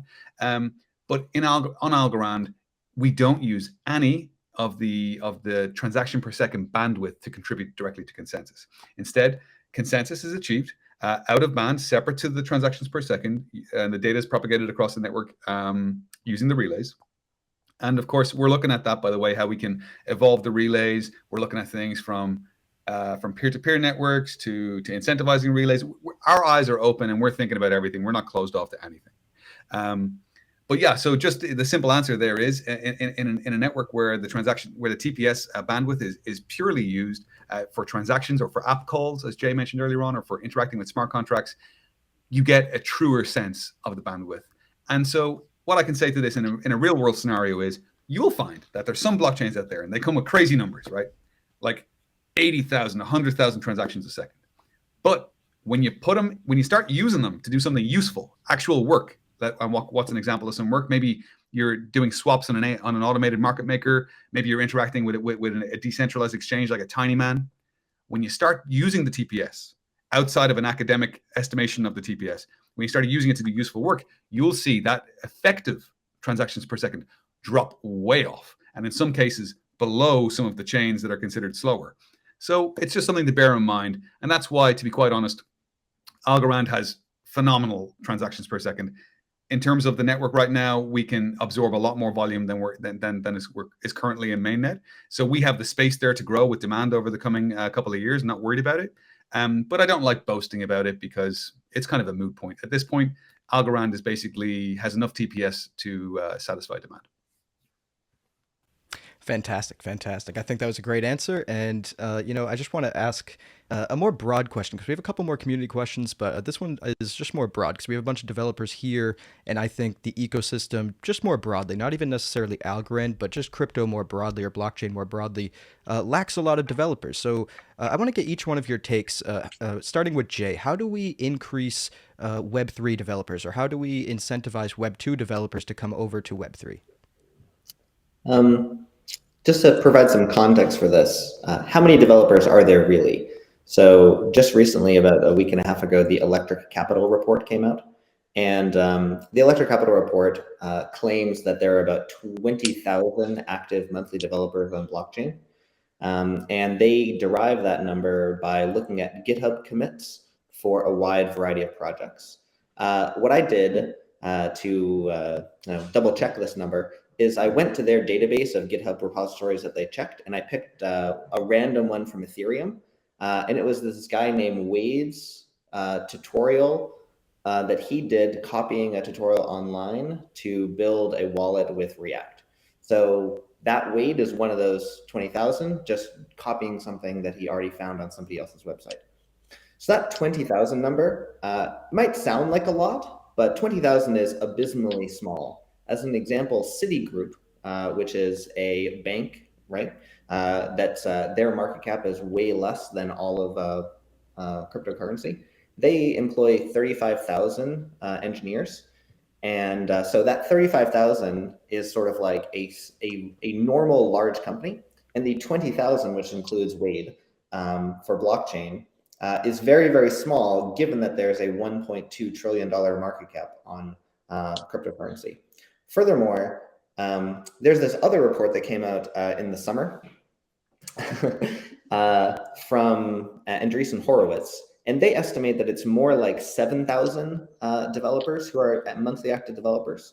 And so these numbers of 20,000, 7,000, they're extremely low. There are literally millions of Web2 developers, not just like single-digit millions. There are tens of millions of people out there who are programming JavaScript every single day, building web applications and mobile applications. So the gulf between the number of blockchain developers that there are and the number of developers that there are in the traditional web world is however you think it is way bigger than that. And in fact, it's even worse because of the huge market cap of cryptocurrency generally. So one way to think about this is that every single one of those 20,000 developers, they are carrying about $45 million on their back, because that's what the market cap of blockchain is. You take each one of those 20,000, you multiply it by 45 million, that's how you get up to that $1.2 trillion market cap. Now, no one on the planet other than me is worth $45 million for their programming skill, okay? So this is just a ridiculous over-leveraging on developers. So, but now your question was, how do we get more people in? How do we incentivize more people in? And my opinion is that you put up or shut up. In 1999, no one was walking around being like, how can we get developers to come into the web? Oh, how can we possibly make it so that people want to write internet applications? How can there be more websites? People who were passionate about the internet did not need to do that because the internet was actually doing something truly useful. As much as there were a whole bunch of internet bubble companies that no one thought was valuable, the reality was you could go to Amazon and you could buy a book and it would show up at your house. You could go to eBay and you could get that Beanie Baby. I've got a Beanie Baby right here. It came from the internet, okay? So although many of the companies were unprofitable, they were delivering real consumer value to their end users. And right now, the number of Web3 applications that are delivering consumer value is abysmally low. Yes, some people like the fun and spectacle of NFTs, but that's pretty much the only moderately successful case that you can see that's happening in the Western world. Something that the last panel was talking about is how stable coins have really been a game changer for places like Argentina, Venezuela, and some places in Africa, where they have really bad institutions with really horrible inflation and capital controls. And so that is a place where there's a huge amount of value. But notice that though that market is one where you're serving basically the poor consumer. Whereas traditionally, when new technology comes out, it finds something to give to luxury consumers who have a lot of discretionary spending that they can spend on, useless shiny things like the newest iPhone or whatever. And then that creates enough value that there is a drive to go into that space that lowers the costs, and then people will build more cheaper applications because there'll be a glut of people developing there. So the essential goal of my company, Reach, is to completely destroy blockchain engineer salaries. We want to drive blockchain engineer salaries to zero by making it possible for anybody to be a blockchain engineer, and so that there can actually be millions of them so that people can build millions of things. But the essential gap between why that won't happen, or rather the thing that's standing in our way, is people discovering things that my little sister, who just turned 23 the other day, is willing to spend money on. She is not willing to buy NFTs. She doesn't care. She doesn't care about John coin or Fergal coin. She doesn't care about watching prices go up and down. That's not what she cares about. She loves Sephora. She likes TikTok. You know what I mean? Like, she is a normal American girl. If you can find something that she actually wants to buy on blockchain, then it will be successful. And then you won't need to try to get developers in. They'll just come in for the money. I just want to say that, Reach obviously doesn't want anyone to be rich. AlgoKit will make you rich. If I want salaries for AlgoKit developers to hit the roof, and I won't stop until every one of them is rich. I just want to say that right now. I'm teasing, but you know what? Jay's point is good. He's just what he's trying to say, and I agree. Is that like, if it's good, they will come, and like if it's compelling, they will come. And so it's right. And of course he wouldn't be working on the technologies he's working on if he didn't believe that it's compelling. And I agree that the virtues, as Fergal said earlier on, using decentralization when it's appropriate, using self-sovereignty when it's appropriate, building things on a permissionless or censorship-resistant system when it's appropriate. In the example of people who don't have access to traditional banking, these things are are very important aspects of why we build on these technologies. And so I think that has value. And the big thing is that we don't know what is appropriate that people are willing to pay for. We haven't discovered it. And the big problem, in my opinion, is that so many people, when they think about getting into blockchain, they say, oh, I'm going to get in blockchain, but I'm just going to go take what somebody else has done somewhere else and build that. So for example, Fergal and his team, they made this awesome product, Tinyman. Tinyman is an extremely important product for Algorand to have, but it is essentially the same thing as Uniswap from a consumer perspective. And Uniswap did not motivate my little sister to use Ethereum. Now, you could say maybe it will work this time because Ethereum is so expensive. Tinyman is extremely cheap. And so you get something that is a viable product, Uniswap, combine it with the amazing network Algorand, and now it's cheaper. Maybe that will make her come. Didn't work though. And so the thing that Algorand in particular needs, in my opinion, is not a cheaper version of something that a bad network did badly. It's a totally new product that is something that will drive new consumers. And I am boring. You heard me talk about formal verification. You think I know what my sister wants? I don't know what she wants. Someone else is going to be more creative. I'm here to just make it so that their job is easier.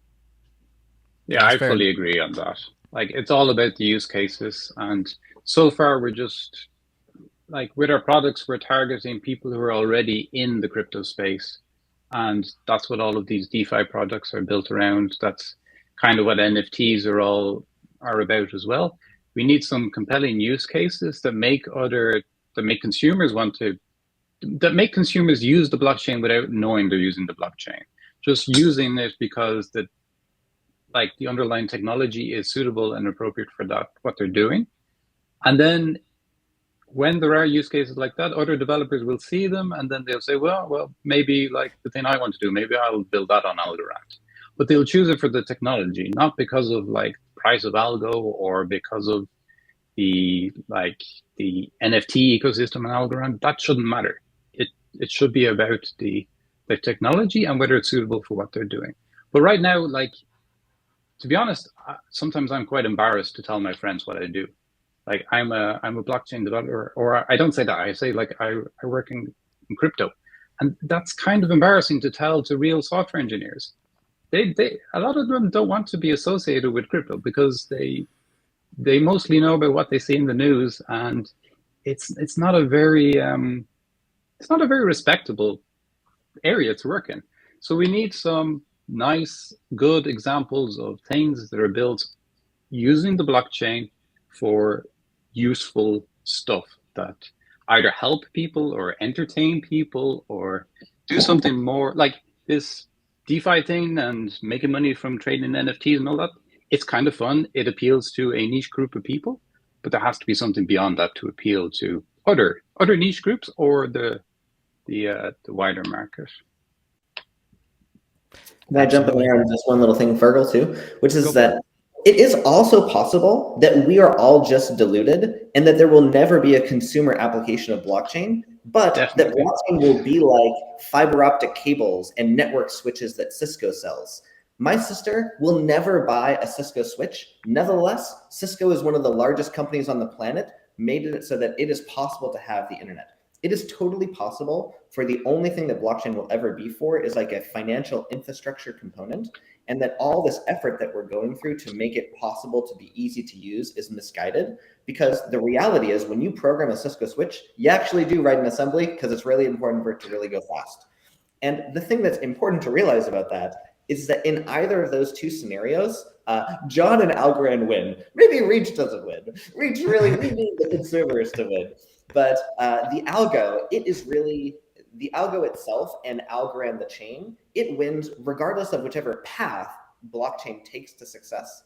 And as John mentioned before, like, I'm in the space because I think that decentralization is actually really important. I believe that there is enough out there in the world to find a consumer application. I'm just too boring to figure out what it is. But I extremely believe that the financial infrastructure in 50 years will be completely blockchainified, and that it's just a inevitability to make that happen. Yeah, I would say from my understanding, just researching like the World Economic Forum that just happened at Davos, they were talking about Web3 and blockchain, but not necessarily crypto. So that I'm definitely seeing that we do need some killer applications. Absolutely, absolutely. So we're closing up on the top of the hour. Do we want to try to squeeze in one more question? Do you guys have time? Sure. I'm okay. Absolutely. Take it away, Will. I've grabbed the last couple. Okay, let's talk about audits. So another barrier to blockchain development is the high cost of audits and how much time it takes too. So is there a way that we could mitigate or improve the audit process? So I have a quick view on this. So to my mind, there's a few different things. Audits are one part of the story, and they are appropriate in certain contexts, especially as an example with Tinyman, where you've got hundreds of millions of dollars locked up, and your code is responsible for it. They're not responsible for it because it's decentralized, and they've gone to great lengths at Tinyman to be decentralized and to be open source and everything else. But their code is responsible for those funds, and so it's good to have that audited. I also think not everyone can afford that, and maybe we can do a thing to make it cheaper by bundling it together or making some kind of group of people that help pay for it or something. I'm not entirely sure, but there's formal methods. Jay talked about that, and I think that's a great one, but again, quite a little bit expensive and specialist.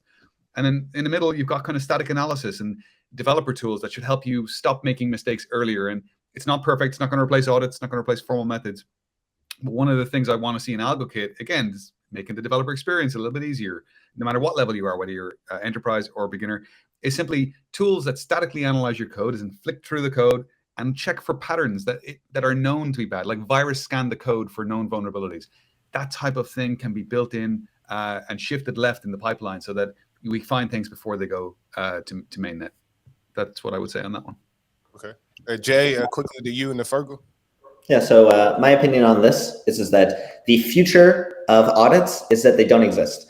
I think that it is, if we look at other industries, think about your phone. What apps on your phone are audited? Do you ever think about, is this app that I'm about to use audited? When you go to a website, do you even think about that? No, you don't think about these things. In part, you don't think about them because there are a few core pieces of infrastructure that you have a lot of faith in. You probably don't know what TLS is, but TLS is the thing that's behind HTTPS, like the secure channels that you use when you're communicating on the internet. And that has undergone extensive formal methods, auditing both implementations and in theory. But when you go to, Amazon.com or Facebook or whatever, some new social networking site that you want to try in, that has not been audited. And if the expectation of the web consumer was that every site that they went to had been audited, there would be no vibrant Web 2 economy, because it would be too expensive to do. The value of the mobile space and the web space is that some idiot teenager can make iFart, the fart app. They release it on the App Store. People just download it and they love it. They love iFart. It's a huge success. And so anything that raises the cost of doing development makes it so that there's going to be less development. And so in my opinion, the fault is not in our stars, but in ourselves. The Web3 consumer, they're the one who has to stop wanting audits, because the reality is audits are fake. Audits mean that some guy read your code and was like, I think it's pretty cool, and they released a PDF. And I mean, most people don't even know how to make PDFs. This guy must be a genius. Okay. So the thing is that audits are just so less reliable than people think that they are. But for some reason, it has become, we're in this stable equilibrium where there's this sense that you have to have one, but people don't really understand why they're getting it, what it's for, and I just don't think it's necessary. It's to cover your ass. You can point to that guy and say, hang on, he looks his fault. But then you read any audit and it starts with, we know nothing, we're making no promises, we didn't do anything, don't try to get me anything. Okay, so it's just ridiculous. Okay? Yeah, I'm going to slightly disagree. You trust something mainly because of insurance. You know that if you crash your car, the other guy's going to pay for it or whatever. You know if your toaster explodes, there's a little symbol on the back that says Underwriter's Laboratory. And you kind of have a sense of what that means. What it means is if your toaster explodes, Underwriter Laboratories has a bond on the manufacturer of that where they've got to pay them $10 million.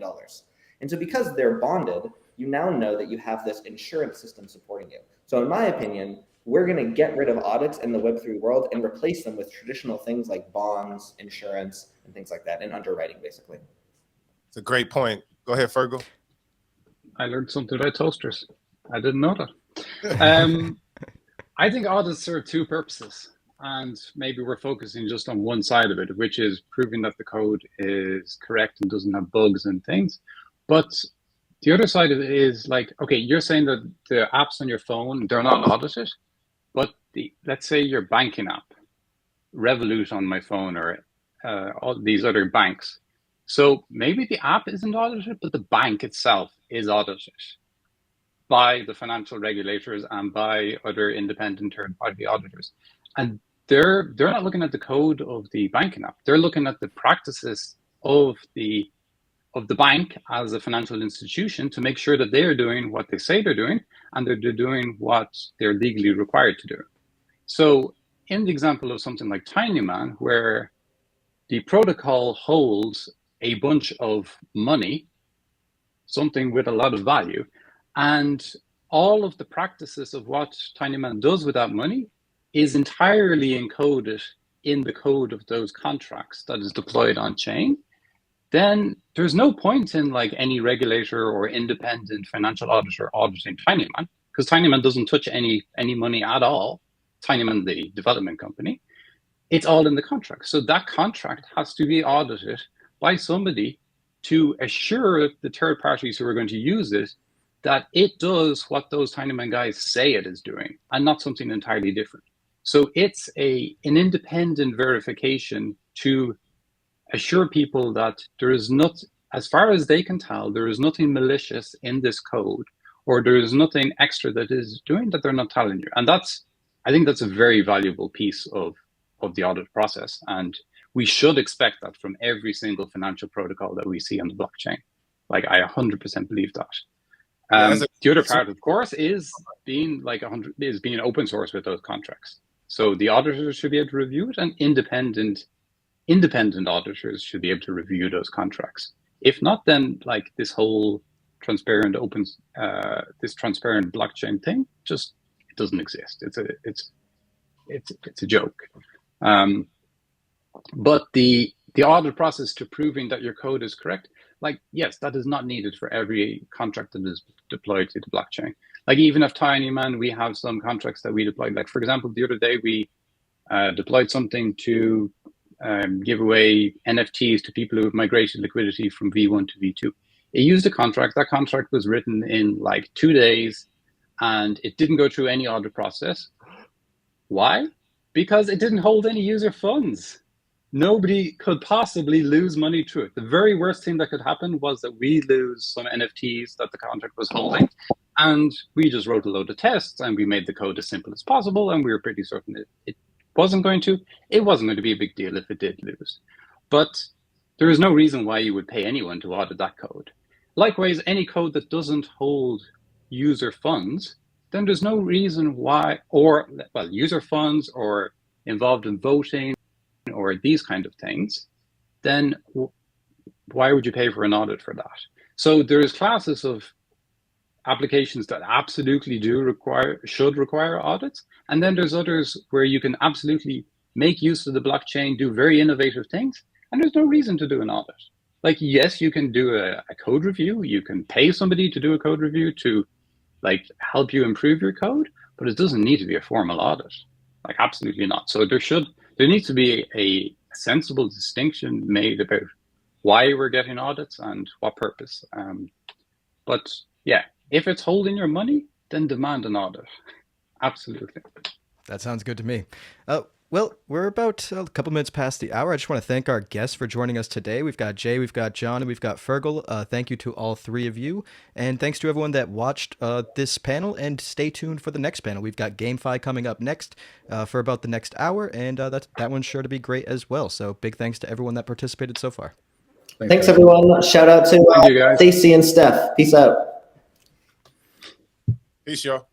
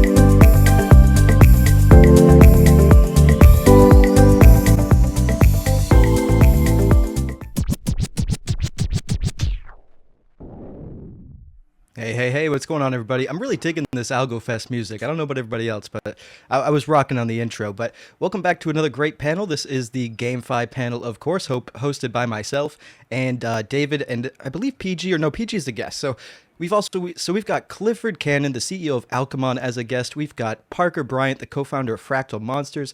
We've got PG, the head of Algorand Gaming. And who else do we have on the panel?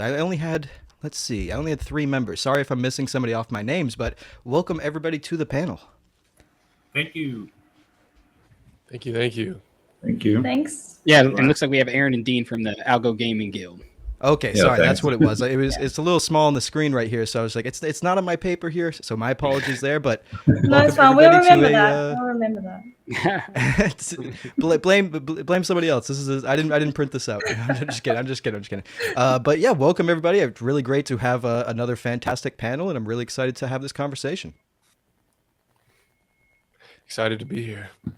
You want to take it away with some questions, David?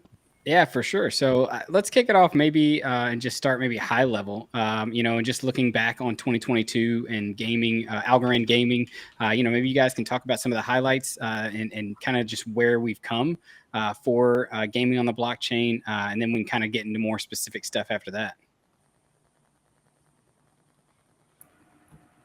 Yeah, I can get started.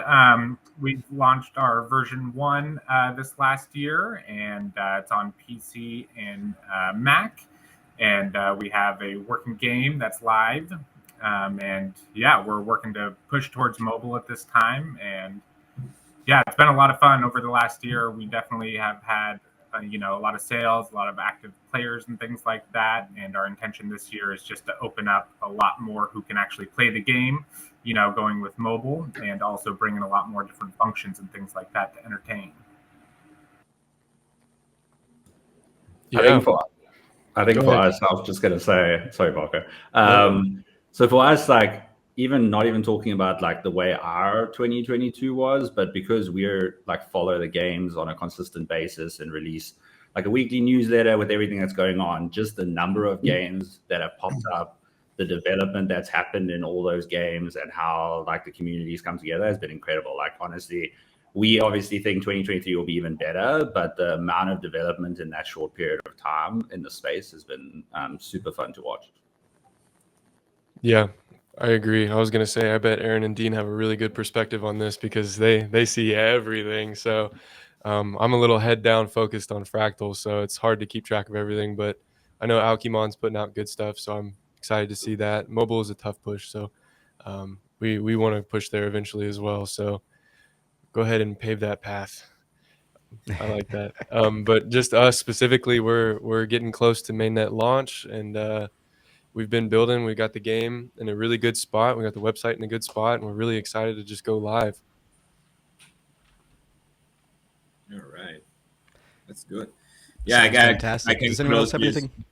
Yeah, I can close this. I think 2022 was more like, I guess definitely Alchemon paved the way, but overall it was definitely a lot of like preparation and building. I think 2023 is going to be very, very exciting for games overall. Web3 games definitely on Algorand. A lot of great projects launching. So I'm personally very excited. I hope everybody else here is. Definitely the panelists are. I hope people in the audience are excited as well. Fantastic. So this next question is a community question, and it's sort of the elephant in the room when we talk about NFT gaming. So this one's for everybody, but let's start off with Parker and get his opinion, and then we'll go around from there. So given how most of the, let's call them Gen 1 blockchain gaming projects with play-to-earn tokenomics failed to deliver, good on long-term games, do you think there's an issue with, issuing a token for these games? Do you think it's still a good idea? And, where did some of these prior iterations of blockchain gaming go wrong with some of their models? Yeah, that's a tough question to answer. It's a loaded one. It is a little bit of a loaded question. For us specifically, we didn't want to go the tokenomic route because we're a US-based company, and as everybody probably knows, that gets a little sticky. But I don't think it is the wrong answer. I think maybe more thought needs to be put into it. Definitely, sometimes tokenomics can come before thinking about the game, which is also an important part. You got to have a good game first, and then you can work on the tokenomics. But for us specifically, we wanted to do it more of like a community token style, similar to how Mingo does shrimp and Flemish does carrot and things of that nature. So that's where the route we're going to go. But I do think it is a totally viable option to go the token route. I just think you have to have really solid planning and like long-term plans. Fantastic. Do you have an opinion there, Clifford? Yeah, definitely. So, getting into Web3, the dream that I envisioned is that everyone owns everything that they have, swapped for, traded for. And that's really what we wanted to see with Alchemon. We have like moves that you own, they're NFTs in your wallet, and we want every aspect of everything we do completely under the full control of the users of our project. There are definitely with the play to earn model, which really is just, it's a marketing gimmick really, but what we want is for everyone to own what they have and to do whatever they want with it. We love the idea that just every aspect is completely theirs. I mean, obviously we are the centralized group building the game and things like that, and we intend to keep building, but the problem comes in is that the game needs to be a game, which means it needs to be entertaining. It needs to be fun. It can't just be people wanting to earn money, because then people aren't in it for the right reasons. So you do sign yourself up for a nice tightrope walk with that, which isn't the most enjoyable, but it is hard work and things like that. But we do believe in the model of just like everything we have, it's owned by the user and they use it in our game. Fantastic. Again, let's move on over to Aaron and Dean. Do you have anything to add to this discussion? Yeah, so I think like obviously we've seen that a lot of like the token models haven't been super sustainable. Look at like Axie as an example, but I think the problem with it is it sort of distracts you away from your actual game development and focusing on what's important, because if you have game devs, you're not going to be experienced at tokenomics and how to do it right. So it's obviously, because it distracts away from that, it's not the best model, but that's not to say it isn't a viable model in the future if someone sort of got it right in a sustainable way. And like one of the ways that I always think about it is if you look at like free to play mobile games, there are people who still spend thousands of dollars on those games just because they want the rarest item or the rarest character and stuff like that.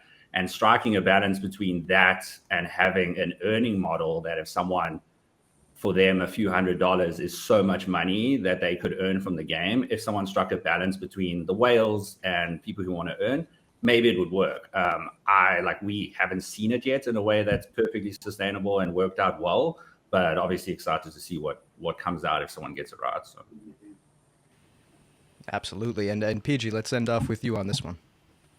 Yeah, I think, tokens are not necessarily a bad thing. I mean, it's been, the way that, one of the big innovation, I guess, for crypto overall, like, you launch a product, you raise money through a token, so you don't have to go through all the cycles of raising funds as a traditional, tech company.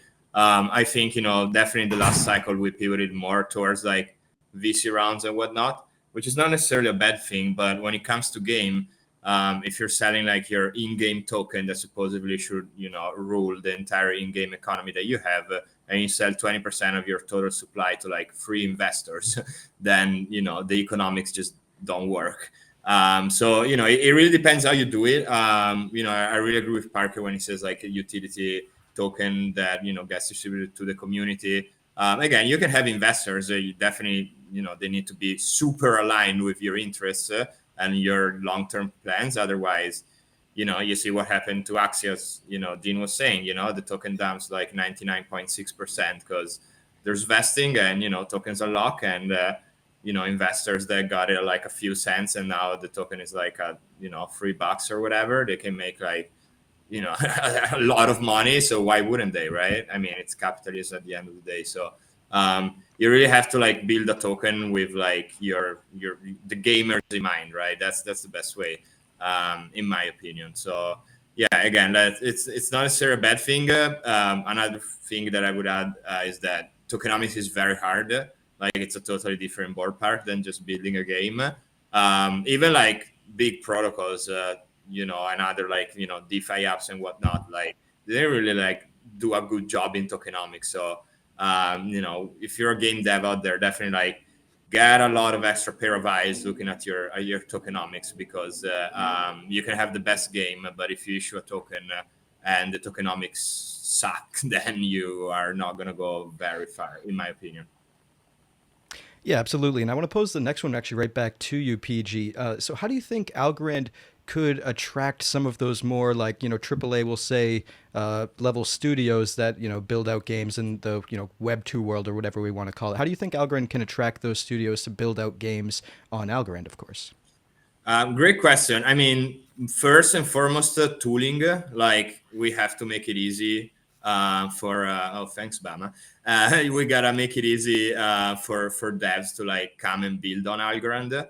We're actually working on a few SDKs to enable that. We're gonna be announcing them pretty soon, so stay tuned. That has to be the first milestone, and that on top of that, then there's an education gap that we have to fill here. A lot of the big gaming studios, but also like indie gaming devs, they're not attracted at all to crypto. Like when I say at all, it's like literally like they're borderline hating us.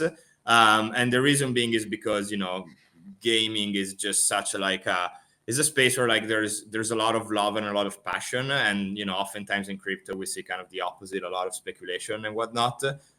So we gotta bridge that gap and show like what are the values of adding crypto primitives to your game.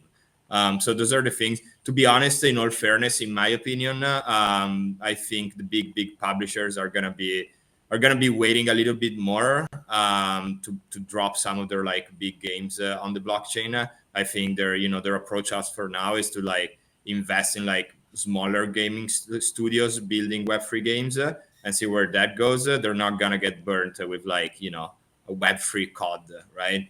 Because that can go wrong in so many ways. And last thing I would say also, another thing that we as an industry, not just Algorand here, definitely Algorand has like a lot of good stuff in this direction, but the user experience needs to be impeccable. Different levels. First and foremost, the wallet side of things, which is like supposedly how you manage all these like decentralized assets. If that experience is not the smoothest, then we are gonna have a lot of troubles.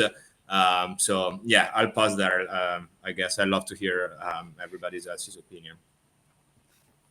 Yeah, absolutely. Does anyone else have a take on that? Because, I was just a part of the previous developer panel, and there was a similar sentiment echoed with the developers as it kind of seems in the gaming world. We even had Fergal of Tinyman mentioning that in a way it's almost embarrassing sometimes to admit that you work in the blockchain world. So how do we bridge that gap? How does the gaming industry on blockchain really bridge that gap between the image that it has in the minds of many people in the Web 2 world versus what we hope it to be?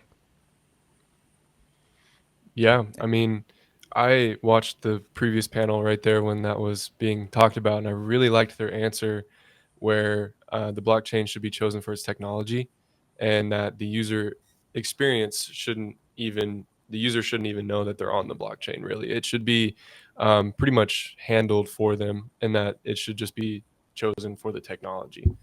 So it should be much less barrier to entry than it is now currently, because it is quite difficult for new users to onboard. That's one of the struggles we've been having, and I think we've got a solution for it. But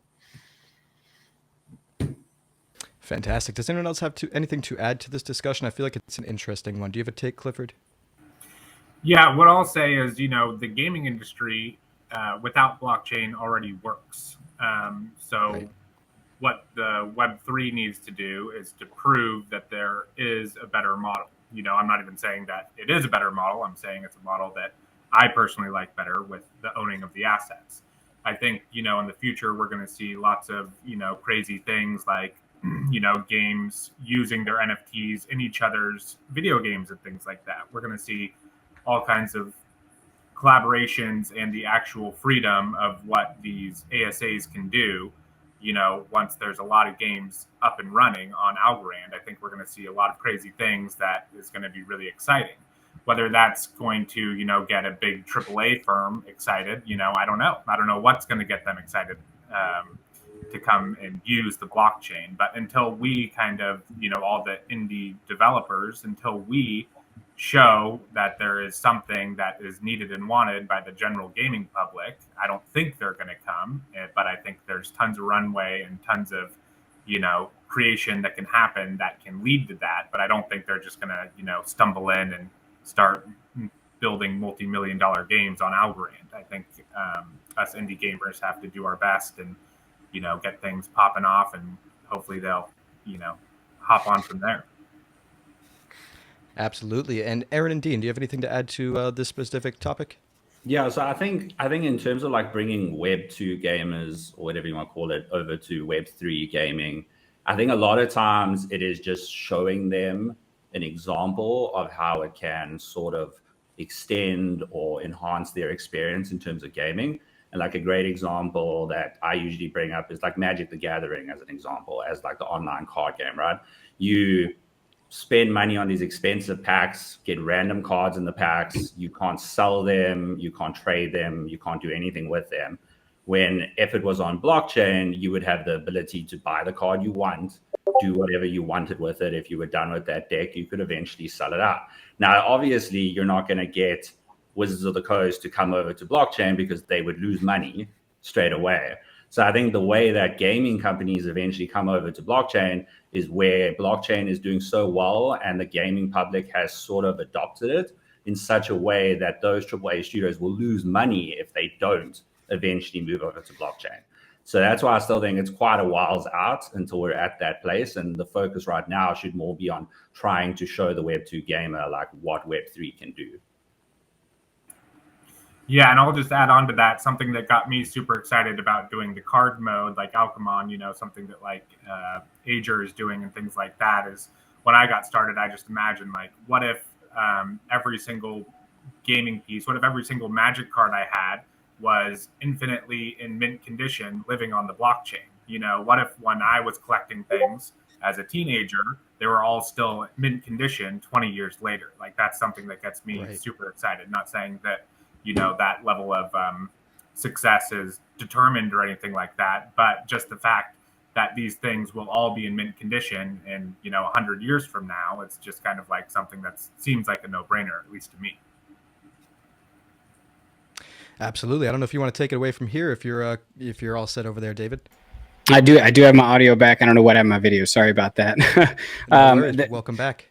No problem. So there is some other questions. One of them, I kind of, what sort of limitations right now do you feel like is in the space? Because I feel like it was Aaron and Dean. I didn't have video. I had audio listening though. I was trying to fix it. Someone was saying, that the Web 2 gaming community like kind of doesn't like, they hate crypto, right? They hate this, the next, I guess, iteration of gaming, you could say. Is it because of limitations? Like, why is that? Like, or is it just because they see the pump and dump and the, just people trying to scam people for money? Like, or is it even go deeper than that to like the blockchain and actually building a game on a blockchain and just how much harder it is?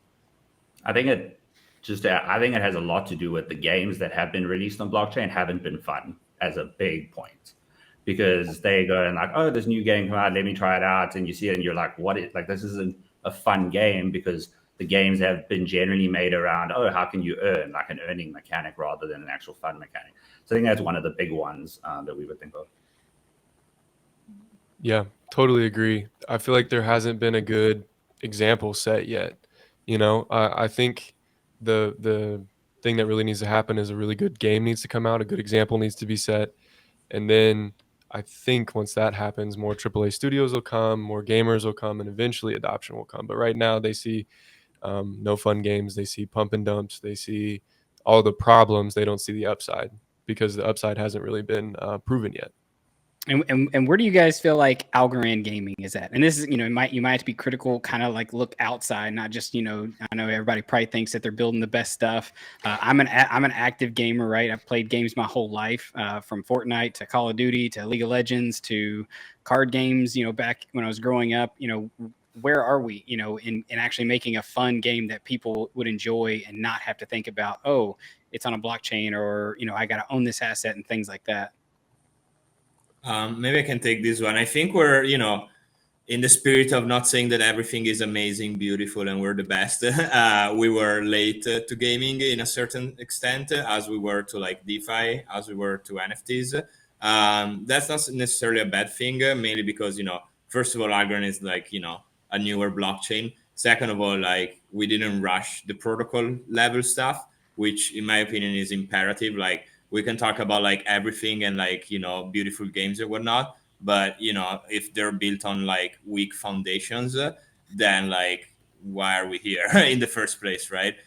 So like we have that part set now, and now is the app era, and one of the buckets of these apps is like definitely gaming.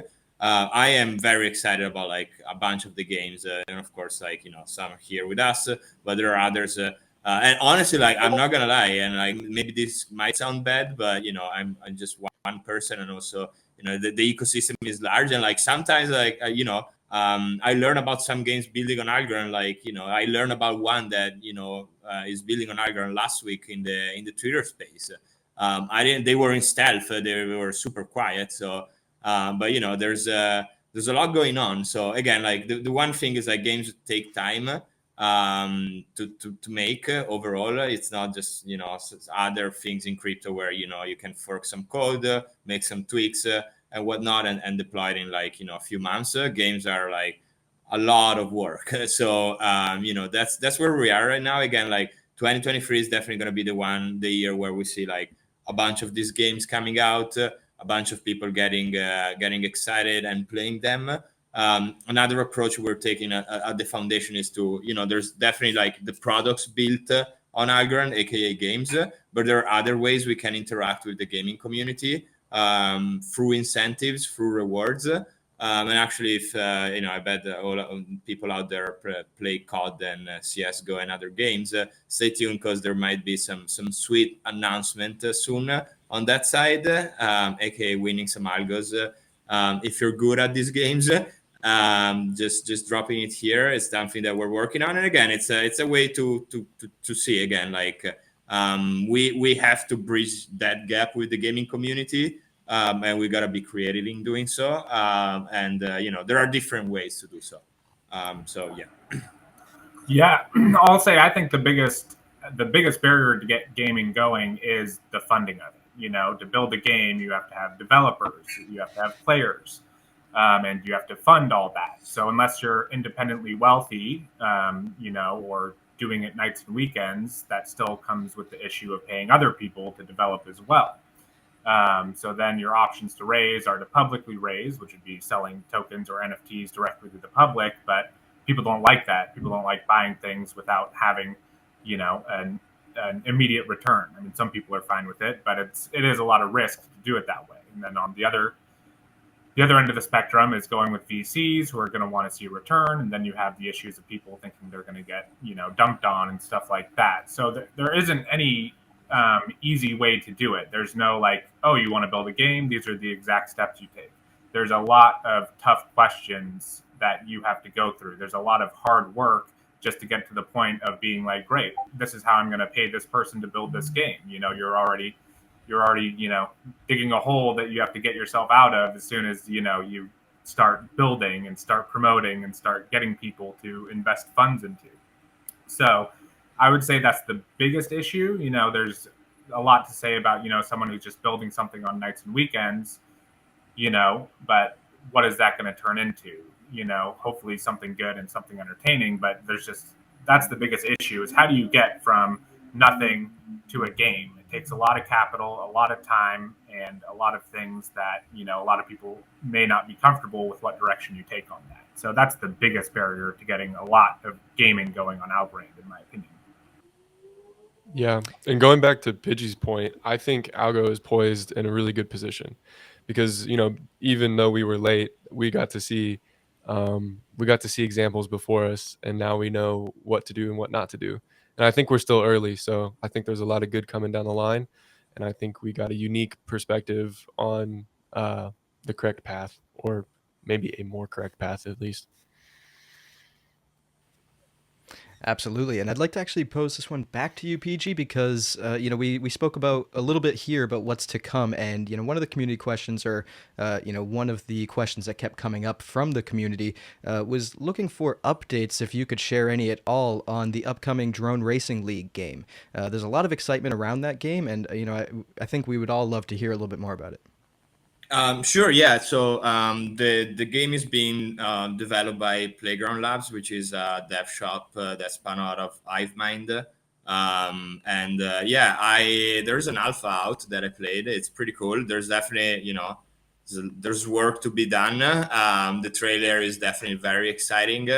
But again, to match the trailer, there's a little bit of work more. I think that could be a great vehicle. Also, I know some people in the community are not, are not really keen on that DRL partnership, but and some, to some extent, maybe rightfully so. But I personally think that, having a game could be the best way to, actually onboard and tangibly onboard that audience, which is, by the way, pretty massive.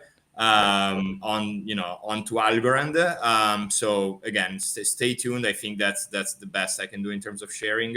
But again, once, I guess, stay tuned on all the updates and the news. But yeah, it's pretty exciting, and I think it's the last thing I would say is that type of community. It's a pretty particular one, because we're not talking about just gamers or people that are actually passionate about drones overall. These are people that might have drones, physical ones, and the game is the casual way of still being involved with their passion. So that would be pretty cool. Again, just keep an eye on the DRL page and our page, and updates will come soon.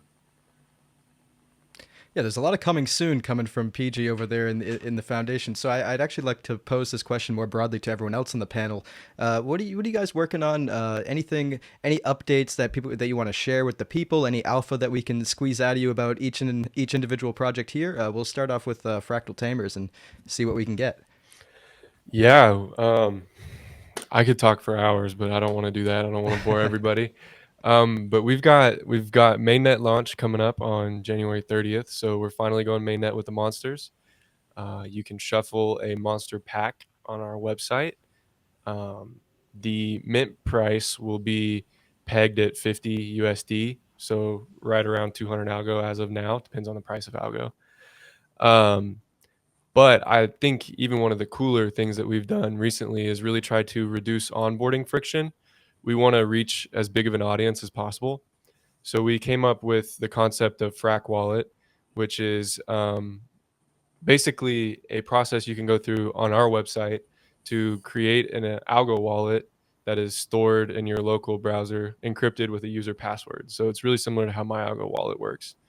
And this allows users who don't know what crypto is, Web2 gamers, to not have to worry about creating a wallet through other places. They can just come to our website and do everything. So they can create a wallet, fund it from our website using OnRamper, who we recently partnered with. So you can fund that wallet with fiat currency. So hopefully that really helps reduce onboarding friction there. Also, if you do go that route, we will reward you with our token. It's not a monetary value token, but it's more like a virtual currency type deal, similar to Clash of Clans has the gold, similar. But we will reward you a percentage of how much you fund your wallet based on that. That's one of the big features we've been pushing. Fantastic. How about you, Clifford? Anything we can squeeze out of you? Anything to come for Alchemon that's really exciting? Any alpha? Yeah, so we're our developers are all head down in getting to mobile, like I mentioned earlier. We've also worked out an outline for some, exciting burning stuff, where in the alchemy branch of Alchemon, where you can burn your, we're going to call it vaulting, where you can vault your Alchemon to earn some other cool stuff that'll be useful in game. So that's something we're excited for. We've just got, an outline on that and what it's going to look like, and we should be bringing some governance votes to our community soon on, some final design ideas on that. And then also we've got Project Alchemist that we're building out, which will be our profile picture or our characters that, you know, have owned the Alchemon and the Alchiverse. So those are the things we're all head down on, and we should have some exciting announcements, concrete announcements soon. Fantastic. And how about you, Aaron and Dean? I know you both have your thumbs on the pulse of the Algorand gaming ecosystem. So what are you seeing out there? What's to be excited for in 2023? Well, I don't know if you guys saw, we released at Decipher that we're going to be developing a platform called Cooldown. And the whole idea around that is that it's going to be a collective unit of services and tools for blockchain gamers to sort of enhance their experience for playing and discovering new games.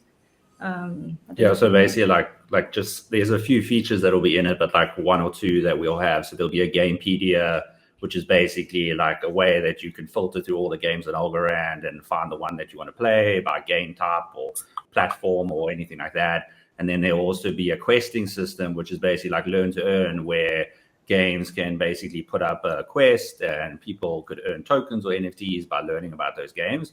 And like Aaron said, just the general goal is to help improve the discovery, almost gamify the discovery process of games on Algorand.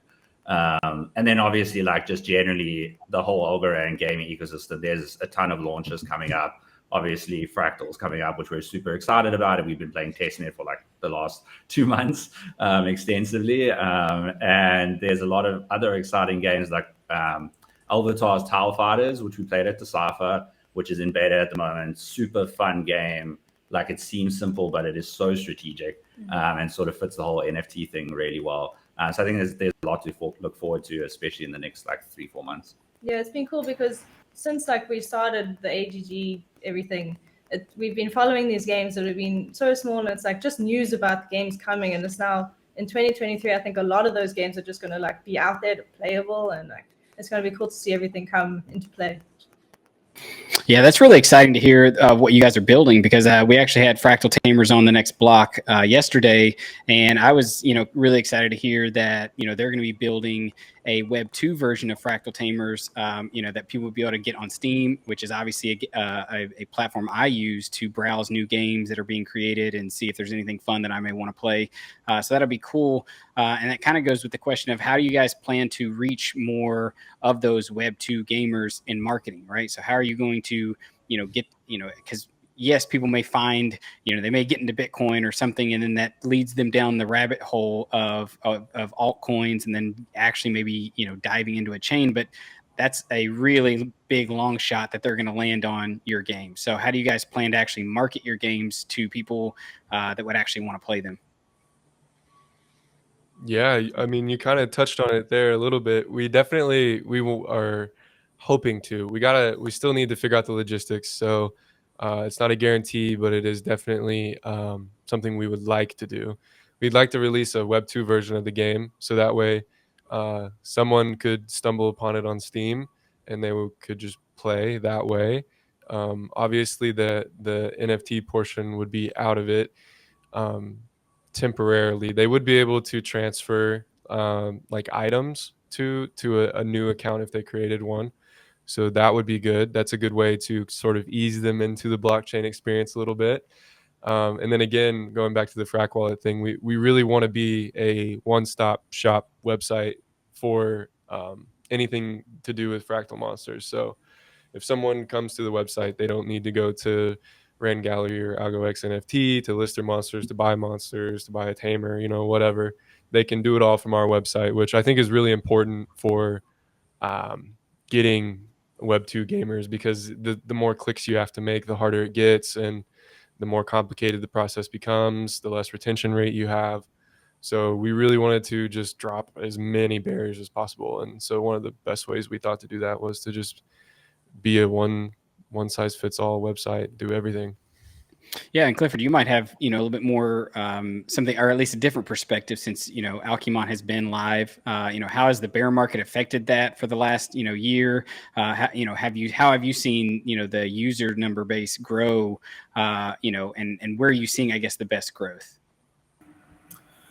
Yeah, I mean, definitely in the in the bear market, not only prices are down, but engagement and stuff like that as well. But we definitely know that making our game more accessible is the next big step. So that's why we're focusing everything on mobile in the game. Um, it's very interesting because these numbers are about a month old, but in December, all wallets that bought their first NFT, 50% of them were Alchemon NFTs. So of all people onboarded into the NFT space on Algorand, their first NFT was an Alchemon.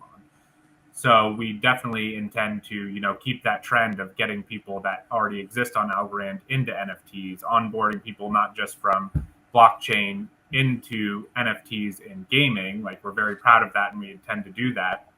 But, like others have mentioned, the next step is getting people that don't know about Algorand into, Algorand and into gaming and into NFTs. So, we have, ideas like we want to basically onboard people to Web3 with a way to, the story mode of the game will be kind of taking them through what Web3 is, what a wallet is, and all that stuff, and, onboard people with just a way that, it's just a game. And then, as they progress through the story mode of the game, they learn about Web3, they learn about Algorand, and they, have a wallet and they have the NFTs in their wallet, and then they take it over once they're ready to. So no clue when that'll be ready. We haven't really started any development on it, but that's, our grand scheme to get people on board onto Algorand. Thanks. And this is kind of another question, because I think, I know most of your alls are browser based right now. And obviously I know you guys are moving to be mobile. How far away are we from, games being on blockchain that are on Xbox, PlayStation, things where people are actually searching and seeing it in stores and stuff like that? I know that may be, maybe too big a question for anyone to, really answer. But it just seems like for it to really take off, it's going to have to be on a, with something that a large audience has access to. Yeah, that's oh, go ahead. Oh, I was just going to say, yeah, that's difficult because once you get into other stores, you get in your, playing by their rules, just like Apple came out with just the worst rules about, blockchain. And that's a huge issue. So anytime you're going into someone else's stores, you have to agree to do what they're saying. And then you're building workarounds, and then you're, doing all these other things. So I think, while it's not exciting, I think what is going to have to happen is something like Algo Gaming Guild is going to have to become a platform that is getting these games out to people. We will need new third parties that are onboarding people onto games. It's not just going to be each individual game that's only onboarding their own people. We need new providers of where to find, entertainment that isn't in these big corporations that are already seeing their money and already, they're not worried about their profit margins. They don't have to, go and onboard Web3 people for us and things like that. So I think we do need to see, new, not gatekeepers, but new people that can bring on Web3 players. Yeah, you summed it up. That's exactly what I was going to say. So yeah, it was a great answer. Awesome. So this next question is going to be for Algo Gaming Guild. I'm going to merge a couple questions here because they're relatively similar, and we did sort of touch on it earlier. But the community wants to know, what are some of the projects that you're excited about in the coming future, and maybe what projects out there need a little bit more attention or deserve a little bit more attention? I know you mentioned avatars, and we've got, of course, got Fracctal Tamers and Alchemon here, but as you mentioned, there's a whole slew of great games out there that are about to be launching. So curious to get your take. So I can talk a little bit about, I'm a huge Call of Duty fan and just generally a fan of shooter games. So we have Shorsha's going to release a game called Slaughter, which is a first-person shooter game. And then we also have Gunny, which was a little bit stealth for a while and recently popped up. And I've actually tried out their game. It's almost like a battle royale shooter game. And I'm most excited for those just because it goes in line with what I play a lot. And then, Yeah, I'm more of the COD gamer, so I'm pretty excited for AGA. We actually got to try it out at Decipher, which was pretty cool. And I'm still defeated by him, so I need to come in. Yeah, that was a really good game. I actually got to play that as well at Decipher, and I quite enjoyed it because I've played a lot of Hearthstone, which is really similar in that sense. And yeah, I thought that game was fantastic, actually. Yeah. And I think just generally talking about like games that need more attention, I think a lot of the ecosystem generally needs more attention because I think like the community at the moment is quite small when it comes to gaming. And I think like once we get a lot of these fun games out, that'll build up. I have to do a shout out to like the Discord games on Algorand. It might be like really simple, but like some of them are incredible, like the Thurstober horse racing, which I know they're on the next panel after this. Like some of the stuff that's being done in those games is just crazy and so much fun. But like if I had to say, Gunny, like I just said as well, deserves a lot of attention, just because they're still like relatively unknown in the ecosystem. So, yep. If I can add a couple of ones, well, there's a one that's just like hilarious to me, and I just love, like, it's just so much fun. Which is Ghetto Pigeons. It just hilarious to me. I don't know, they're doing their mutant drop right now, and you know, the trailers are they look so fun, and it's more like a GTA where, you know, you're a pigeon in GTA. So it's hilarious to me. That's another good one. Battle Bears, which is actually the game I came to learn about last week, is building on Algorand. They actually got second place at the A Game hackathon that we did a while back. And speaking of the A Game hackathon, another cool game in production is Natural Awakens. And I actually got to play the alpha. It looks pretty cool. So shout out to that team. And there's another one that probably most of you guys don't know about because they've been in stealth for a little bit. But it's called Everforest. It's something that I'm personally pretty bullish about. It's going to be on mobile. Their team is stellar. I'll make sure they come to our next Twitter space that we'll do in February, so the community can get to know them better. But that's like how do you say, like, plan?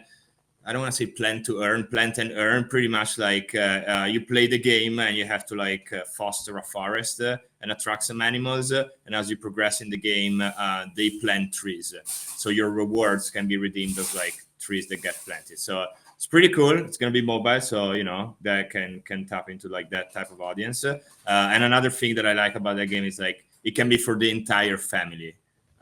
So like it can be played, you know, from kids to grandma. So yeah, just like a glimpse of all of that. And yeah, that gets me very excited. I have a question for right back at you a little bit, and this is just from wondering, you know, there's so many games that are already out there that are very successful. I mean, I know a lot of people in Algorand specifically got excited when the FIFA partnership was coming through, and you know, me included, start to brainstorm ways in which, you know, something like Ultimate Team could be integrated onto a blockchain. Right. And is there any like vertical of the Algorand Foundation, or even in really anywhere in crypto, that's trying to reach out to these bigger, you know, well-known gaming brands, you know, Fortnite, Call of Duty, and actually convince them on how their business or how their game could be better positioned on blockchain? Well, I was very excited about FIFA as well. I grew up playing FIFA more than any other video game. So yeah, that was pretty exciting to me. And then, you know, the excitement, I guess, like faded out. But yeah, so the thing with big publishers during the bull market, it was just like, it was a trap, honestly, because of all the money that was going around. And these people, you know, they know the type of leverage they have. So the price point is just obscene. Just does not make any sense. Now that we're in a bear market, and I can tell you, I'm not going to disclose, but I can tell you some of these like big players, not the gaming publishers, but like other big entities in the gaming space that we're currently working on. So they put things on pause for like, oh, this FTX thing just happened. We're going to have to push this back for like a month or two. And it's frustrating. That's a bad, you know, it's an image damage that we took as a whole industry. To be completely honest, especially like I'm talking about like my focus at the foundation and whatnot. Again, since I'm just like one person at the end of the day, I rather like make sure that we grow a stronger cohesive ecosystem from the ground up. You know, making sure we are supporting all the great builders and founders that we have that have been around, in good times, in hard times, rather than go try to pursue these big partnerships. This big partnership might be worth it, not right now, in my opinion. Both again for money wise, readiness wise, both as Algorand as an industry overall. I don't know, maybe this is something that some people in the community could say, no, why you should and whatever. I think we need to be hyper focused for 2023. Being spread too thin is not gonna pay out that much. So on our side, we're just focusing on again making sure that the real builders are doing okay, are supported, and they can succeed on their product. Yeah, thanks for answering. And Aaron and Dean, I'm super excited for everything so far I've heard you guys are building. And the one question I would have is, when are we going to have a yearly festival for Algorand gaming? Because I will say this, I know when we were at Decipher, we were a little busy. I was sick the first whole day of it, but even the second day we were doing interviews and I didn't get to play as many of the games. But I definitely think as 2023, it may be the first inaugural year that we set up a big Algorand gaming type conference, because that could be a really cool way to to get excitement and bring new people in, especially if you're in some of these big cities, like New York, California, and stuff like that. So maybe that's something we could plan out for 2023. Yeah, so we actually are going to be doing a virtual sort of gaming convention, which will more be like a game showcase on what's on Algorand. It'll probably be in May. We're just trying to settle on a date at the moment, where it'll be run on YouTube. We'll bring up different people to showcase the games, answer community questions. We'll do panels as well. And then we intend on having different Discord rooms in our Discord where you can come and chat to the dev and ask any specific questions. So that'll be virtual, the first one. And then depending on how that goes and depending on how the general community builds up, we eventually want to move it to a physical convention, even if it's on the smaller side to start off. So like an E3 but for Algorand. Yeah, for sure. Awesome. So we are nearing we're just past the top of the hour here. So I just want to say, ask one last question. It's going to be for just about everybody here. So moving forward into 2023, say there's somebody that has an idea in their head, they want to build a game, but they really don't know where to start. What would you say to somebody that's looking to begin building, some sort of game in whether it's the Algorand ecosystem or just blockchain more generally? What would you give? What type of advice would you give to somebody trying to develop a new game? I see Clifford smiling. I know exactly what's going through his head. Let's start off with Clifford and then make our rounds then. Don't do it. No, just kidding. Yeah, like I mentioned before, definitely you need to figure out how to get from point A to point B.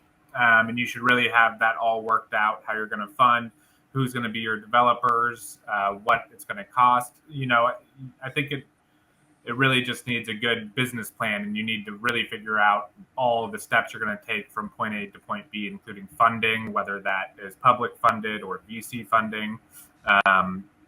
Basically how you're going to get to what we call a minimum viable product, an MVP.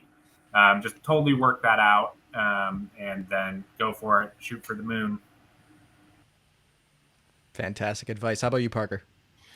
Yeah, I couldn't agree more. I think that's great advice. I come from I'm mainly a developer, so in my eyes, you put your head down and you just start trying. You just start building.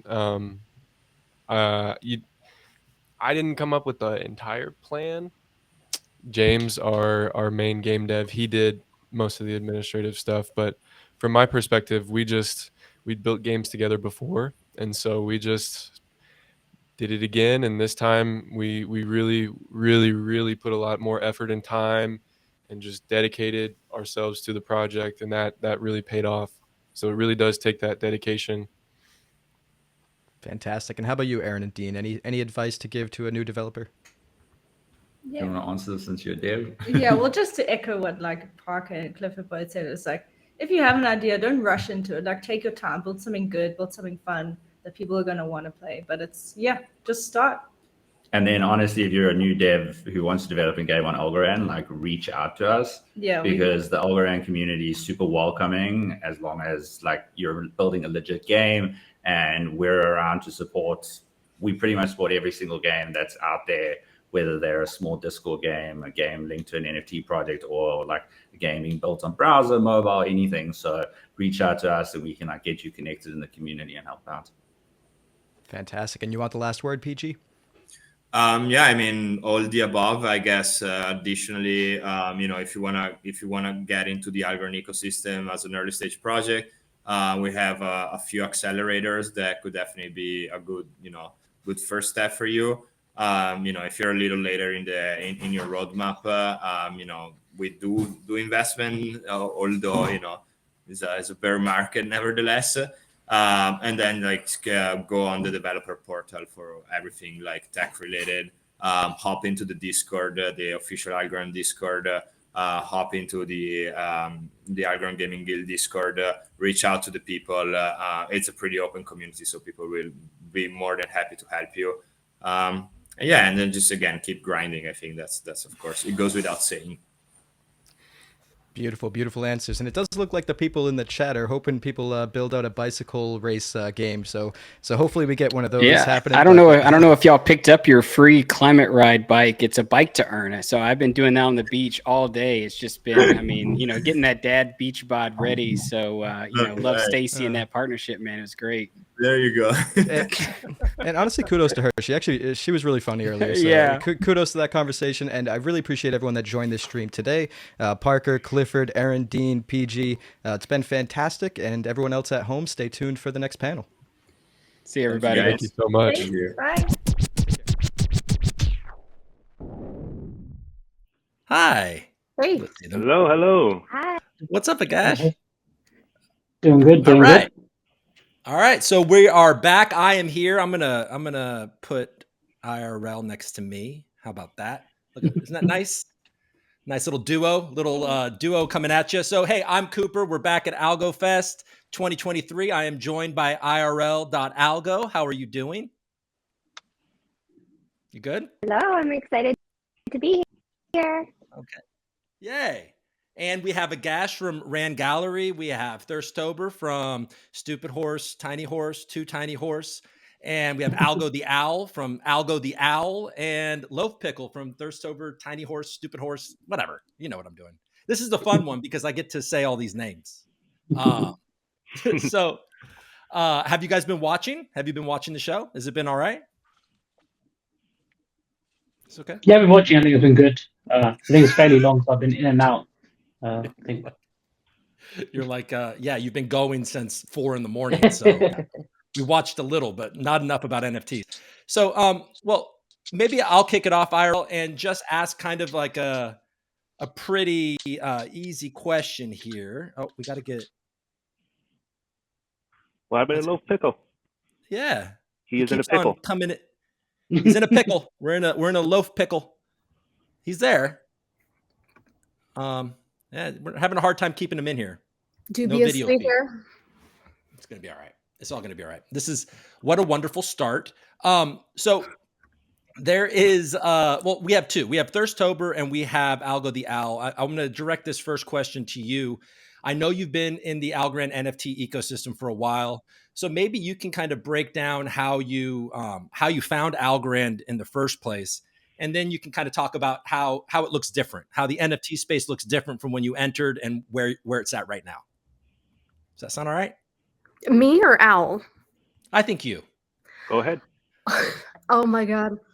I started off on Reddit a million years ago, and it was all P2P trades. We didn't have any kind of tooling or anything like that.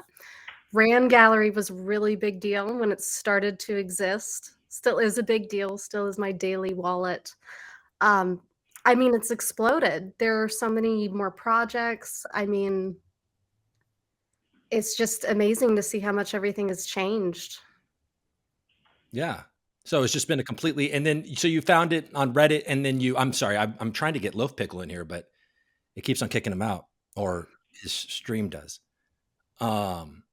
So you were on Reddit and you kind of saw that there was something going on, and there just wasn't a lot, right? When was this? Oh my gosh, this would have been early 2021 or so. I had been buying algo because on Coinbase I saw a 6% return, seemed like an obvious choice. And so I started researching more from there, happened upon NFTs, and I thought, I draw for fun. I make stupid stuff for fun for no reason. Why not make NFTs? Yeah, that sounds good to me. And how about you, Al? Yeah, honestly, I'm pretty sure I found Algorand through Coinbase. There was a learn to earn sort of thing, I think. And then I went on to Reddit, similar to what Thurstober did, but really didn't jump in until a bit later, sometime maybe July/August of last year, or the year before, something like that, last year. And the part of the reason was that, like what Thurstober said, a lot of the trades were P2P, and a lot of times you don't even get to view the actual images that the NFTs are tied to. There wasn't really a way to do it.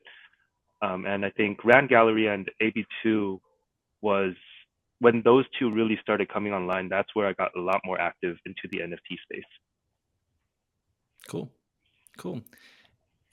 Yeah, we can't. That's not working. That's not working over there. He's like in and out, like in the stupid horse races, going forwards and backwards. Yeah, exactly. Struggle. It can be so frustrating. Finish line or the start line. For sure. You think, I got this, and then all of a sudden you kill yourself. And then Agash. Good marketing strat for stupid horses. I know that you have Zestbloom, right? From That's Cap. So yeah, Jesus. How many times am I getting every time? I've literally done that to him every time. But then obviously you acquired Rand earlier or late last year. So what was your experience with ZestCap coming into the Algorand ecosystem? Yeah, sure. I guess to me, I actually came into kind of crypto a few years ago working in Ethereum, and I think we were looking to actually start a security token business at the time, and ZestCap was kind of looking to obviously issue security tokens, and one of the things which actually drew us to Algorand initially was freeze and clawback of assets. Because if you're managing securities, that basically solves a lot of problems that you have with kind of Ethereum ERC20 tokens, that if you issue a share in an early stage company, you can't really sell it. There's a bunch of obviously bylaws that you kind of need to follow, and Algorand kind of enabled us to do that. That business actually dropped, and then we started ZestCap. So I just still came to Algorand to start a business, but then I guess in and out of kind of running ZestCap, kind of going into the bear market, I think, the investment DAO side of things was kind of not winding down, but kind of slowing down interest. I think, people are very eager to invest during the bull. And then, during a bear market, that interest is still there. So we are still building Borderless DAO and a few other things, but that interest kind of massively just kind of disappeared as soon as, FTX and a few of these other things happened. So I guess that's kind of where we were kind of looking at kind of how else can we kind of work with Algorand. And, at the time, kind of the opportunity to kind of buy Rand came into the picture, and like what started as kind of like a joke ended up being a very kind of serious business proposition, and the numbers kind of all made sense, and we bought Rand, and it kind of made sense to me as I'd already been quite involved in the NFT ecosystem, not from like a creator standpoint, just mainly as a collector, and helped out dev out a few different bits and bobs. But kind of made sense for us to kind of jump head forward into the NFT side of Algorand as well. Cool. And then I know IRL, you are my co-host, but I'm actually interested, because you're so active and engaged in the Algorand NFT ecosystem, how you found it yourself, and then maybe you can take it over from there. I'm going to rearrange us, by the way. There we go. Okay. It's totally fine. I've told my story. I wanted to learn this, right? Like that's where I sent. I looked around these images of warehouse and them being air conditioned, and like people like mining rigs. And I tried it, and it was like did you lose me? Is everybody else? Are we hearing her? Is it just me? I think her audio is cutting in and out. Laggy. Oh, just a tad laggy. Okay, that's slight delays. Okay, then we can keep going. Sorry. Anywho, so out trying other bits of blockchain did not make sense to me, and then I too good to be true. So I was like, I'm gonna dig you, and shoot, here we look back. Yeah, I'm having a hard time keeping up with that. We're having a technical. We're having a slightly technical difficulty panel, and that's okay. Nobody's gonna panic, and we're all gonna just keep on talking to each other, right? We're live. Everybody's enjoying the show, right? I changed my shirt, so like maybe that's what it is. This is like the magnetic energy is off. But maybe, IRL, if you have a question, try again. Maybe you're back. We'll try it. I'm sorry. Yeah. Sorry, Coop. No, that's okay. It's okay. Change. So it's so interesting why this one's cursed. Of course it is. Of course it's the NFT panel that's cursed. So, all right. Well, let's be talking about the Algorand, and I feel like one of the questions which I would love to hear our panelists is how do we attract more users from other chains, but also just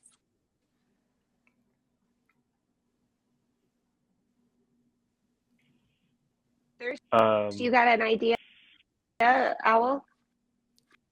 I was going to say I couldn't hear the last bit of your question, but I'm assuming what you're asking is how do we attract more people in the NFT scene, right? Both from the Algorand ecosystem and from other chains.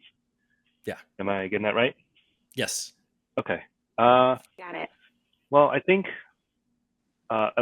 something that I think would help is definitely to actively engage with other people from other chains. That said, I'm not the best at that. I haven't really researched too much into other chains. But and also I think another thing that other creators have done really well, someone like ALGO, for instance, is he would create onboarding NFTs and just give them away. And I think that's a great way to get people started. For sure. Absolutely. And Jenna, do you have an opinion on that as well? I wish I had the answer to this because I think it's a big question. It's a major question for all of us. I mean, what got me here, in addition to Coinbase rewards, are the cheap transactions. I mean, it makes it possible and feasible to run a project without having to pay for gas. It's reliable. I will send USDC and be scared to death.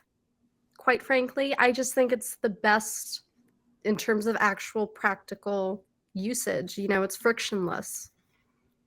Right. How do we get that across? I'm not sure. Yeah. Hopefully other minds have ideas there. Well, I mean, you've clearly done something where you've built something that's fun and drawing people in. So I think that's part of it. We have Loaf Pickle here. How you doing? Thanks. Welcome. Thank you for joining the stream.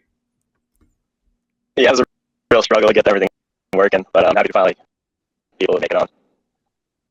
Yeah, look. This is the way it's going to be, and this is the way it is, right? This is how we do things. We keep going. So you're breaking up a little bit, but I want to hear. Do you have an opinion on how we attract more people into the Algorand ecosystem from outside, and even maybe people that are already here that aren't all that into NFTs? Yeah, so I think that the main way of doing it is to sort of disguise the blockchain background and have more of a Web2 feel to everything. And I really like the permissionless aspect of Web3. I feel like as time moves on and technology improves, I think the process of getting more people involved into Algorand will become more streamlined. I think it will really help with mainstream adoption. I think the mainstream point is getting a wallet and getting the wallet funded. So I think once we start figuring out how to streamline that for normal users, I think that things will really start to take off. Cool. I want to ask a question, Al, and this is directed at you. When early on, and maybe I'm getting this wrong, but early on in my interest in Algorand NFTs, there was this rumor going around that you're like a famous person, and that's why you don't want to show your face. Are you a famous person, Algo the Owl? Oh gosh, no, I'm not. Where I've never heard of that rumor before. That's a very interesting one. I'm creating that. Am I creating that? Somebody, it was on the Algonauts Discord. That's the only reason why I brought it up. All right, so you're not famous. Well, what the hell are you doing here? I'm just kidding. I'm just teasing. Honestly, though, I have accidentally pseudo-doxed myself a couple of times. When I would join these sort of things, sometimes I would log in with my other email, and then people see my picture. It's like, oh, just another guy. So yeah, I'm just like you, every other person. Yeah, we're okay. So that's okay. I'm obviously joking. IRL, let's see. Do you want to? Do you have something else that you wanted to ask her? You know, the community sent in. Basically, want to get to those because I love me some. But I guess I know you guys have kind of been pondering that question. Although Rain Gal Instant Shuffle is not, I think as far as like we said, maybe people into the pot of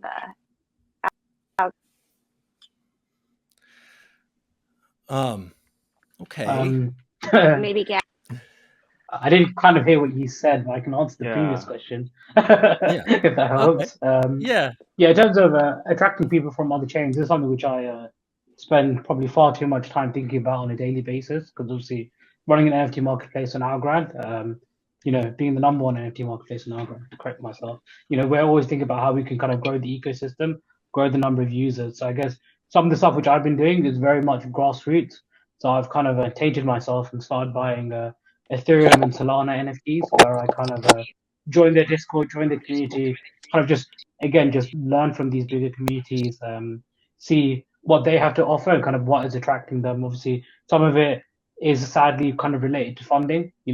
Some of these projects in Solana can just kind of mint a project and raise $1 million, and obviously with $1 million, you can just go ahead and kind of build an amazing team, kind of build a few different amazing products. The developers are extremely expensive in this space, and raising that capital is quite a hard thing. But kind of what I've been doing on very much on the grassroots level is to join these Discord and kind of quietly shilling algo where possible, and people are talking about what are the chains that they're into and things like that, which has attracted a few people, probably on the number of my hand. But I kind of, as Ryan Gallery as a business this year, in terms of trying to go out to the larger ecosystem, I'll be attending ETH Denver. I'm actually leading a mint your own NFT workshop during the build session, and obviously during that workshop, I'm going to teach people how to mint NFTs on Algorand. So I think that's a good way of onboarding some developers into the ecosystem, which is kind of severely lacking. And the other thing which I will be doing later in the year is, as Ryan Gallery, is we're attending NFT NYC.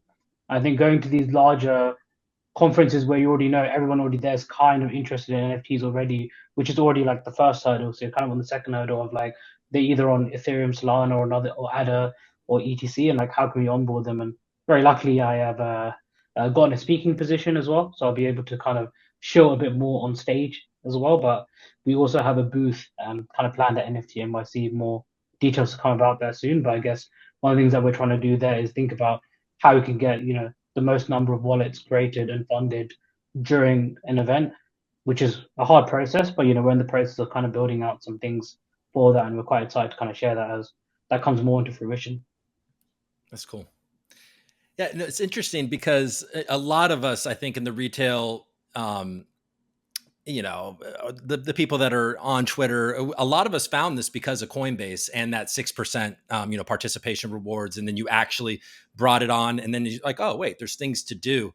I think that's so cool. And then once you got here, and this is a question from the community, once you got here and you started building, and now you've been building for a while, is there something in particular that you find is missing in Algorand NFTs, or just Algorand the blockchain and the tools that you have available? Like, is there stuff that you would like to see come on that would make your lives easier? I think more devs, probably. More devs, right? More devs and more liquidity. I mean, I feel like that's the answer to to most of the questions, but yeah, some more devs. Loaf Pickle, did you have some? Oh, go ahead. No, please. Oh, no, sorry. I think there's definitely a few things that would be really cool if they were more of the norm. So instead of us creating collections prior, having a supply, I guess, for the collection already pre-minted, having something that's minted on demand would be, I think, a better way to go about it. Which reminds me, stuff like HighForge from AlgoSeas might have something like that. But yeah, just my 2 cents on that. Cool. Me personally, I would like to see more credit card to NFT purchases. Just kind of buy with your credit card, be able to not have to worry about a wallet or anything like that. I also think USDC could be a powerful cross-chain tool. Being able to kind of swap out across chains and stuff would help attract more people that are already into NFTs onto Algo instead of having to go through normally you have to go through a centralized exchange, swap one token for the other, and come back down. If you're able to just kind of use USDC and their burn mechanism and just kind of switch it, I think it would add a lot more interoperability to cross-chain collectors. For sure. I did see recently that Circle is working on a tool where you can kind of take USDC ETH and turn it into Algo very simply. So I think it'll be a really good tool. Yeah, I think that's going to help a lot. Yeah, for sure. And then Magash, how about what Al was saying about the minting on demand? Is that something that is interests you? And what are some things that you wish you saw, or are you planning on building at Rand? Yeah, sure. I can kind of talk a little bit about a few different things, but yeah, I think mental demand is very cool. And I think there are several ways of doing that. I think what HighForge do is great, and I think we're supporting HighForge projects on Rand Gallery, and I think there are more things that we can do to kind of better enable creator onboarding. I guess one problem that you have kind of before these HighForge platforms existed is you kind of need a dev to start an NFT project. And if you look at like Mintify and all these other platforms that exist on other chains, which allows kind of anyone, as long as they have enough kind of crypto balance, to just go and create an NFT project generatively. They don't need to worry about the generating and things like that, which is, I guess, like a big issue, because yeah, as Al said, there are a very small number of developers in the ecosystem. Another thing which I think is a little bit limiting, and it's kind of indirectly related to funding as well as a few other things. But when I talk in other ecosystems such as Ethereum and Solana, like the first question they ask me is like, what is the biggest like NFT token in your ecosystem? Like LP, like what's the value of it, etc. Because if you look at the ecosystems like Solana obviously has DGODs, it has Dust, and pretty much all these projects have some kind of staking mechanism and some kind of LP backed token where they'd be like, we get $20 a day for holding this NFT. Obviously, I think the issues with things like that is I've gone through the process with a project which I'm working on now called Aquatopia. It's like kind of actually going through the rigmarole of like setting up an LP token, setting up the appropriate foundation offshore, like doing all the stuff with these Solana projects do is not like it's an untrodden path. It's just a very expensive path where we're talking, tens of thousands of dollars to properly set up these entities to, do these kind of weird and wonderful token plays without putting yourself at risk. And then obviously, we see ApeCoin has now blocked US stakers, and then it's a whole legal rigmarole. And obviously, I think creators in the space would be more open to it. But obviously,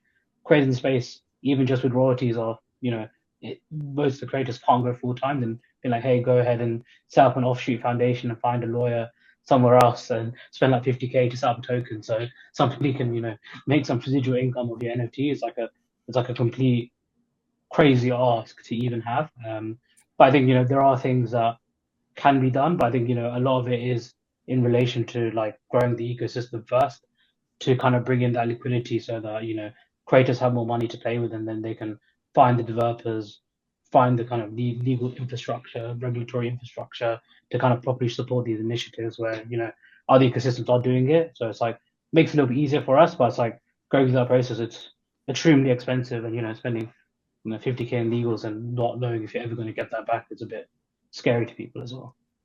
Right. And Jenna, did you have any thoughts about that?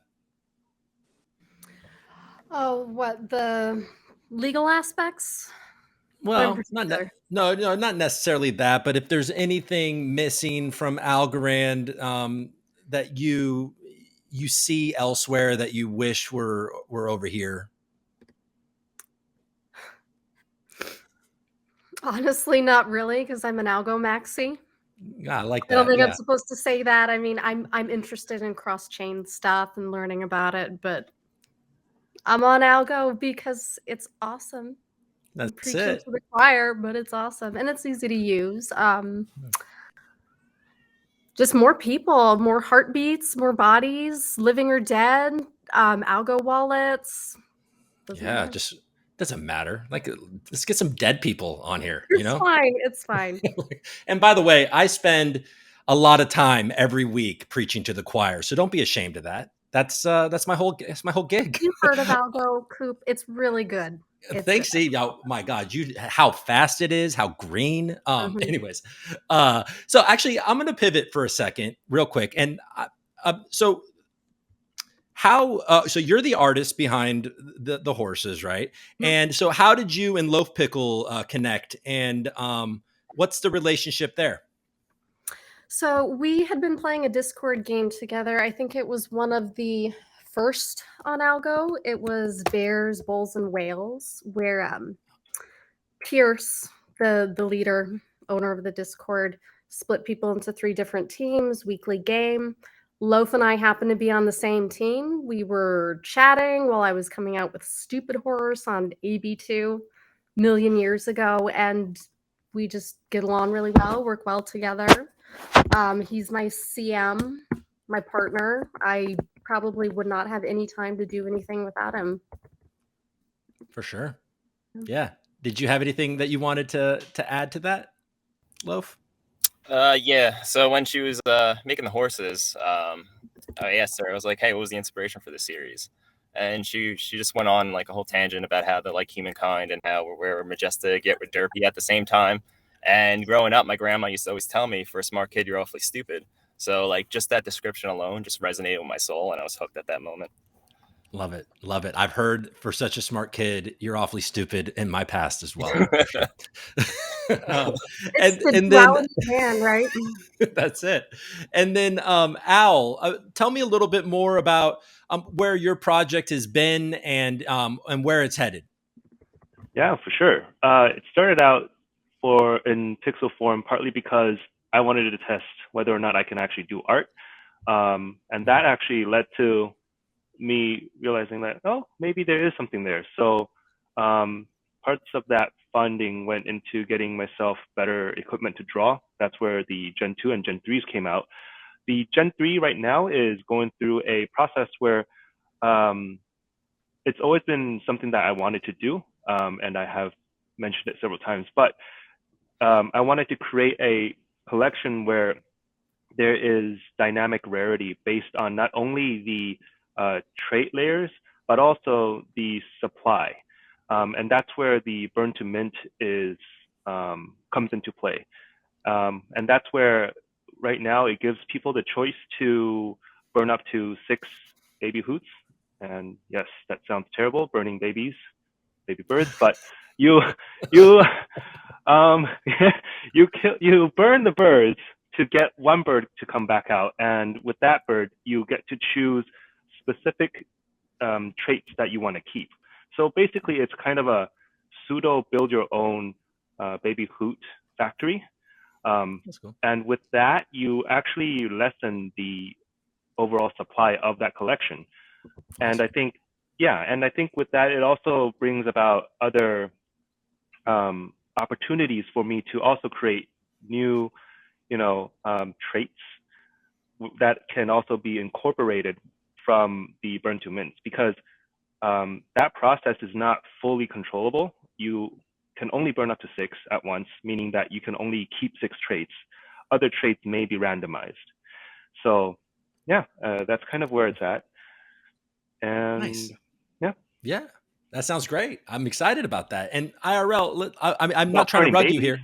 Ooh. Oh yeah, let's burn some Al babies. That's not exactly popular right now. The whole dead baby art. That nobody really likes the dead baby art right now, right? I mean, I don't know why that's popular, but Madonna wears it or something. Gosh. IRL, are you You birdie?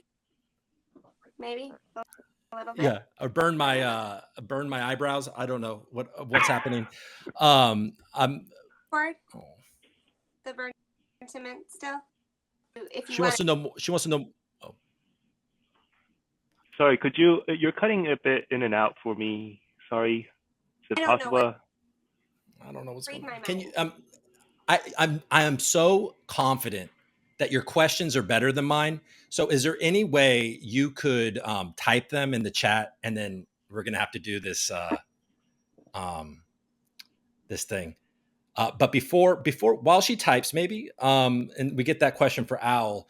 I was going to make a comment about, the reaching out and, bringing more people in. Agash, I do see on Twitter that you are actively out there. You're buying seals. I'm seeing, you've bought a couple. You're finding projects that you like on other chains. Are you just collecting and having fun, or are you on a mission? What's going on over there?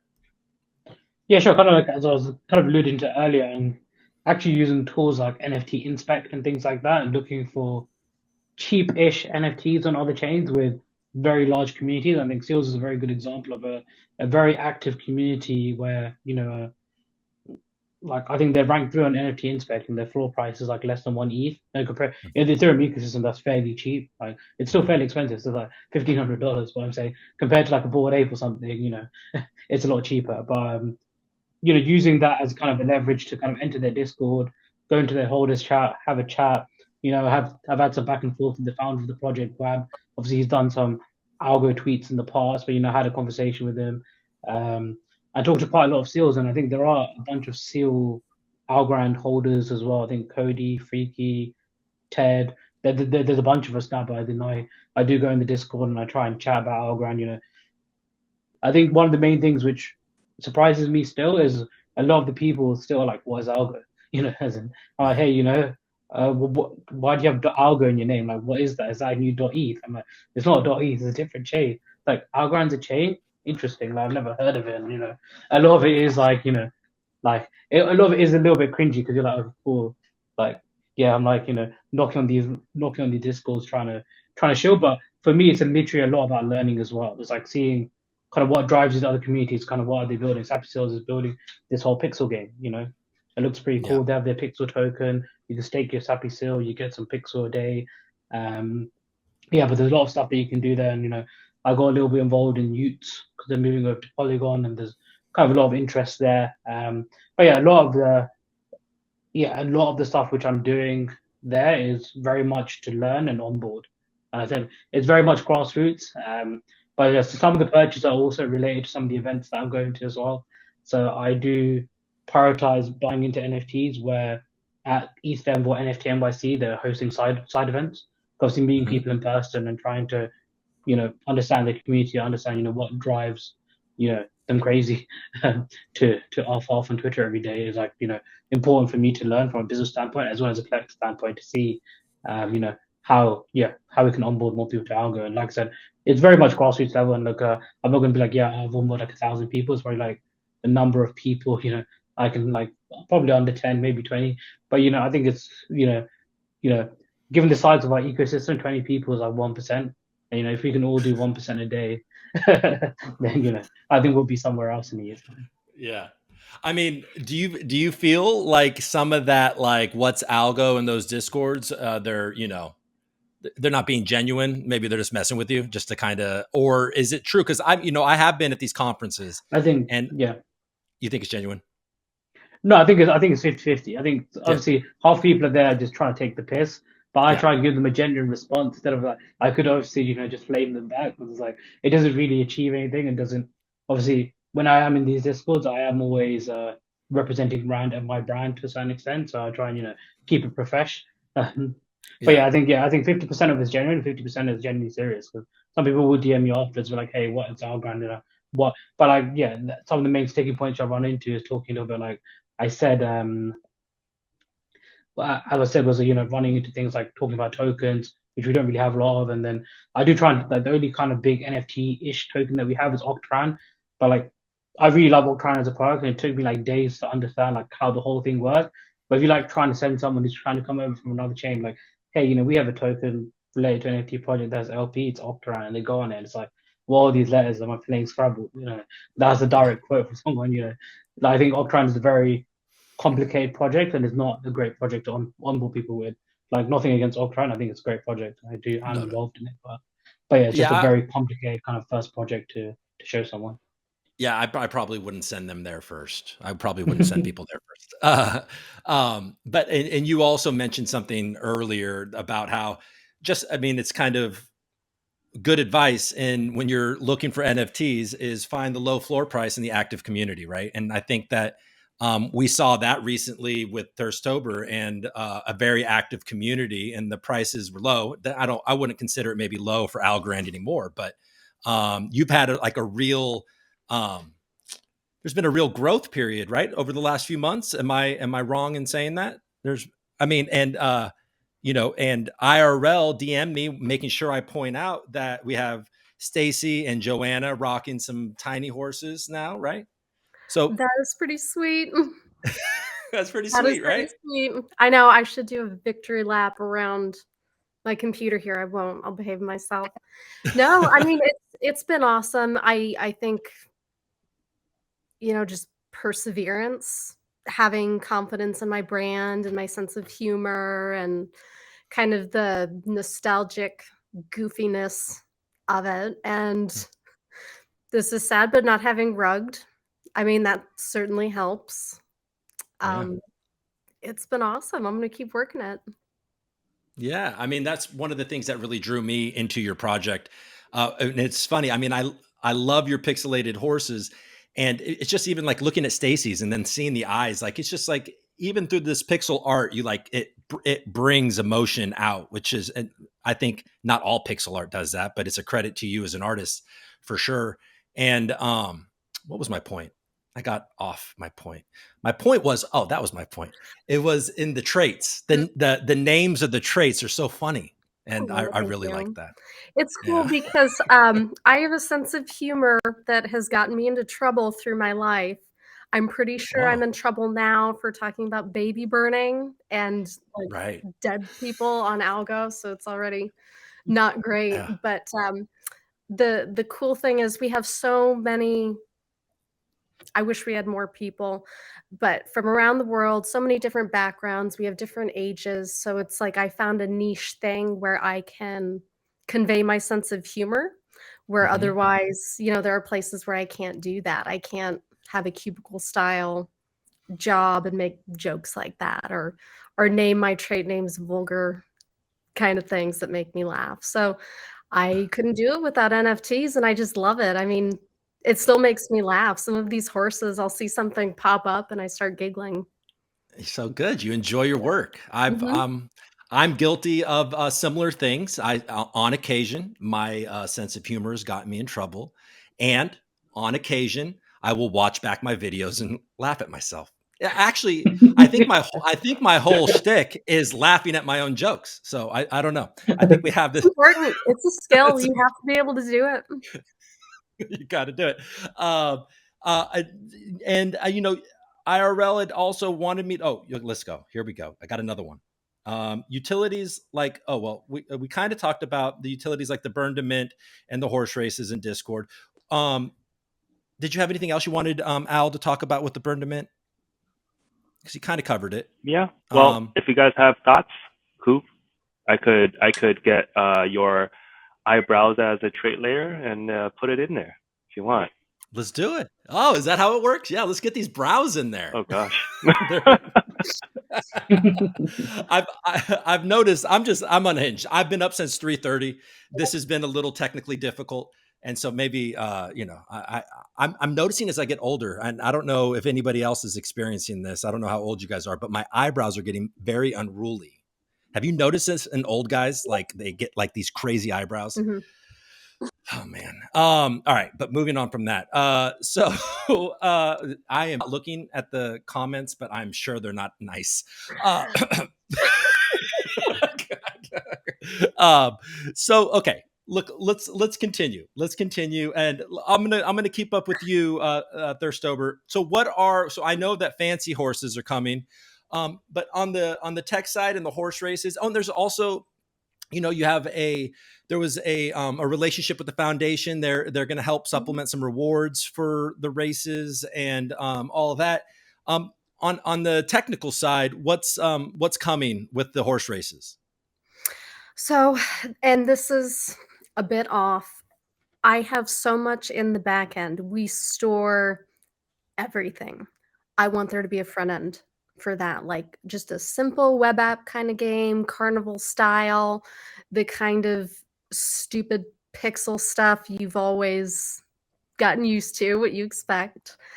And just kind of pivoting all of that data into something that people don't need to be on Discord to use. And then in terms of the tech, I had been winking earlier. Someone called me out in my chat for winking about Mint on Demand, but we are building something like that for Fancy so that you can mint on demand, and we'll see how it goes. There we go. And Al, that probably sounds pretty good to you, right? Love it. I think that is the approach that most projects should probably go for. Yeah, for sure.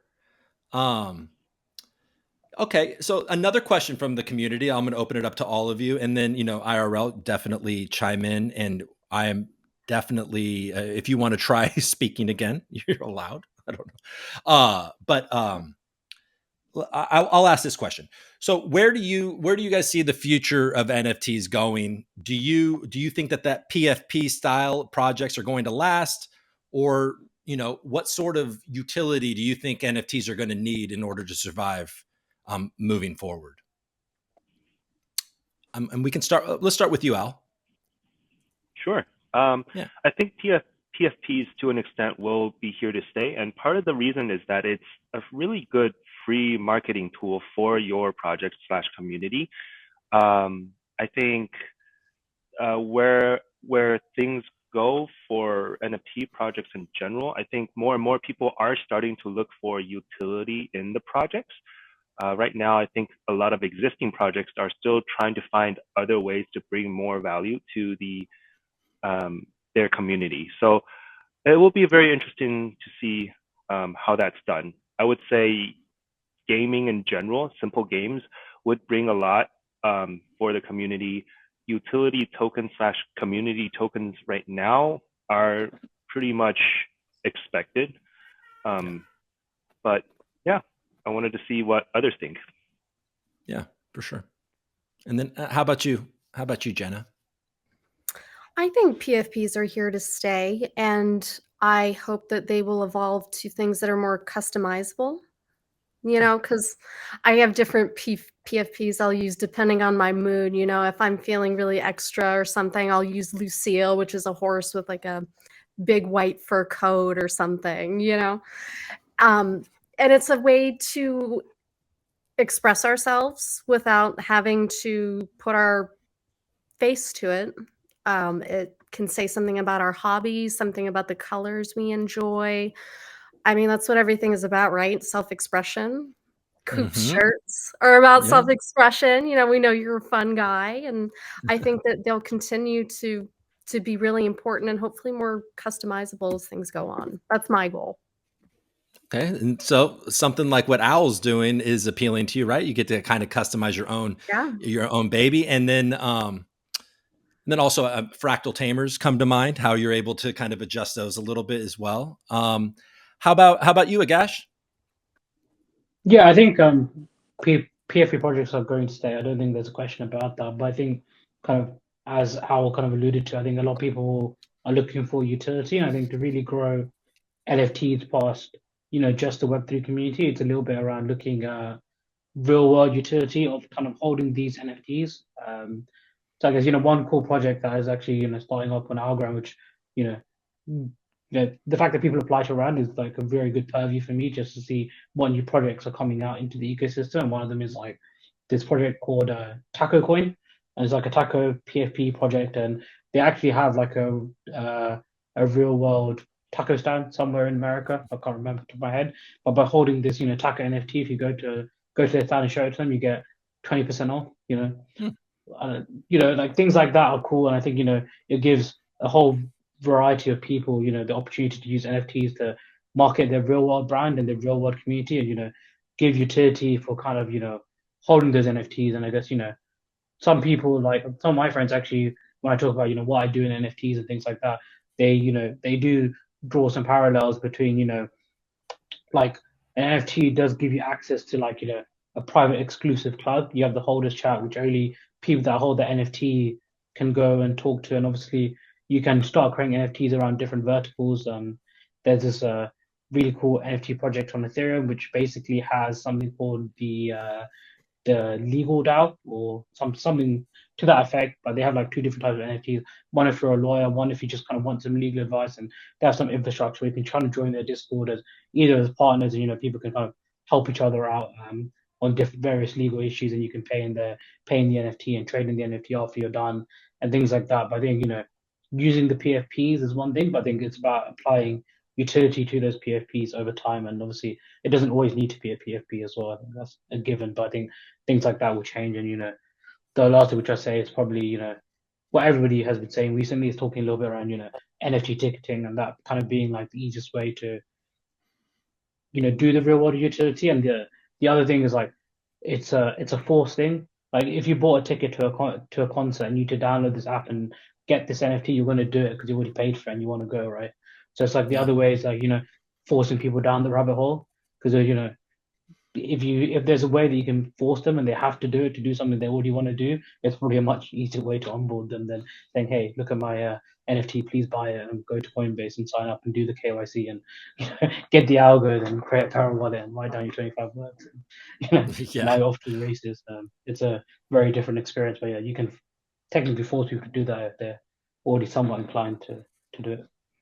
Yeah. I mean, and even with that ticketing type of thing, is that, that's also potential for these concerts or these people to make more money because they can load that ticket with, a song or different images, or, you can sell certain packages, and it can not even be about the event. It can also be about that virtual event too. So there, I'm sure people are working on this.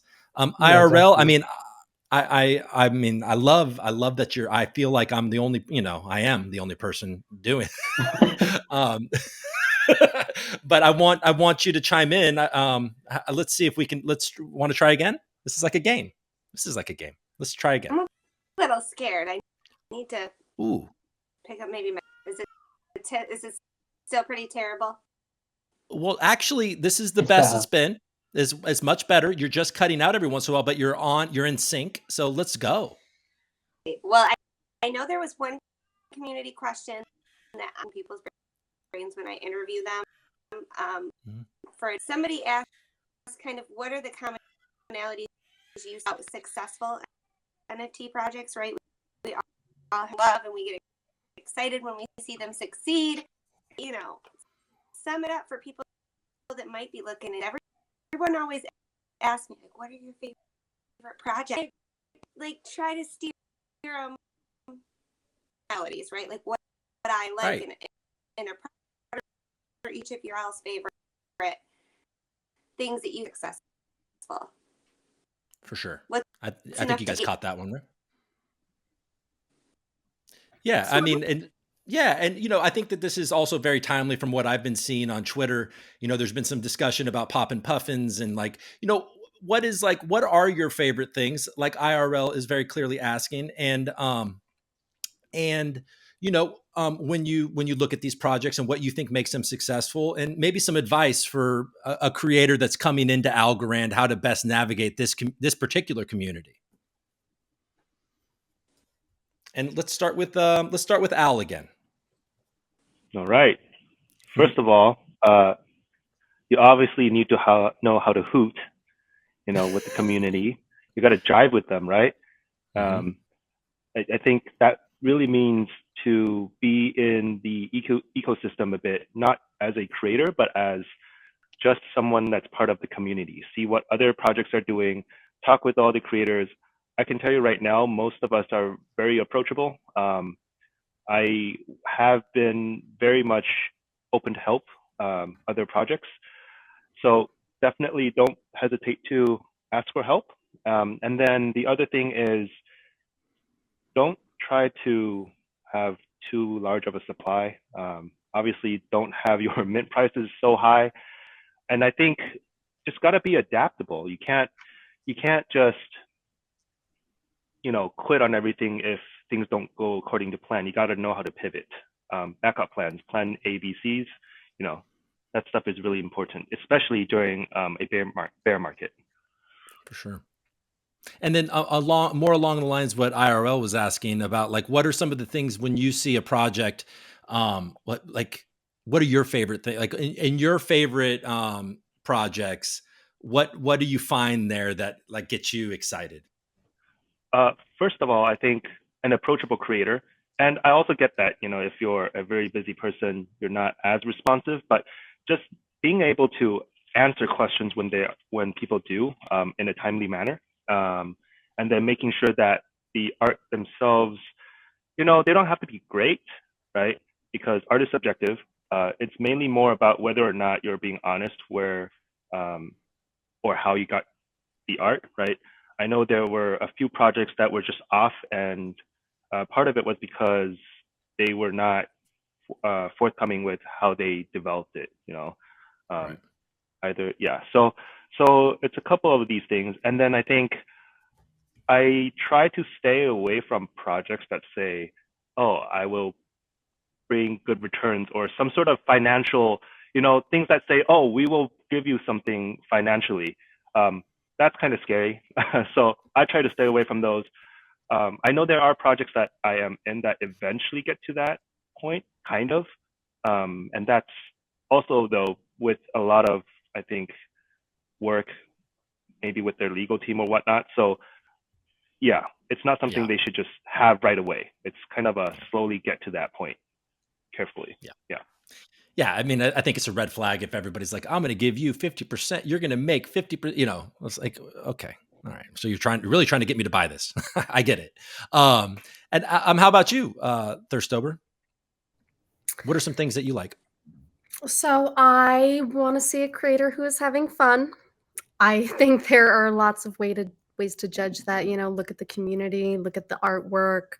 How engaged are they? Are they making jokes? Just I'm drawn to people and projects where there's optimism, positivity, and having a good time while having a plan. Because we're trying to maintain and grow businesses here, but I don't think that means we can't have fun while we're doing it. And I think that it emboldens the business to do something that you really love. I'm going to work harder on something that is important to me personally than something that I just picked because whatever, Yeah. I agree with Al on the security concerns. We're kind of in the Wild West here. I think that, maybe there's a little flippancy towards legalities, and I can understand it because what are the legalities right now? How much has really been in the courts? Has anything for algo been in the courts? I don't think so. Everything is ETH right now. So that makes me skittish a little bit. Al really hit on everything.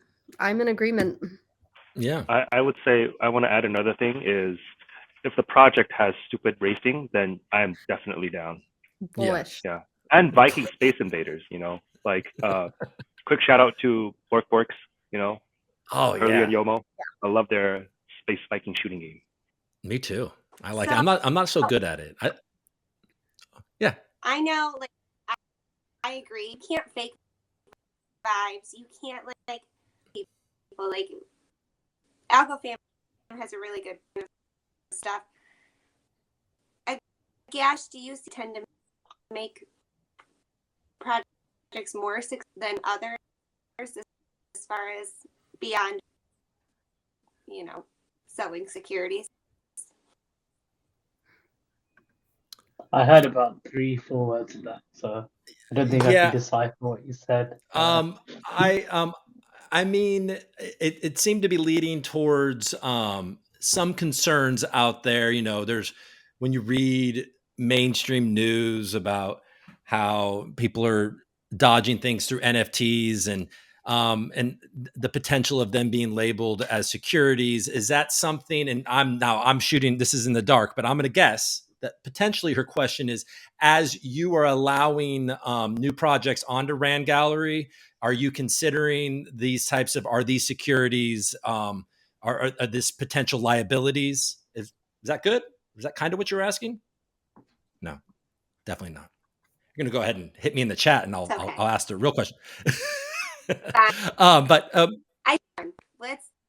what draws me is like, people can laugh at themselves. Those are the creators that I loved. Stations that you can erase it with it.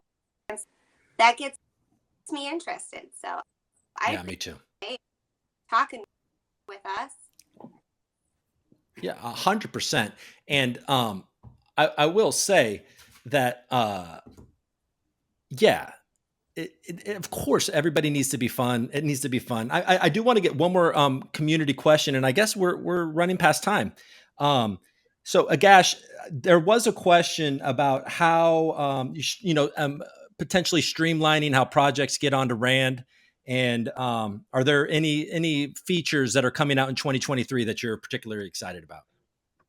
Yeah, sure. I think since we have taken over Rand, I think we've done a pretty good job at streamlining new projects joining the ecosystem. I think before our time, it was roughly 2+ weeks from submitting your application to getting on Rand, and now we typically, a big props to Dylan and Ross. I don't actually approve the project, but I'll take the credit. We do process the projects in like 24 to 48 hours, and the tech team will kind of get them on as soon as possible, and we try and do them in chunks, only because we kind of tweet them out from a social media perspective. But I think we have streamlined as much as possible. But I think Rand will always kind of continue to be a gated marketplace, and we have a semi-lengthy application form now where we ask kind of a bunch of questions, and this is to obviously mitigate some risk for the community, ourselves, and other things like that. But I think we have done a very good job of streamlining, and I think if we started streamlining even more, I think we'd end up cutting corners and putting either collectors, ourselves, other people at risk. And like I said, we do have a bunch of questions. We do ask people, are these things securities? And we have kind of dived into certain projects where whether they have been deemed a security or not. And some of the projects have actually changed what they're doing based on us not letting the kind of list on Rand as well. In terms of exciting features for 2023, I think the big thing which we're hoping to launch in the next few months is we are rebranding. Rand is going to kind of a full rebuild. We're kind of moving to smart contracts. We'll bring in auctions, kind of a lot of the ask features we are bringing in.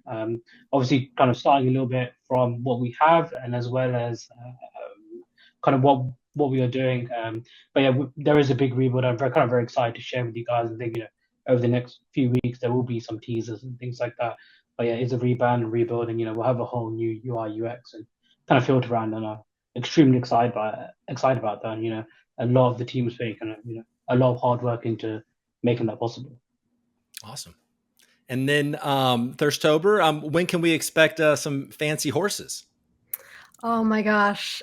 Hopefully the end of March, probably more likely April. It is a lot of fun, but I tend to get sucked into my work and it'll take me 2 days to make a coat or something. But, I wind up loving that coat, so it's all good. So April. And you're going to have lots of coats. Okay, great. So many coats. So many coats. Yeah. And then Al, is there anything that you're excited in particular about 2023 with your project in general? Yeah, definitely. Continue to build off of the Burn to Mint. Expect some sort of Cooper related trait, maybe. We'll see. I'll talk with you. Want to make sure you're okay with it. Of course I am. Yeah, and then I'm open to ideas. I think a lot of this project really comes down to feedback from the community as well. Awesome. Well, look, Thank you to the audience for bearing with us through some technical difficulties. Thank you, all 4 of you, for joining me. And then IRL, I think we're going to have to run this back. I think me and you are going to have to team up, because this wasn't it. This wasn't our best. But we'll lift it up next time, and then maybe we can do this again, right? All right, cool. All right, everybody. Okay, so we got. Thanks. Thank you so much. We have Napster coming up next. It'll be me and JT talking to Napster. So that's exciting. All right, everybody. Thank you so much. Bye all. Thanks for the time. Thank you, everyone. Hello. Thank you for joining us. So we're back here. We're with John Vlasopoulos. Did I say that right? Vlasopoulos? No. Very good, Cuba. All right. Thank you very much. Nice. And I'm glad you went first, because I would have butchered it. JT, you know how to say that. It's easy. John V. If you get stuck, it's always the John V. But the John V. And we have Opulus in the community, which is like half my name. So it's all good. Yeah. And a nice shout out to another music project in the ecosystem. From the top. It's all about community. From the top. There we go. Yeah. And you, sir, are the CEO of Napster, and also have a very interesting history at Roblox and organizing that music division. And, when it comes to the metaverse and virtual concerts, you're kind of right in the middle of that, right? I mean, this is something that you've spent a lot of time on. Am I correct about that? You are. Are you Coop or Cooper? I want to address you correctly. Oh, Coop. I mean, look, if you're John V, I can be Coop. If we're getting friendly. Right. Coop, JT, and John V. I like it. I like it. Modern day law firm. So I think we'll come to the concerts. You're right. I think there was just a tie that the Napster. So this is actually a new T-shirt. So I think if anyone in the chat shares a meaningful old OG Napster story, maybe we'll send out a T-shirt, someone in the community. But usually I'm wearing my OG Napster T-shirt. So I actually worked on Napster 20 years ago when I was at Borderless. So I was part of the group that lent the original peer-to-peer Napster $50 million. And then we took $1 billion offer to the music industry back then and nearly got everything legit. But I had an aggressive German boss who wanted to save the music industry. He was from AOL. And let's say the short story is the music wasn't ready to be saved by a wild German tech guy. So the Napster 2.0 that we never launched, I still think was better than most of the things that have come since in terms of the streaming era. So that was one of the reasons after Roblox for returning to finish what we started 20 years ago.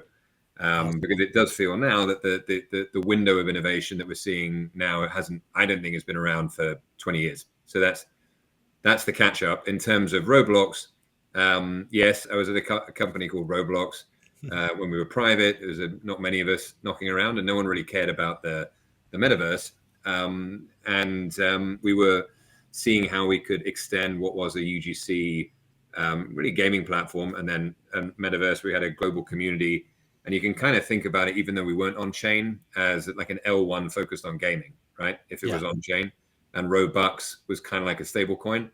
So we had millions of developers building on the platform, and all the creator economy scenarios of 15-year-old girl in Guadalajara creating digital assets for a community around the world and feeding a family of 5 was all happening live. So concerts and music seemed a natural way to extend the great experiences that were created on the platform. So we started doing virtual concerts. The first big one was this man, Little Nas X.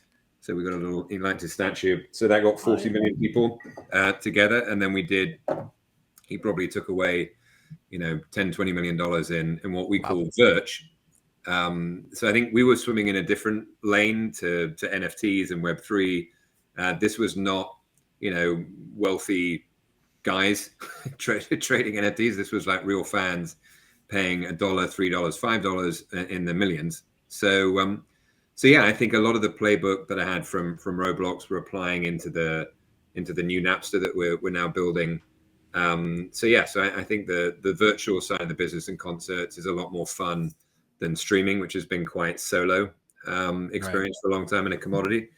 And then taking into account, I think, community that has been missing for a long time from media, and bring that back in from a gaming perspective that has nothing to do with Web3. And then the best of the non-fluffy side of Web3, right, which we think is blockchain, the transactional aspects, the contracts, and smart contracts, to just finally bring innovation to the music industry that's been kind of dying for the last 20 years. Yeah, for sure. I mean, and what I was sort of alluding to or wondering is that if there's a connection, is Napster, is that sort of part of the roadmap to be doing sort of these metaverse kind of virtual concerts, or is it a kind of an entirely different thing? No, I think it's all one. So I think the notion of if you think about amongst the algo friends that we have on the Zoom, if you think about platforms like Epic and Roblox and Minecraft, it's kind of like the first era of the metaverse, kind of like the walled garden era. I'm a big believer in like the second era, which is more of the open metaverse, in the same way you have like the open aspect of traditional, Web3 that's been around, again, swimming in parallel. So I think the first era of metaverse has been closed. As it goes into the second era, I've definitely, our plans are to develop and launch a Napster concert series, which is not in one of the walled gardens, but is open. There are a lot of great companies now that have launched that are more metaverse as a service or kind of open metaverse platforms that we're looking to do some acquisitions, we'll either buy or partner with to bring that to life. So expect to see in 2023, a Napster concert series presented by, let's call it Brand X, that we can have kind of connected to the core Napster experience, where this is Sad Night Dynamite, whoop, over here. Great band from the UK. So you're on their page, you see there's either token gated or just a fun virtual concert. You're already interested in the band, and then you can see the event, but it goes in a browser. So at Roblox, everything was download. So there's sort of, we see a future browser based. We can have live video. So all the tech in the incumbent platforms was a little older. So we think now with the new tech, we can do things that are equivalent in quality for a lot less price and can reach more people, where you don't have to go into kind of an incumbent walled garden. Yeah. So yes, and I think when you have the notion of of community and virtual spaces, that helps the flywheel of self-expression, because then you're flexing. I'm here, JT's here, you're here, and we're all there together. So the collectibles that you were maybe purchasing from the band, you can show off. So I think, and that was the secret sauce of the metaverse versus traditionally Web3. Is we had a community. So when you were buying a Little Nas X t-shirt or backpack, the reason you bought it was to kind of flex with your friends because you're hanging out in these virtual spaces. So we think they all tie in nicely together, but Roblox wasn't on chain. So we think there's huge advantages of now building it with more updated tech for a sector and leveraging the best of being on chain. Sorry, JT, you had Oh, no worries at all. So yeah, I'm curious because Napster just recently went through a pretty big transition with the help of Hivemind and Algorand, going from a public company to a private company. So I'm curious to get your take. Like, what is Napster able to do now that it maybe wasn't able to do as a public company? Like, is there more flexibility as a private company to do what you want? And then, another loaded question, I suppose, is like, what is the grand design of Napster? Because we all know Napster as one of the longest standing music streaming companies out there. But with the move into Web3, we just touched on the metaverse virtual concerts. But what is the grand design outside of that? Sure. All right. I'll try and answer succinctly, JT. But I think we feel we're in a nice Goldilocks situation now with Napster, where respectfully, like, the big guys are too big, and generally speaking, apart from the amazing companies in the Algorand ecosystem, the small guys are too small. So apart from some exceptions, so the nice thing about being middle-sized, not too big, not too small, and private. So the public companies, Daniel and Geronimo, who are doing Deezer and Spotify, they're public. They have to report to shareholders every quarter. So if you listen to their earnings reports, they're not talking really about music anymore. They're talking about audio, with audiobooks and podcasts, right? Because those are higher margin product versus music. So that's the direction they're going in. So what we're doing is kind of a different ball game. And then, a lot of the smaller companies, again, outside the awesome companies in the algo ecosystem in the Web3 music space, the investment that went into Web3 music versus Web3 gaming has been kind of, minuscule or de minimis by comparison. So 4 billion to like 200-300 million. So we think a lot of those, for us at Napster, a lot of them unfortunately haven't been able to survive the winter last year. So we're looking at some acquisitions to bring into Napster of those great tech and teams. And then the ones that are surviving and thriving, we see as great partnerships to kind of combine, and we're having conversations within the ecosystem. So I think the advantage of Napster, I think if you're doing, DeFi rails and infrastructure, you can be full Web3. I think when you're dealing with consumers and media specifically, it's an advantage, which was Algorand's great insight, I think, in terms of doing it, as you mentioned with Hivebind and the other investor group of the take private last year, having a running start where we already have, all the same global rights to the music as a Spotify has, which are hard, if not impossible, to replicate. We have an iconic brand that reached 100 million people, back in the day. And then we have a global user base that actually pays us money every month around the world. So I think having that as a kind of a hybrid play, where we're 2.5, we can bring in the new features, which you'll start seeing this year, into the Napster ecosystem. Some things not Web3, kind of community, some things, the natural first step you'll see around commodity, like a collectible marketplace, right? Because Napster's already a marketplace. We have millions of storefronts, which are the artists and the user profiles. The profiles will start turning into wallets. The community comes in, and then if you love a band, you'll see collectible things that you can get, video, audio, music, experiences that we already have the relationships with to bring on board. So I think all the great momentum that's been happening up to now, we have enough weight in the community and brand to kind of bring them all to bear and start to turn these things, again, bringing into Coop's point, virtual concerts are kind of the best of the metaverse, and bring all that to bear in an independent player that can start to provide some proper consumer traction, as opposed to, it's really tough. Otherwise you're going artist by artist, when you're going pure net new Web3. So when you fully launch into this new, 3.0, I believe you're calling it Napster 3.0, is this going to be, so it'll still be a subscription-based music streaming, right? And then there'll be a lot of these Web3 things in addition to, is that the plan? Yeah, so I think in terms of consumer behavior, there's been a lot of, I'm very anti-jargon. So I think as much as if you're a music fan, we like talking about, fandom and rewards and membership and, delighted. So if you happen to, again, love Sound Night Dynamite and you go onto their, page on Napster, maybe one of their albums, they're all on Warner right now. Maybe they leave Warner and they're independent. So if you're streaming it in the back end, we could be doing that on a smart contract, on Algorand.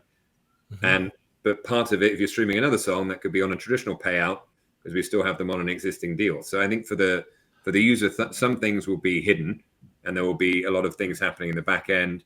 We're having discussions around decentralization, almost going back to the old structure in terms of traditional hosting. So some things will be happening intelligently on the back end, whether the user and the fan will not even need to worry. We'll kind of handle things intelligently. And then on the front end, what we found, the hundreds of millions of dollars or whatever we generated in net new revenue at Roblox, that didn't even have anything to do with music. That was all kind of art related to the bands that we work with. And we only work with, 10, 15, 20 artists. So it was still not even at scale. So the notion is within the service, again, think of us as a music marketplace now. The metaphor I've been using is like a festival. So now music streaming is like a festival where you pay money, which is your subscription at the gate. And then you go in on your own and you wander around and listen to any song you want on speakers. It's not very fun, right? Yeah. So the first thing is inserting people, right? So you suddenly have friends who like what you like and your friends in there, so it's immediately more fun. And then you start to have the kind of merch table equivalent, right, with the bands and brands you love, we can go in. So that natural thing we think is an evolution where maybe it sits in parallel, because currently we're we don't have a freemium tier. So as we get the freemium tier going, maybe there'll be like a web counterpart you'll see where the collectibles, which will mirror it, but be outside the paywall. And then we'll start to have an experience where you can maybe listen to some of the tracks outside the paywall, when you're shopping for the stuff you like. And then if you're a member, you'll be able to display, so let's say again, Sound Night Dynamite, I get a cool collectible. If I'm already a user, I can display that on my profile and have more cred in the community. So running in parallel and then threading together, and then the experiences will come second. Right, so you can start to get initially goods and collectibles, video art, music, and then moving towards experiences after that. And then underlying all that is the community that I mentioned, right? So you'll start to see, if you're into glass animals, you can join the Pineapple Squad and connect with other people in that. And then that has that social flywheel of starting to go, I'm getting my stuff, I'm checking out Coop's profile, he's into what I'm into. And then you get some secondary trading, and it starts to all come to life. So that's the high level and it's fairly logical just around fandom. If you we have 20 years of data of music fans. So Coop, like we would already know that you're a Drake fan or whatever, right? So we can present things to you in your profile that are maybe promotional. You don't even have to buy, and you're going, oh, this is cool. What's this? It's a shout out. Thanks for being one of my first 100 fans in Miami or New York or wherever. So I think it's leveraging the data we have, leveraging the rails that we have. I joined a DJ's club over the holidays as I'm trying to experiment.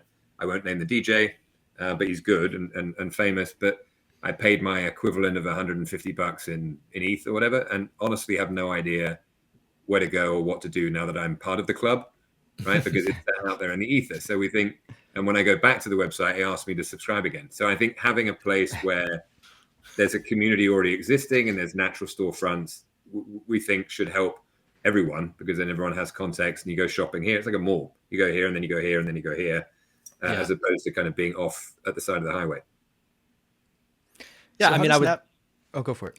No, definitely. You go. Okay, all right. I'll take it. How does Napster plan to, differentiate itself from, all the other music applications that are out there already growing in the ecosystem, or even other ecosystems such as, Opulus, LimeWire, Dequency, A-Note Music, even Audius over on Solana? There's a lot of competition out there, so I suppose I'll say. But of course, one of the advantages Napster has is its brand. But I wonder how else it'll differentiate itself. Yeah, JT, I think, as I was saying earlier, there are two main experiences that as music fans we like doing primarily, right? One is going to concerts and festivals and events, which the average fan does a couple of times a year. And the other one is listening to music, which we do a couple of hours a day. So I think we already have a lock on the second one, which is the most popular use case. And you're already there. So I think we don't really see it as a competition. We see that, again, they're either partnerships. I think I like Ranil. I've talked to him at Audius. I think they're doing a great job, and I think they're attacking because they don't have all the other artists. They're having to check out the Sippy Cup, DJ Sippy Cup, or whatever. Right? There are a lot of bands that you haven't heard of yet, and the play is there. Maybe they'll become famous. This sort of SoundCloud pitch. So I think we're very respectful of all the work and innovation that's been done before us, and want to learn. Provide a more mass market opportunity for some of those ideas. So we think, people love listening to music. It's very hard to change consumer habits to get them to do net new things. So we're kind of prioritizing a lot of those, whether it's fractional ownership, we're conscious of the SEC, but whether things are a little bit closer to the sun or the more obvious things, you'll just start to see within the service, and where there are partnership opportunities. We're talking to the NCC guys, great project within the ecosystem. So if the things that we can kind of partner on, where we don't need to build it, but we're partnering with the stack, we're not religious about having everything be our own stack. If we can partner then and bring it to market and provide more audience for the great ideas, we'll do that as well. Yeah, and on the flip side of that question, it seems like you're saying that Napster has the opportunity to be a disruptor again. And, with the bigger boys like Spotify or Apple Music or something like that, which may be so successful at this point that they don't feel the need to adjust into this new world of all of this different type of digital ownership and even fractionalized ownership of maybe songs and royalties and things like that, barring regulations. Is that the idea here? Is that one of the things? Like, you're already a competitor with those big guys. And I've heard, and I don't know. I have noticed, when I heard about Napster, I'm old enough to remember using Napster, but over here on the States where me and JT are, it did sort of fade from view. But then as I looked into it, it's actually still very vibrant in, England and overseas. So, So yes, I think the opportunity, I was saying, at the beginning to finish what we started 20 years ago of disrupting the industry. A good mate of mine from that group went on to this little company, Apple, and he's been running Apple Music for the last 19 years. So I think there is an opportunity for major disruption, and it's not, we don't want to chip away at something small. We think this is a multi-billion-dollar opportunity to change the whole landscape. And I think, again, there are elements of gaming that are fantastic, and I think what we did at Roblox was fantastic. But there are things. Roblox was built, 15 plus years ago, right? So the underlying tech, almost predated, blockchain and things that we're all talking about. So I think the opportunity to take, as a private, independent but decently sized company, the best of all the innovation in music and social music and different business models, plus community that we've all experienced, whether it's MySpace or your favorite gaming platform, whatever the reference is, plus, the best of this decentralized notion of giving agency to, again, the girl in Guadalajara, the guy in Nigeria. Like, think of it, even if Napster becomes a kind of a stable coin equivalent, where we think we can unlock billions of dollars worth of value, where it doesn't matter where you are in the world, banked or unbanked or whatever age, the whole point of the Web3 premise, we think we can bring to bear. And I think as music onboarded digital 20 years ago, we think, gaming is fine. And if I'm an investor, it's easy to dump 50 or 100 million into you, me, and JT did a game in 2007, and we're gonna get the gang back together. But it's a very eye of the needle thread to get that right. But music, the great thing is we've got, millions and millions of like mini brands within the umbrella that are artists and bands, and each of them have hundreds to millions of followers. So we think if we can rally, which is why music was so attractive earlier with digital, it was just so pervasive and emotional and connected to everyone around the world in every country and every demo. So so we think if we can get it right and have the right kind of playground together, that it looks materially different to the other experiences you have. None of them really have any brand affinity, because a lot of them have been packaged in family plans, and the kids, the under 30s. So we reached the 100 million was like 29 to 49 demo, which is weirdly overlapping with some of the Web3. The 15 to 30 don't care about any brand because they just got it with their parents' bundle. So we think Napster has the opportunity to be the blow shit up, cool brand. It's like, you're Napster, and like, and those are the partnerships we do. A bunch of people want to help with the rebrand and kind of relaunch, but it never, unlike an Abercrombie, that a lot of brands, personality brands, the Bill Cosbys or whatever, and Abercrombie's hit a specific point in their brand life that goes pear-shaped. Napster never did. To your point, it's kind of still floating in the ether. People have the fond memories. It kind of weirdly never went away, and it's like, is it away? Is it still there? But they still have the nice memories from middle school, high school, 20s, 30s, or whatever. So long story short, yes, we think we have an opportunity to really be, that Web3 consumer success that the industry hasn't had in a decade, and show, hopefully, if we get it right in music, there's no reason we can't extend to other creator segments, because the artist is multi-hyphenate by definition. So I'm just very passionate about putting dollars back to the creators. And some of the other walled garden platforms, the commercial terms are a little, weighted differently, right? So, and then I think the transparency and permissionless aspect is great, right? Because we can kind of get this market going, and we're not age specific. It's not for kids. It's not for whoever. It's for everyone.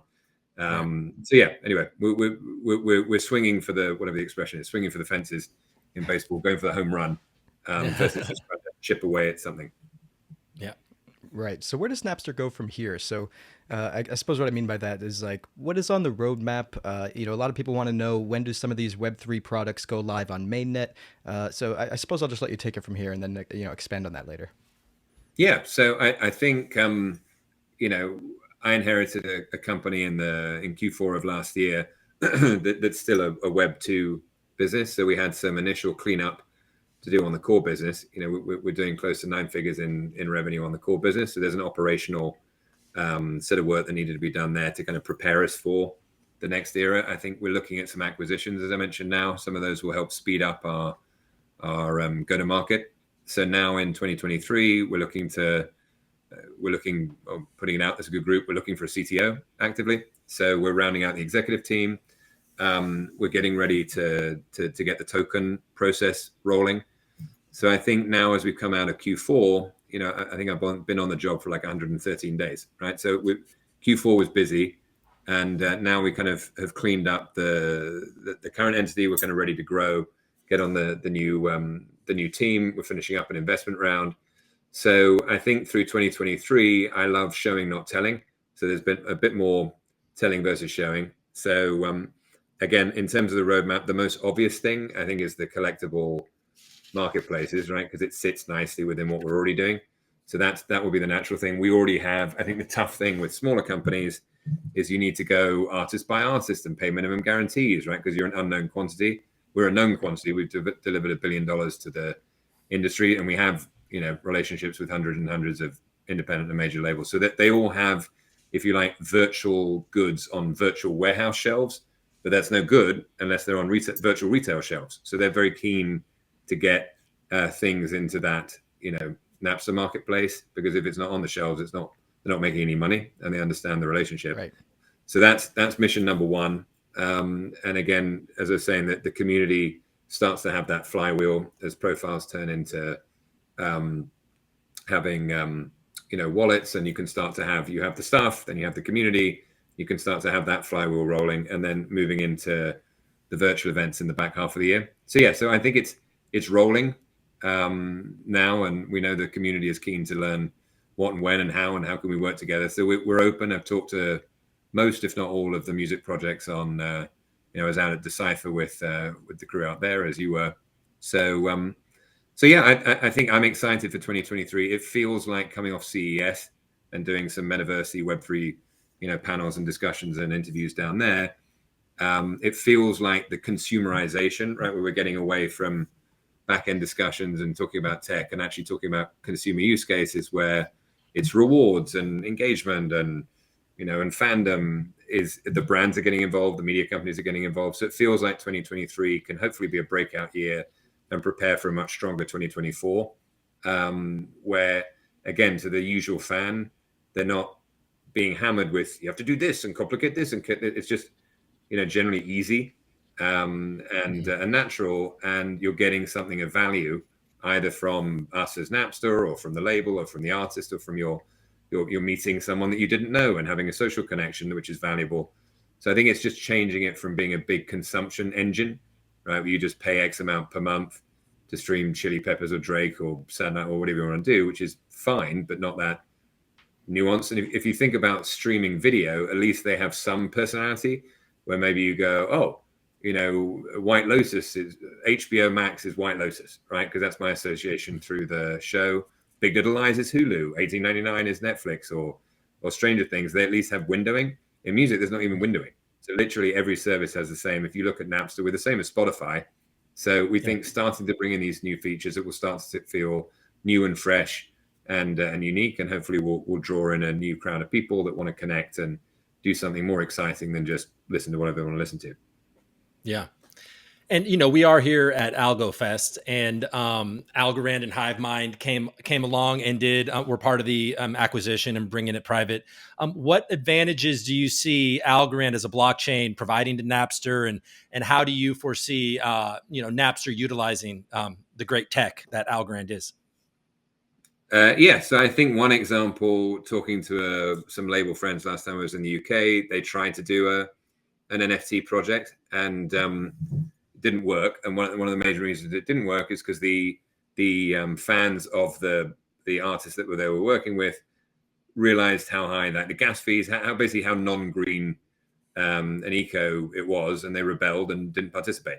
So I think one reason we love the Algorand tech is the commitment to the climate and the climate fund and that whole notion, which seems trite maybe to some people, but is very important to younger fans and artists.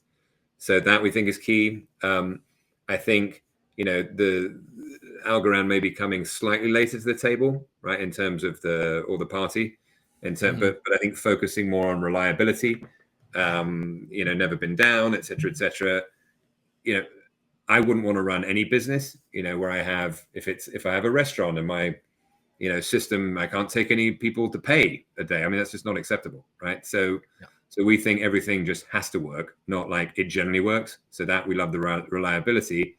And then I think being out at Decipher, it's a strong and growing community. So I think we like the notion of working with other great projects, and that community feel as Algorand and the foundation are now really kicking into gear and connecting people and supporting with marketing. We have a studio in the UK, and we want to leverage the studio for Algorand events and et cetera for artists. So I think it's hopefully rising tide lifts all ships within the community.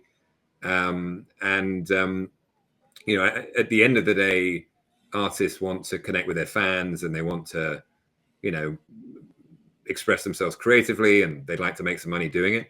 So they're not necessarily in the same game that we are of like evaluating chain A versus chain B. They just want everything to be delightful and amazing. So we want to focus on that. And then I think it's working in the back end to make sure all the great tech of Algorand helps us make it seamless and transparent and quick and easy and cost effective for the fans and the music community. Absolutely. And I'm wearing my Algorand socks, by the way, just in. Oh, good. You got. Yeah. I'm Napster on top, Algorand on the bottom. So there we go. That's party funny. on party on top, party on bottom. Yeah. I was looking through all my Decipher gear to see if I got anything from Napster, but I either couldn't find it or didn't get anything. I'm not really sure about that one. JT, send me, joking aside, we didn't yet have. I literally, the T-shirt that I was wearing was the only Napster T-shirt in existence. Oh, so really? we now it was from 21 years ago. So now we do have new ones that we're starting to print. We're going to tie that into some Napster collectibles, which will be something that's coming soon. But send me your info and we'll get you a T-shirt. Oh, that sounds good. Sounds like a plan to me. So I'm curious because Napster actually has a reputation of being one of the highest, paying streamers out there. So artists make the most per stream, typically on Napster. I believe Tidal is a close runner-up on that one. But how will Napster continue to, benefit artists in the, with the transition to Web3? I suppose the question is like, how will Napster greater empower these artists? Yeah, so I think, again, going back to the earlier point where the last 20 years, the different companies have been focused on formats, right? So everyone says, we're artist-friendly, but you're not really artist-friendly. You're artist-friendly as it relates to short-form video, for example, right? TikTok and Shorts and YouTube. So, and Reels. So I think for us, we see the artist as the multi-hyphenate, where some of it is connecting. And we did this, one thing on Robot, we did a lot of meet and greets. So Glass Animals were doing a virtual meet and greet with their fans, and it didn't cost them anything, and they could do it from their bedroom or in their pajamas or whatever. But the fans, when they were running around, again, the 99.9%, if not 100% of fans will never do a meet and greet in real life with their favorite artists. It's very select. And also the whole notion of the majority of fans will never go to a concert. We've all been, but we're a very small minority of the average person. They're expensive. They're often not in your area. So I think the notion of artists being able to express themselves, these fans came up to the Glass Animals guys in the virtual space and were like going up and go, are you really Glass Animal? And they go, yeah, we're Glass Animal. Oh. And they're like freaking out and taking little virtual screenshots and posting on social. And for them, that will be the story about, Coop meeting Bon, or I'm using an example, but whoever we get a chance to meet our legend, you tell that story again and again and again, right? And your friends go, come on, Coop, we've heard the story, right? But it's the same thing. My kids are 11 and 12. Their first ever concert was the Lil Nas X concert, which was a virtual concert, right? And then when they went to see Ty Verdes, she got to meet him, and he's like, oh, I heard it's your first concert. She goes, no, it's my second concert. First concert was a virtual concert. So they didn't really see any difference between the physical and the virtual. And actually the virtual in some ways is better because you can be with your mates. Anyway, I think in terms of helping artists, one is allowing them to be creative with what they produce outside a 3-minute song or 4-minute song. So if they want to create, we were creating virtual worlds in 3D that Zara Larsson wanted to have, pink flamingos flying around in a Swedish lake house. And we did it, right? So you're kind of dreaming and painting in much more than a song. And 21 Pilots were crazy, some of the most creative guys I've ever worked with. And it was like working on an HBO. It was like working on Westworld. I mean, so much lore, and if you ever go to a live show. So one is empowering artists to be creative beyond 3 or 4 minute song, video, art, virtual experiences. And then it's also, I think, allowing artists to connect in, with their time, right? To monetize their time, right? So if I want to do a virtual event or a concert or a meet and greet, and I'm a fan, or I want to do Coop's a big fan of whoever, and the artist says, all right, we're going to 500 of my top fans, I'm just going to play the album and hang out and chat. For a fan, that is insane, but that you can't really do it elsewhere. So we think allowing them to monetize their time in creative ways that they choose they can do. There's something you can do on the older legacy platforms, the Twitches, but they're kind of a bit clunky, right, for the modern artist, and there are certain, you've got to be on there for hours, and the monetization is more advertising than transactional. and then, you know, collectibles, and then making sure outside the music, a lot of that relationship is directly with the artist. So the lion's share of that money doesn't go to the labels, it goes to the artist directly. So they're able to supplement, in the case, again, Little Nas X, 21 Pilots, not being specific, but a lot of those deals went entirely to the artist directly. So big artists, small artists can start to offset where touring, usually artists would not make money on a streaming service or not enough, and then they supplement it by touring. But now with the war and Brexit and inflation, even touring is tough. So I think it allows, hopefully, the hope is that artists can be creative for longer, because if you tour 200 days a year, there's only so many years you can last. Coldplay, even at the level of their career, they're still going out on the road for like 3 or 4 years. It's very disruptive to health and relationships and all these kind of things. So if we can enable them to have a similar income, but not having to kind of, if you like, work so hard or such a strain, and have that more virtually, we think that's hugely beneficial creatively, great for the fan, and puts more money in their pockets above and beyond the $9.99 subscription, which is kind of the traditional model.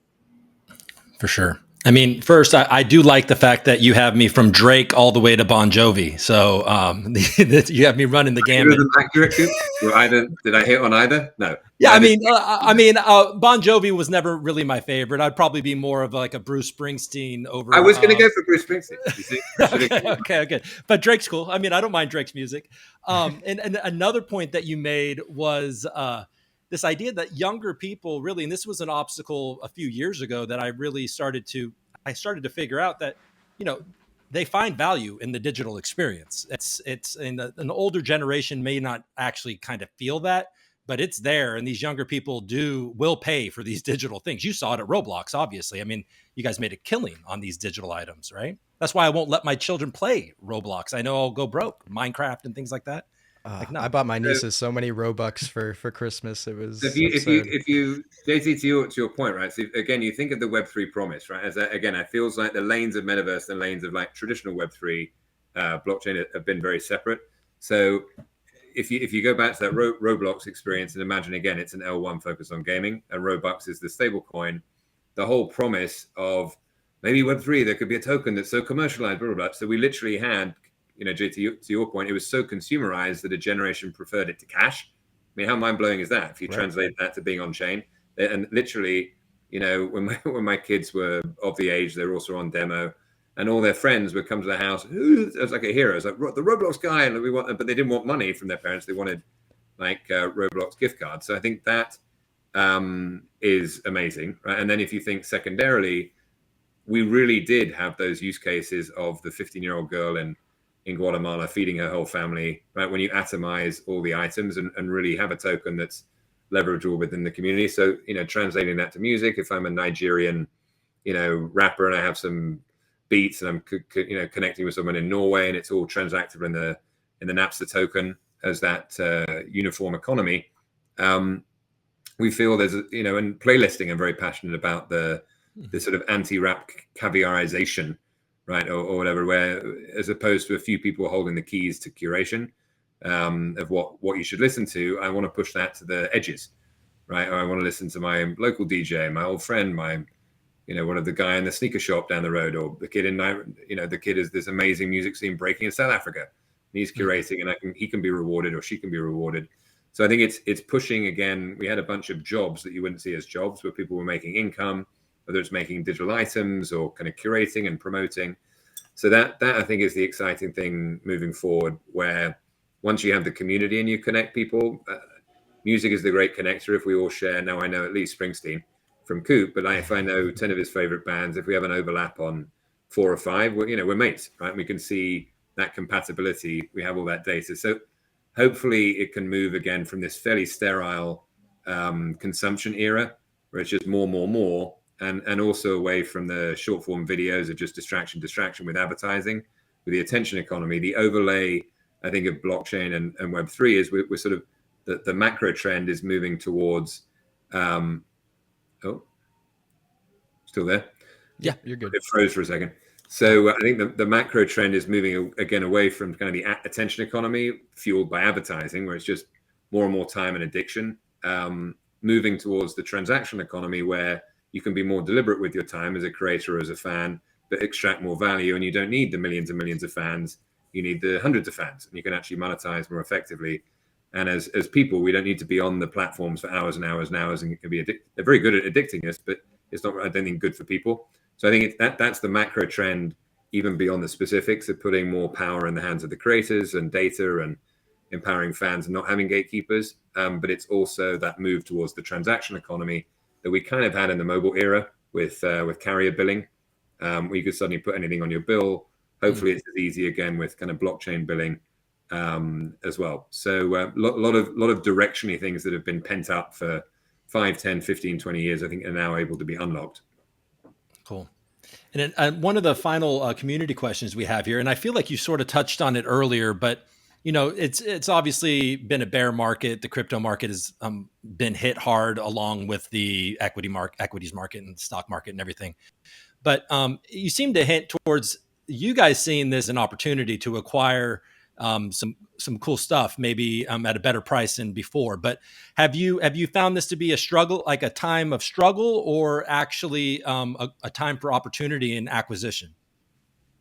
So I think it's always a struggle. Building anything is always a struggle. It's like, yeah, look, I think I'm a strong believer in the bright star and the dark sky philosophy. I think it's my own philosophy. I don't know where I got it from, but the notion if 2023 generally is dark sky, if there are a few bright star standouts, it's obviously a good thing because you're not competing with the starry sky. So from that perspective, we think we're not deep infrastructure rails for DeFi, right? We're fairly binary. It's music, it's fun. We have artists to kind of bring it to life. It's consumer. So we think, yeah, if we get it right, there is an opportunity for some kind of roll-ups and getting some great tech and teams in to speed up our kind of transition and then go really strong, we think, in 24. And again, I think for the companies that are thriving, again, great partnerships, but it needs to get, I think, everyone coming together from a consumer perspective where both the music industry and fans don't see it as a science experiment, but they can go, oh, we start. And that was I remember the first event we did was with Ava Max before we did Little Nas X. And it was like, oh, we got a couple of million people together. Oh, there might be something there. And then the Little Nas X thing nearly killed us all, but we got it.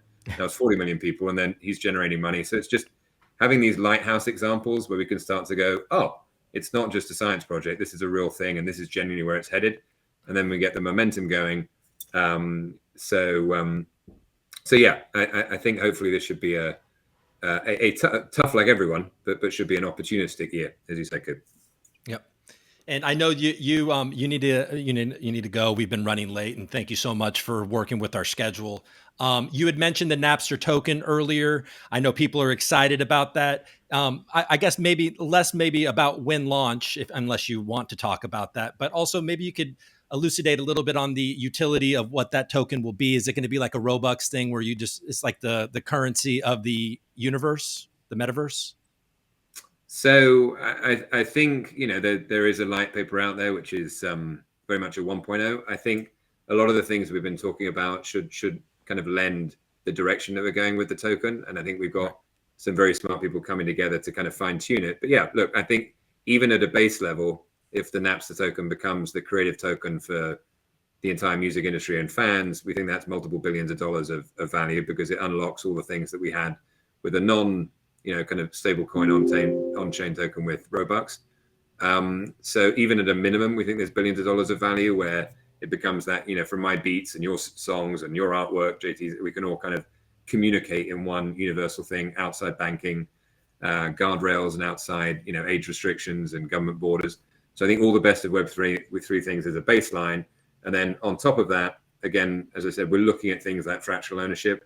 We're slightly wary of flying too close to the sun, as I said, with the SEC. So we're kind of keeping an eye on that. But all the other things I think will start rolling where there'll be a mix of rewards in terms of earning the token for kind of good behavior in the front end of the community. Maybe there's an opportunity to kind of on the back end with decentralizations and node partners kind of being rewarded, with the token. But generally, we're not, the plan is to not go too close to the trees in terms of what we're trying to do. We think there's enough to do just having that kind of universal token that the creative community and fans can leverage as a starting point, and then we'll sort of proactively build on top of it from there. Awesome. Well, I like to hear it. You'll be the producer, I'll be the singer, and JT will do all the cover art. I like this setup. I can do Perfect. it. Yeah, I love it. And we'll get Sean can rap. We'll see if he can rap on top. And we got C Will. We'll get C Will in. Oh yeah, C Will's my co-host for the next panel. That guy can definitely rap. So I'll do the hook, he'll do the rapping, you'll do the beats, and you'll do all the cover art, JT. All right. Perfect. Fantastic, guys. Okay? Thanks so much. Great chat. Thank you. Take care, John. Around. See you guys. Thank you. We'll be right back with our second DeFi panel, our last panel of the day, and it'll be me and C Will and some exciting guests. Thanks for sticking around, guys. What's going on, everybody? How's it going? How you doing, C Will? I'm well. I was just vibing out to that music you was playing. Right? Was there a little freestyle in there, or was it just the dance? A little bit, just a little bit. Algofest. So look, this is our second DeFi panel of the day. Thank you all for joining us. I know we're running a little bit late, but this is the last one. So here we are. We're finishing it off. We have John Clark, one of the co-founders of Algofi. We have Riley Rada from GARD and Doug Broughton from Vendible. Thanks for joining us, guys. That's good to be here. Is it Riley? Is it good to be here? I'm excited. I mean, I was a last minute addition, but I'm happy to be here. You know, definitely good to be back. You know, we've all been in events together for months and months, but you know, so good to be all in one place, even if it's virtually. Yeah, for sure. Yeah. So what do you got? C Will, why don't you kick us off? I'll kick it off. Let's start with the favorite. We'll start with John over here to my left. What got you to build on Algorand? Like, what is the reason you're building on Algorand? So back when Owen and I were deciding what to build in DeFi, we were like considering either building a product that exposes DeFi, like what already existed on the various chains, or to build something that improves upon existing DeFi platforms. So we ultimately chose the latter because we felt that it was better suited to our backgrounds. And when we examined the various like blockchains that existed at the time, like we were looking at Solana, Algorand, Avalanche. At the end of the day, we were most impressed with Algorand's technology. So we made the choice basically on technology, that we think the performance, the decentralization is superior to like other chains. So it became a pretty easy decision. Okay, Riley. Yeah, Algorand was the obvious choice for a couple of reasons. One of them was mainly the programming languages available. Thinking about something that's really exciting that John announced today, John Woods, was that now you don't even need to write in PyTeal anymore. You can write straight in Python, which is really exciting. But when I was looking at both fully functioning smart contracts, low transaction fees, and also you know, what language we could actually write the contracts in, Algorand checked all the boxes. Makes sense. All right, thank you. And then Doug, we know y'all cross-chain, multi-chain, but why Algorand first, we'll say? So I came into blockchain researching consensus mechanisms, pretty nerdy stuff. And it was the white paper in 2018 that covered the verifiable random functions that govern consensus that led me to make some assumptions that this could both be used by, you know, enterprise grade applications, but at the same time actually reach a point of decentralization. And that's when I jumped in. Excellent. Thank you. I'll pass it back to you, Coop. All right. So, you know, we got some very specific questions from the community for you. One of the more general ones, though, is that, you know, people are identifying that people that are thinking about jumping into cryptocurrency, DeFi, security is a concern for them. And in what ways are all of you sort of working to alleviate those security concerns on your protocols or, you know, your projects? And we can start with John. Sure. Yeah, this is, I would say, more than anything else, including product, we focus on security. And we've written about this before, but the key things are when we are developing the contracts, we typically have someone who's writing code. Like we'll all design it together, and then someone will go implement, and then an independent person or team will go review the code. So that's the like individual audit stage. And so by not working together on the code, there's no bias.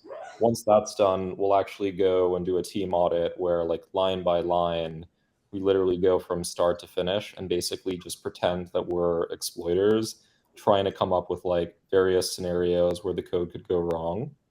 And I honestly think that's one of the best ways to do it. You actually do just kind of have to go line by line, like pen and paper, thinking of the various scenarios, because there are tools that you can use for catching basic exploits and bugs. But today the tools are not sufficient enough. And like maybe one day we'll have machine learning models that can help us, improve smart contract auditing. But for now, it's mostly just, insight, knowing the different types of exploits, a lot of domain knowledge. After that, we ship it to professional auditors who are likely doing the same sort of thing, but it's just an unbiased set of eyes. So I think, and another principle is if you get 10, like N different sets of people who know what they're doing to look at it, the odds of an exploit go down tremendously. So it's just about having like a network as well, for sure. Cool. How about you, Riley? Yeah, I think we have a slightly different approach, but I think we arrive at the same destination. And one thing that's important to note about Algorand, right, is we're a totally new chain, right? If you go into Ethereum, you can go into a library, find all these kind of standardized smart contracts, kind of plug and play certain things. And that's kind of one of the reasons why there are a lot of hacks on ETH, is people who maybe don't know what they're doing, whether it's from an economic standpoint or from a technological standpoint, are able to deploy code without actually going through rigorous testing. But our approach is a bit different in that we open source everything. That's really important to us. We also believe in kind of shipping final products, right? We don't put out contracts that are mutable. And then of course we also do audits by third parties, right? But I think it's really important that the community can look into whatever you're building. And we've really collaborated with a lot of different teams. I can give shout outs to Jay McCarthy, so Reach, obviously, the folks at DFly, a couple other devs in the community, some other devs that from the foundation. Like before we launched our V2, it was really we had internal reviews, external reviews, audits, all of that. So I think you really have to rely on everyone, and just like John said, security is our most important. When we look at our hierarchy of what needs to be done, and given we're a small team, we always make sure that the back end is perfect first, and then we just build a working product that goes alongside it, and work from there. And you, Doug?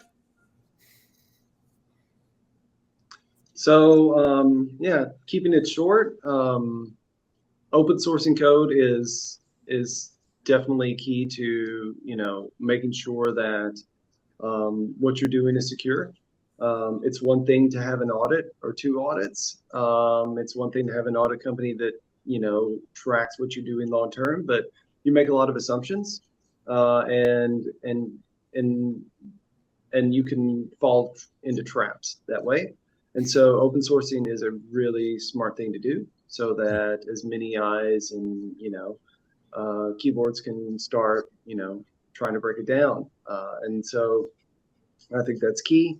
As far as what we're doing, everything pretty much centers around security.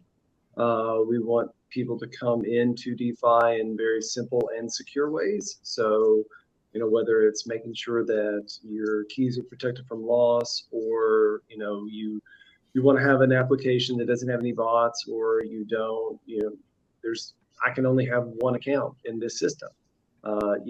Whether I'm known or not, it's like a trust layer that we're putting on top of systems to make sure that people do feel secure in what they're doing. So it's a different type of security. There's an actual security to the assets, but it provides a a mental security as well, that where, you know, right now, new entrants that are coming in, they have to just take these little baby steps because, you know, they have to read and learn and experience and ask questions and stuff. And we want it to be so secure that they can just email, password, boom, boom, and get the value out of whatever they're, you know, wanting to experience. Cool. And then, you know, a real quick follow up, just based on something that you said, Riley, about the smart contracts and upgradable smart contracts or fixed smart contracts. I don't know if that's what you would call it, but what are your? I'd like to get your opinions on that, because I think that you might have varying opinions on that, about the, you know, maybe the benefit of having an upgradable contract, smart contract, or maybe the purity of a smart contract as it's traditionally been. Do you have thoughts on that? Right. So when we're talking about purely security, right? Not, you know, I think one of the, you know, any, you know, super OG crypto people worry about the, you know, the traditional or infamous rather, like $5 wrench attack, right? And when you have contracts that can be totally changed, you know, that's essentially like putting a big bounty on your head, right? If someone knew you had a ledger or your keys at your house and they knew how much you had, right, they could come over and come extort you. And so I think that's a big problem, right? Obviously, that's not good, right? And so again, when you want to think about certain aspects of security that you want to mitigate, that's one of them. Beyond that, when you implement any type of a DAO, right, there are going to be certain parts of these contracts that can move, right? You know, if you're changing interest rate, or you're changing, you know, a managing account, or you're changing revenue distribution, like there are going to be things that can move. But again, it's to the extent of how much can be changed that's really important to think about. And so again, I think it goes back to that, you know, how paranoid are you, and you know, who knows how much you have, right? Like there's so many precautions you can take, right? You can always have your backup seed phrase with, like, you know, not very much on it, or a backup ledger. You know, there's so many, you know, if you get into the depths of it, there's really some awesome precautions people can take to circumvent that type of an attack. But, you know, with smart contracts, right, might as well not even let it be an option, right? So anyway. Yeah. John, do you have thoughts on that? Yeah, I think that with respect to how we've approached it, it's been, there's definitely a risk that if you have like keys or an upgradable contract, you could in theory be like kidnapped, and then, you know, sort of there's like key man risk there. Ways to mitigate that, I think, are having a multi-sig for any actions that need to be taken. And I would say these are actions that should be taken very selectively. I agree the best framework for doing parameter updates are a DAO. So ultimately, when you have things that are meant to be changed, like risk parameters in a lending protocol or fees in an AMM, for example, the DAO is the best construct. When it comes to, it's kind of like it's how you think about the risk and reward. I think empirically we see far more issues regarding smart contract like flaws. So I do believe in selective mutability, being able to turn off the ability to add more collateral, for example. You know, it's sort of, it depends on the type of application, but risk mitigation tools in place that, you know, the team can use to address issues. Because I think a worse outcome is, in our opinion, because we're sort of business oriented about it, a worse outcome is a far greater loss of funds than, you know, the philosophical principle of immutability. Because I think a lot of that stems from like the Bitcoin community, and for them it's like, you know, you don't change anything. Like they want Bitcoin to be the way it is for the next 100 years. But like Web2 companies and businesses just don't really like operate exactly like that. I think there are some areas that there are commonalities, like having conviction in your beliefs and vision and things like that. But regarding, so in other words, to summarize, I think selective mutability, full mutability is probably incorrect.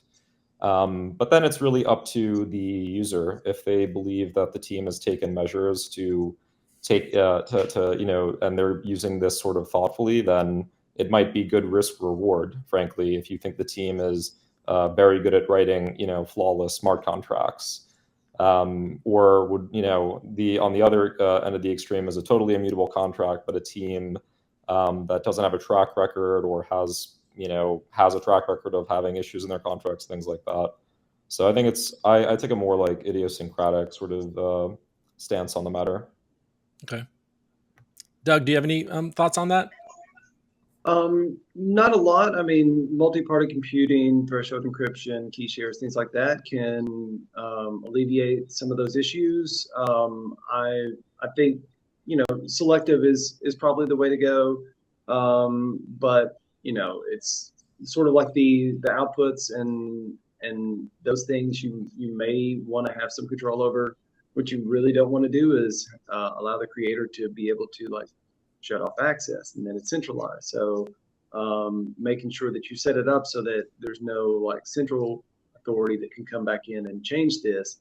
Otherwise, it's not going to serving its purpose. Right.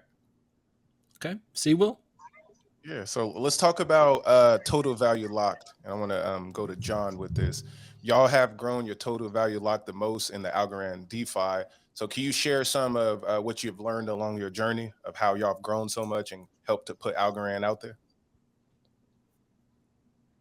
Yeah, I think everyone in the ecosystem getting to where we are today has been a bit of a bumpy road because the price of algo has not done so well, as we've probably noticed. I think Coop might have noticed that, and sort of like, but by the same token, the TVL is sort of has maintained at least for the last few months. So I think it's a testament to the conviction from the players in the ecosystem, like retail users, investors. So I think that's been exciting to see, and definitely we're grateful for people participating. I think the lesson is, as the TVL goes up, as the number of users goes up, there are more problems that arise, more questions to answer. It's important to have a team that can field those questions in the Discord. It's like once your product's online, a lot of it has to do with how you're interacting with your community, the sales effort, the go-to-market strategy, and taking that feedback and putting it into your product. So I think the TVL is where it is today as a result of the good work of the protocols today, and hoping that the market turns for the better and we benefit from having the much larger amount of algos in the ecosystem. I mean, also the governance rewards have not hurt, to be clear, but I think that definitely sweetened the deal. But we need things like that to overcome the activation energy of getting involved. Makes sense. So Riley, I want to go to you. Can you talk about the Guardian token and break it down a little bit for the audience? Yeah, there's a lot to say, and I know there's not a ton of time, but I think the quick hits are going to be that Guardian's a loyalty token, and it's meant to share ownership over the project. And it's something that we've been committed to doing since before the protocol even launched. And what that means is both our V1 and our V2 have had governance voting built into the backend, right? We do have that live. It could be launched tomorrow, right? With some front end updates. But it's really important that when you're growing a community and when you're growing a platform, that A, it can scale quickly, but that B, you actually wait until certain milestones are achieved to actually kind of unleash certain steps, right? And for us, it's really important that we have more TVL, more time launched, more features launched, and really making sure that we have a really strong core community, people who understand what the protocol is, what our mission is, and how it needs to get there. And we're not at that point yet, quite frankly. I definitely think it's great that Algofi has launched their DAO. I think that's really exciting. It's a great example of getting that done. And I think that as more protocols launch their own DAOs, that's going to be really great for Algorand and a testament to on-chain governance, right? And hopefully can lead to better governance on Algorand in general, right? That's obviously why we got involved in Algorand. So I think just to reiterate, right, we're really committed to those who add value to the protocol getting value back, getting ownership over it. And again, it's kind of a necessary token to have so that we're not in some weird situation where we have very few of our tokens out there in circulation, but then somebody proposes a vote and then our interest rates go up, our interest rates go down, and there's a lack of that would just be too much confusion. It's not that it would break anything, it's that there would be confusion. And so I think it's important that we wait to kind of integrate the token into the wild, and that's why we have Guardian. Makes sense. Thank you. Coop, I'll pass it back to you. Okay. I mean, I was going to point out, I'm not looking at the YouTube comments, but are they giving you a hard time about not being in landscape? Is that what's happening? Yeah, nobody wants to hear my thoughts on TVL. They just they're just getting on to me about my phone skills here. Did you want to communicate that you really liked the image of having that thing behind you, like it was like a sundress on your head? Because I liked that look. I just wanted to move to the place where I knew I wouldn't have any connection issues and everything. So. Okay. You're good. Okay. So I mean, I've been talking all day, and I've been talking to a lot of people, and then a lot of and I've been talking to people in this ecosystem for a long time now, and we're all sort of trying to figure out how to bring more liquidity into the ecosystem, right? I mean, this is super important. I think your projects can definitely help with that. What do you see? There's like a feedback or something. We're echoing. Someone's echoing. Yeah, it's Doug. It's Doug. Just teasing. But the simple question is how do we get more people on Algorand? And what is it that you feel that differentiates Algorand from maybe some competitors? And how do we get more liquidity? How do we get more users? What are your ideas? Maybe there's things that aren't happening that you wish were, just sort of that general question. We can start with you, Riley. No, absolutely not. I was just picking on her because she was nodding her head, but let's start with you, John. Sorry. Yeah, I mean, I think quickly, like everyone's kind of playing the same game where there are these native tokens that are valuable because the technology behind them is really impressive. So there's kind of like a lot of speculative value in Algo, Sol, Near. You kind of see all these ecosystems, but then they use this money basically because it can be converted into fiat pretty much instantaneously to incentivize folks to come and use these protocols. But a lot of the incentive is, I think a lot of it, some of the people that are getting involved, particularly, former hedge funds that no longer exist, they were there to like get that token, and for the profitability of their investors. And, that's pretty much why they exist. So can't really blame them for doing that. I think I would advocate for Algorand to not totally avoid doing things like that. You don't want to do something that's too dissimilar, but to try to really distinguish itself and not try to compete at the same game. It's kind of a race to the bottom. Everyone's just like throwing their tokens to the wind and they're all getting sold down to zero. I think better would be find some problem in the world that Algorand can uniquely solve. It could be anything. It could be like the way we store legal documents. The way that we do that today is horrendous. It's like sent over email with like hashes. It's insane. So, I think Algorand just needs to be applied to a worthy problem, and and it could be, and I think DeFi can certainly be a component, but trying not to compete. Basically, competing is bad because unless you think you're like 10 times better, your competition just leads to like profit loss for everyone involved. Right. What do you think, Riley? Yeah, I mean, it's the million-dollar question, right? And I think there's a lot of different strategies. I think that increasing utility for the token is obviously an easy way to increase TVL, right? Because if all of a sudden people are using it more, whether it's for legal documents or anything else, people pay more for it, TVL goes up, easy, right? But if we're just sticking to DeFi terms, right? Like how can we use DeFi and things related to increase TVL? I think I think there's a number of different ways that we can do that. And I think one big way is collaboration, right? I think that the different protocols really need to do a better job of working together, right? I think that there's a lot of, as to quote John, right, competition is a race to the bottom, right? And I think that it's really important that protocols differentiate and bring forward certain products. And again, we came into Algorand focused on governance, focused on liquid governance, and how can we reform these problems, right? And it's awesome that it inspired other protocols to do the same.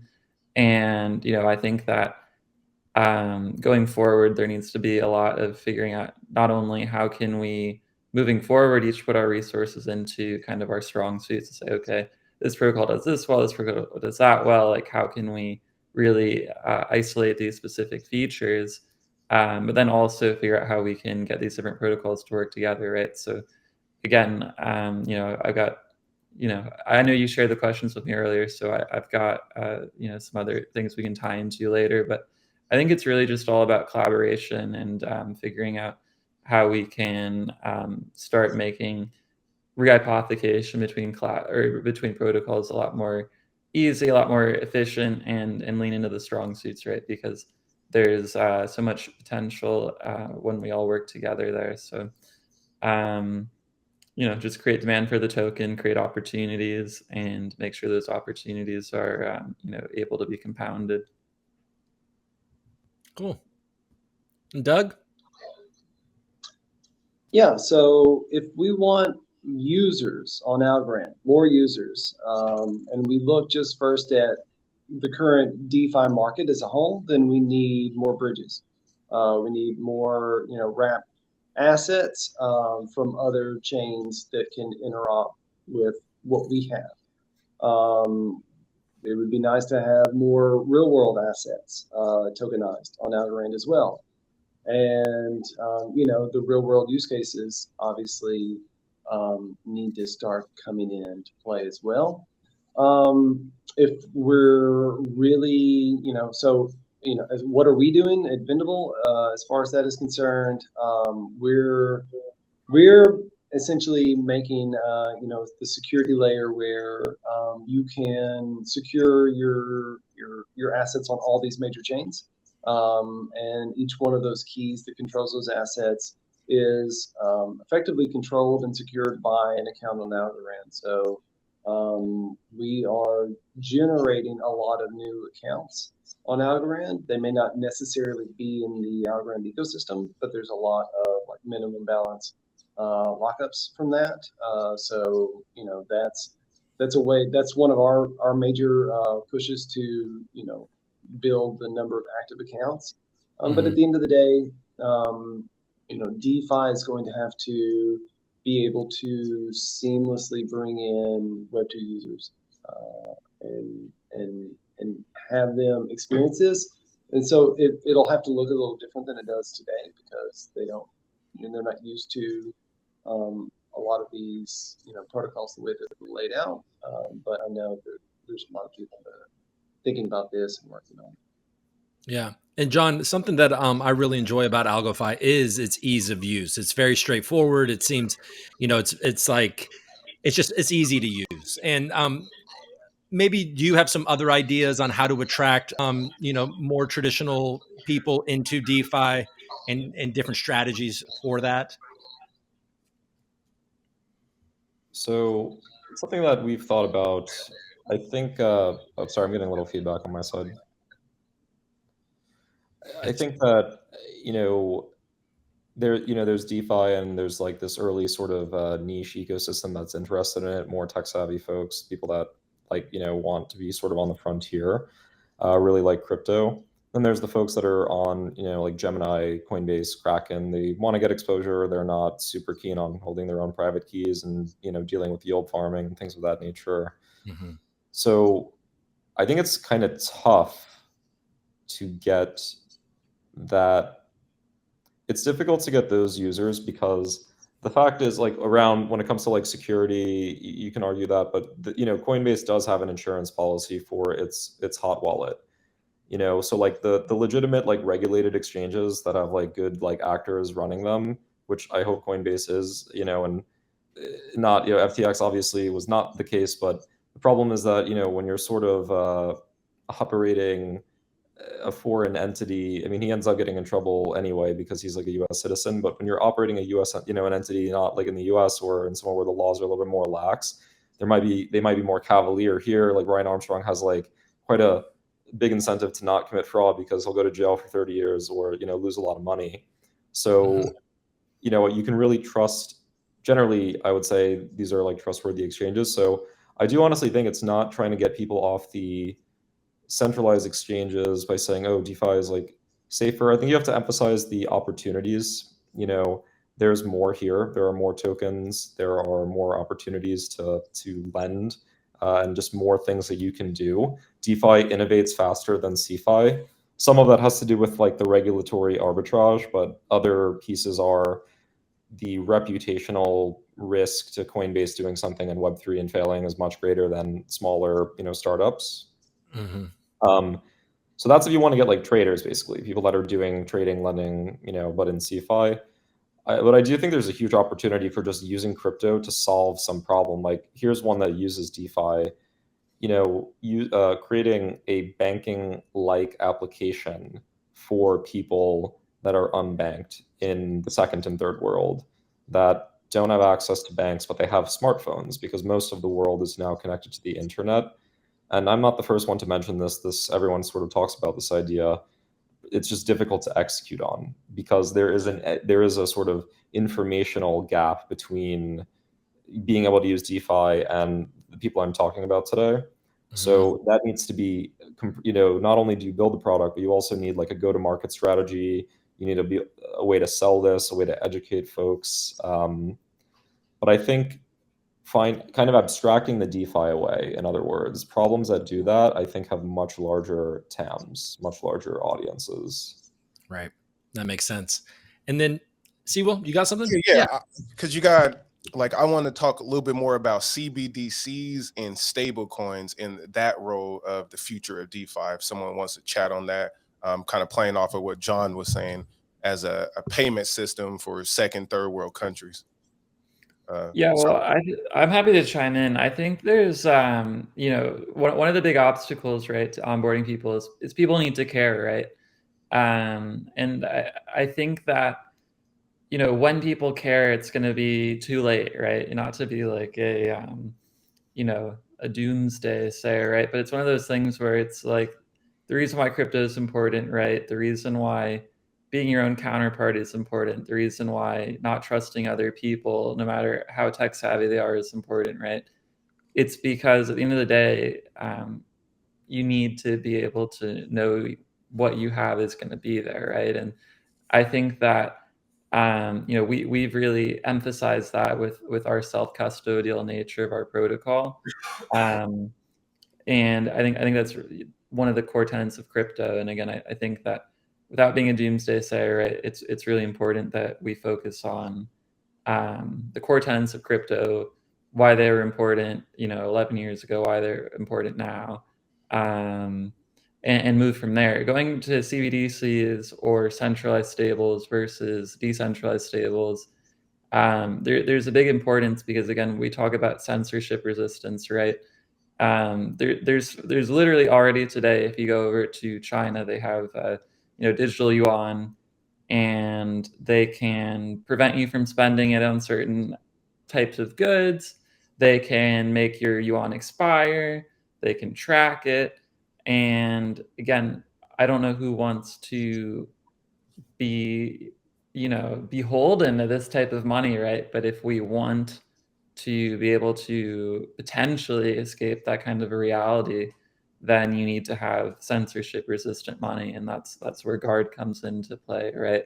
Having money that cannot be censored, that is decentralized, that is over collateralized, right? These tenets are really important. And again, it's the kind of thing that, I think that a lot of people won't necessarily appreciate until it's too late, right? They'll be like, oh my goodness, like all these crazy things are happening. Like, how can I, unplug from the system, right? And I think that it's very hard to have a sophisticated conversation about some of these things because lots of people are going to be like, oh, you're a conspiracy theorist, or oh, you're you're waiting on some horrible thing to happen that's not going to happen, right? And so I think it's important to look at what is happening and why these types of products are important, and educate people, right? I think there's a real lack of education. So, just being able to educate people and figure out how we can make all these different things really simple to understand, and how we can educate people on what the potential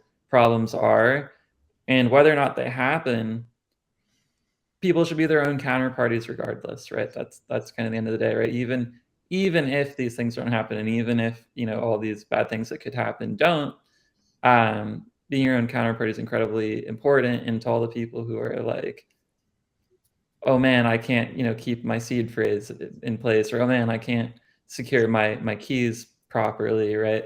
With great power comes great responsibility, and so you need to be able to do these basic things, and if you can, then you can unlock the true potential of your assets. So I think that's what people need to appreciate. Definitely. Thank you for that. Let's get something for Vendible here, because you don't really quite have the stable coin. Let's see. So I do want to know more about the cross-chain efforts. So can you talk about, so we all see Algorand basically has really embraced Vendible, but how has it been on the other chains like Solana and Vet and whatnot? It's been slow. Yeah. So it feels like starting over each time we go to a new chain. To be fully honest and transparent, we really didn't spend a lot of time talking to the other chains until like the last month or so, because we were so invested in Algorand and getting that really that base of support before we moved on.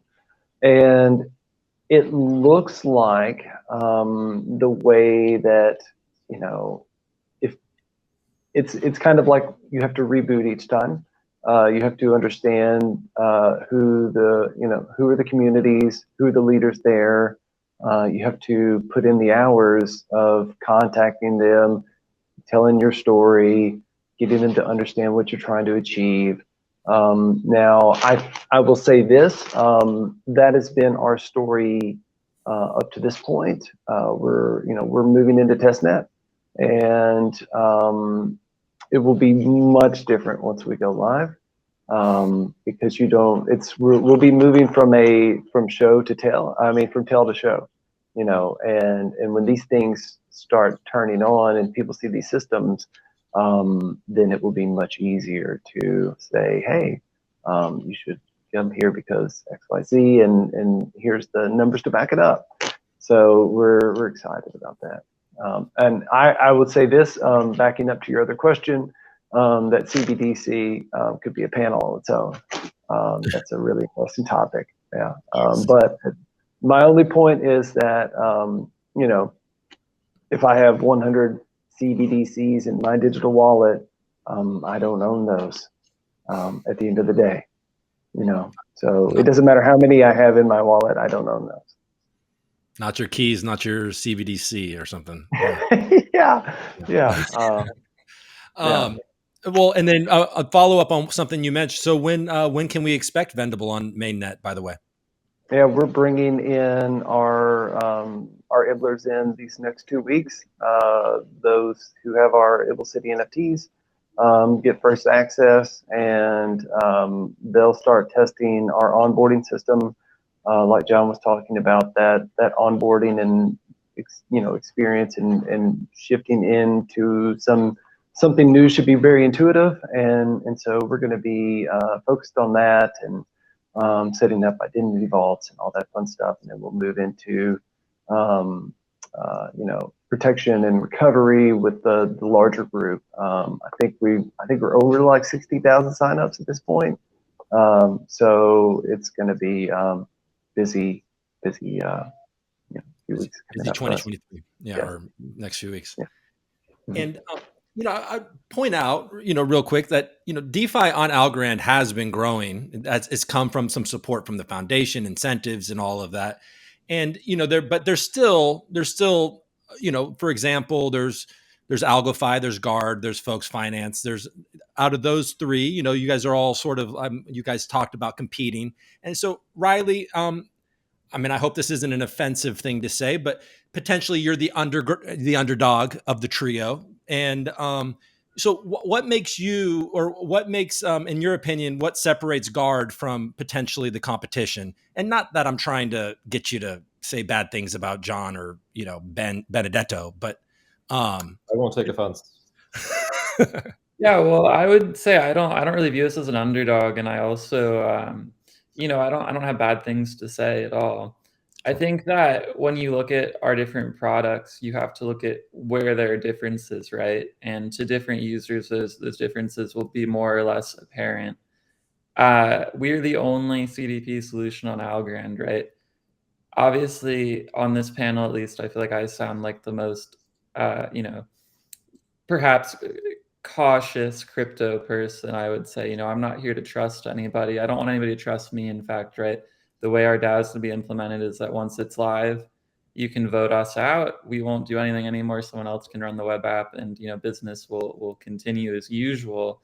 And so I think you have to look at where those differentiators are, right? And so, like I said, we're the only CDP solution, which means that when you want your assets back, you can get them back. No doubt about it, right? With different lending protocols, that's not the case. And that doesn't mean that there aren't reasons why that's true. It doesn't mean that there aren't valuable features to those other protocols, right? But you want your assets back, you got them. 2 seconds, right? Whether it's, you know, during governance or not, whether it's, you know, who knows what's happening, right? You know, I don't have to go through a laundry list, but you want your assets back, you got them. You want to vote in governance, you actually get to vote with your tokens. And I think that's really important, right? Something that we're literally launching this week. I think tomorrow. One of our devs has been sick with COVID though, so hoping she gets better, right? But literally, each one of our CDPs you'll be able to participate in Algorand consensus with, right? Again, that means that hypothetically, each one of our CDPs in the future could be a node, right? So think about it like that. Every time you have a new CDP, you can have a new node participating in Algorand consensus, securing the network. Again, not possible with the competition, right? I think that that's another really important thing to talk about. And then one of the other things is really the fixed borrow rate, right? Again, Algofi is a great platform, Folks Finance is a great platform, but if you're actually perhaps a less active user and you still want to deploy your capital, potentially get some leverage, or just participate in consensus and you're non-technical and so it's your only way in, there's so many different options, right? And I really don't want to talk for 20 minutes straight. But again, one of these great advantages is a fixed borrow rate. And you know, as I was talking about collaboration, we've had GALGO live on the platform for a long time, and that's really incredible because it means that we can, you know, give everyone on Folks Finance access to minting GARD and kind of deploying into the ecosystem. And coming in February, you'll be able to have GARD in the Folks Finance lending market. So that's really great. I think it'll be toward the end of the month. But that's a really big partnership that will mean that whether you start on GARD or you start on Folks Finance, you can go between the two platforms and just, you know, bring your capital back and forth.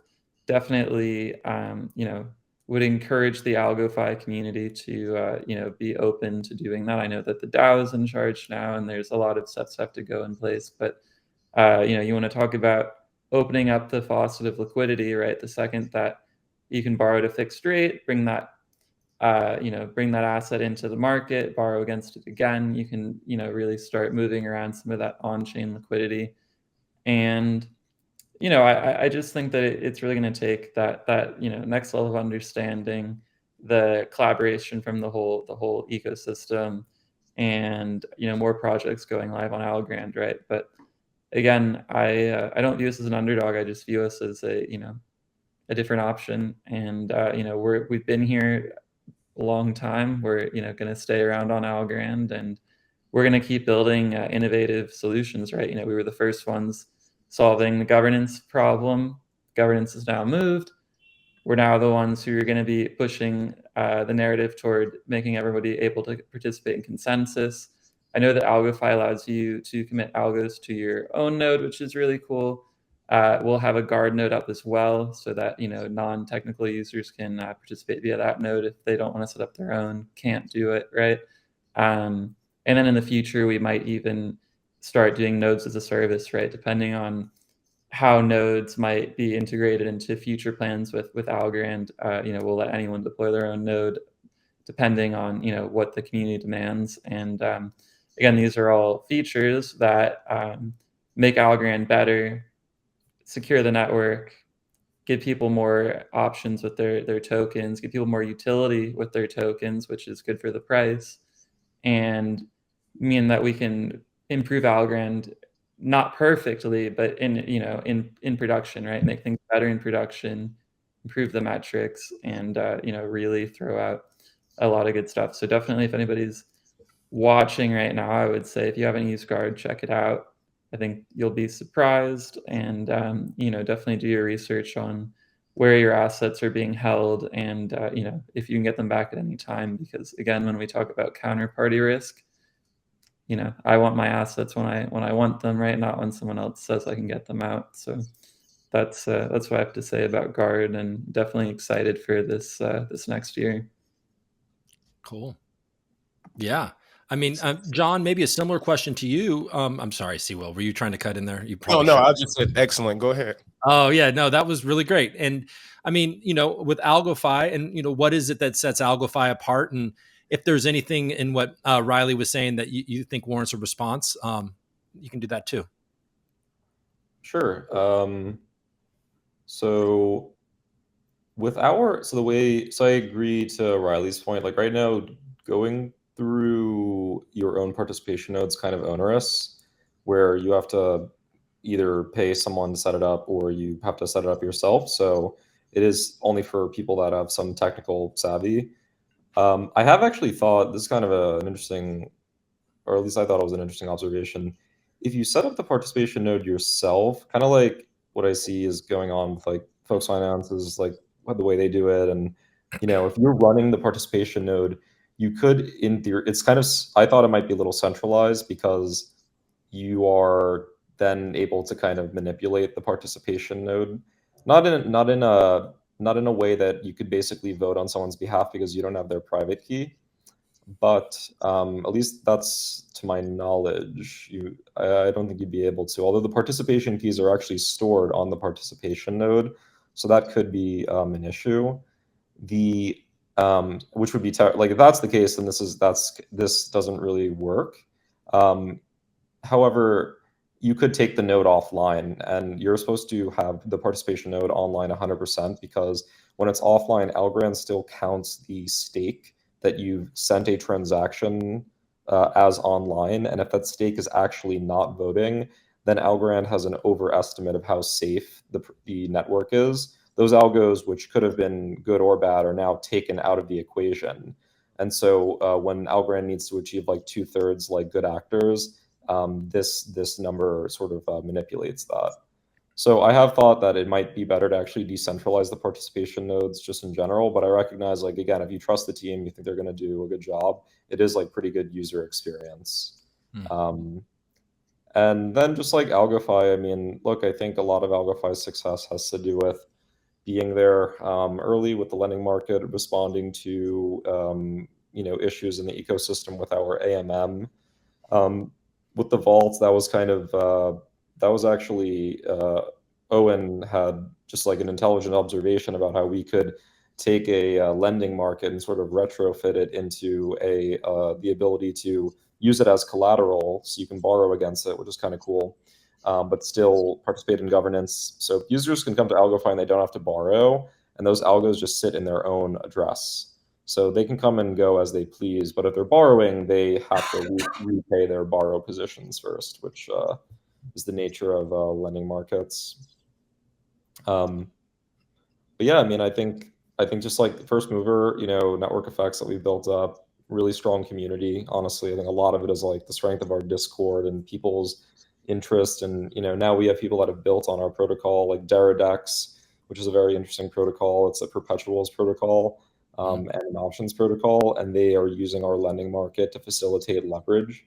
So that's been really cool to see. I've gotten to know their founder, Jonathan, and his colleague really well. So I think we're at that stage now, just getting more people to build on the protocol, more interoperability between the existing protocols, and trying to just like find ways to distinguish ourselves without it being very competitive. Basically, I think at this point we're kind of racing the same race. Algorand is still an alternative L1, and we're all going to fail if Algorand doesn't sort of hit that breakaway growth trajectory.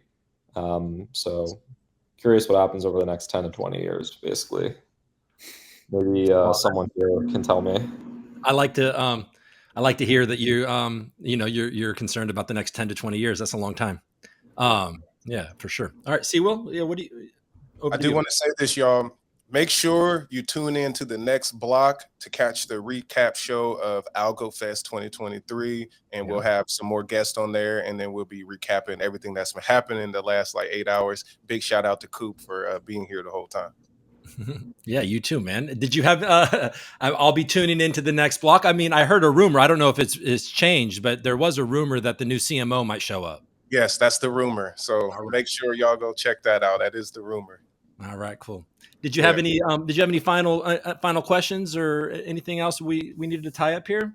Let me see. Make sure I didn't miss nothing. Yeah, no. I don't. This last regulation will probably take another hour, but it was about regulation, CBDs. We'll do that another time. So no. Anybody want to chime in about regulation? How fun it is, or how excited you are for it, or anything like that? No. I can just say it's coming. In one way or another, to a device near you. So that's a good one. I totally agree. Like, I think that there's this trend, and I'm also maybe a little bit more cautious, or at least I like to think so. But I think there's this trend in DeFi protocols, because I actually was speaking with someone who's part of a very large protocol on Ethereum recently, and there's this idea that they're gung-ho on sort of decentralization, which is the tack that Algofi is taking currently. But I think it's important for protocols to have a backup plan in the event the SEC doesn't go for that. You'll need a path to getting registered and licensed and money transmitters and sort of all this thing, unfortunately. Unless the government changes materially over the next couple of years, they will have the power to sort of motivate people, so to speak. Yeah, with the regulation, just watch out, because if something does happen with SEC, all the U.S. investors, we're going to be blocked. So make sure y'all got something for us if it happens. I mean, at that point, it's just what you have on your ledger, right? Riley, did you have any thoughts on regulation? Yeah, I mean, I think I would just echo what I've been saying the whole time, right? I mean, I think that like everyone else said, have a plan. I think that we all have different contingencies for what may happen if and when that sort of I mean, it's not an if regulation's coming, and in fact I think regulation's going to be a good thing, right? We're talking about onboarding people, but again, concise, I would say we have our own plan to how we're going to move forward. It's definitely important for every user of any protocol to be aware of what may come.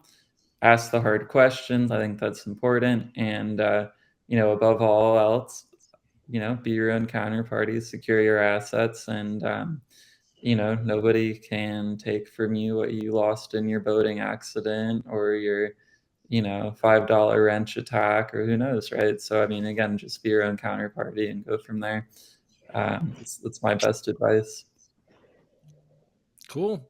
Well, I think this brings it to a close. So like C. Will said, everybody head over to the next block and watch that recap. And I really appreciate all three of you coming on. If you have any final thoughts, this would be a great time for it. Otherwise, I guess we'll sign off. Yeah, no, just say it's go for it. Go. I just want to say all right. Go for it. No, actually, I'll say it. We'll go. Okay, Riley first. Yeah, it's fun to be here, and I appreciate Andrew and everybody else who set this up. Coop for being here all day. C. Will for being here right now, and just appreciative of all that. Cool. And Doug? I just wanted to give a shout out to the Algonauts for putting this together. It's been super fun. Been hanging out in the Algofest chat while I've been on as well. I think they got poker later, so yeah, stop by to check them out. Sweet. And John, any final thoughts? Yeah, I mean, I just really appreciative of you guys setting this up. I mean, the fact you guys are just like always present and kind of keeping the community going, even in the bear market, which I don't think it's enough appreciation. So just really thank you for helping set this up, especially, the rest of the guys with the Algonauts.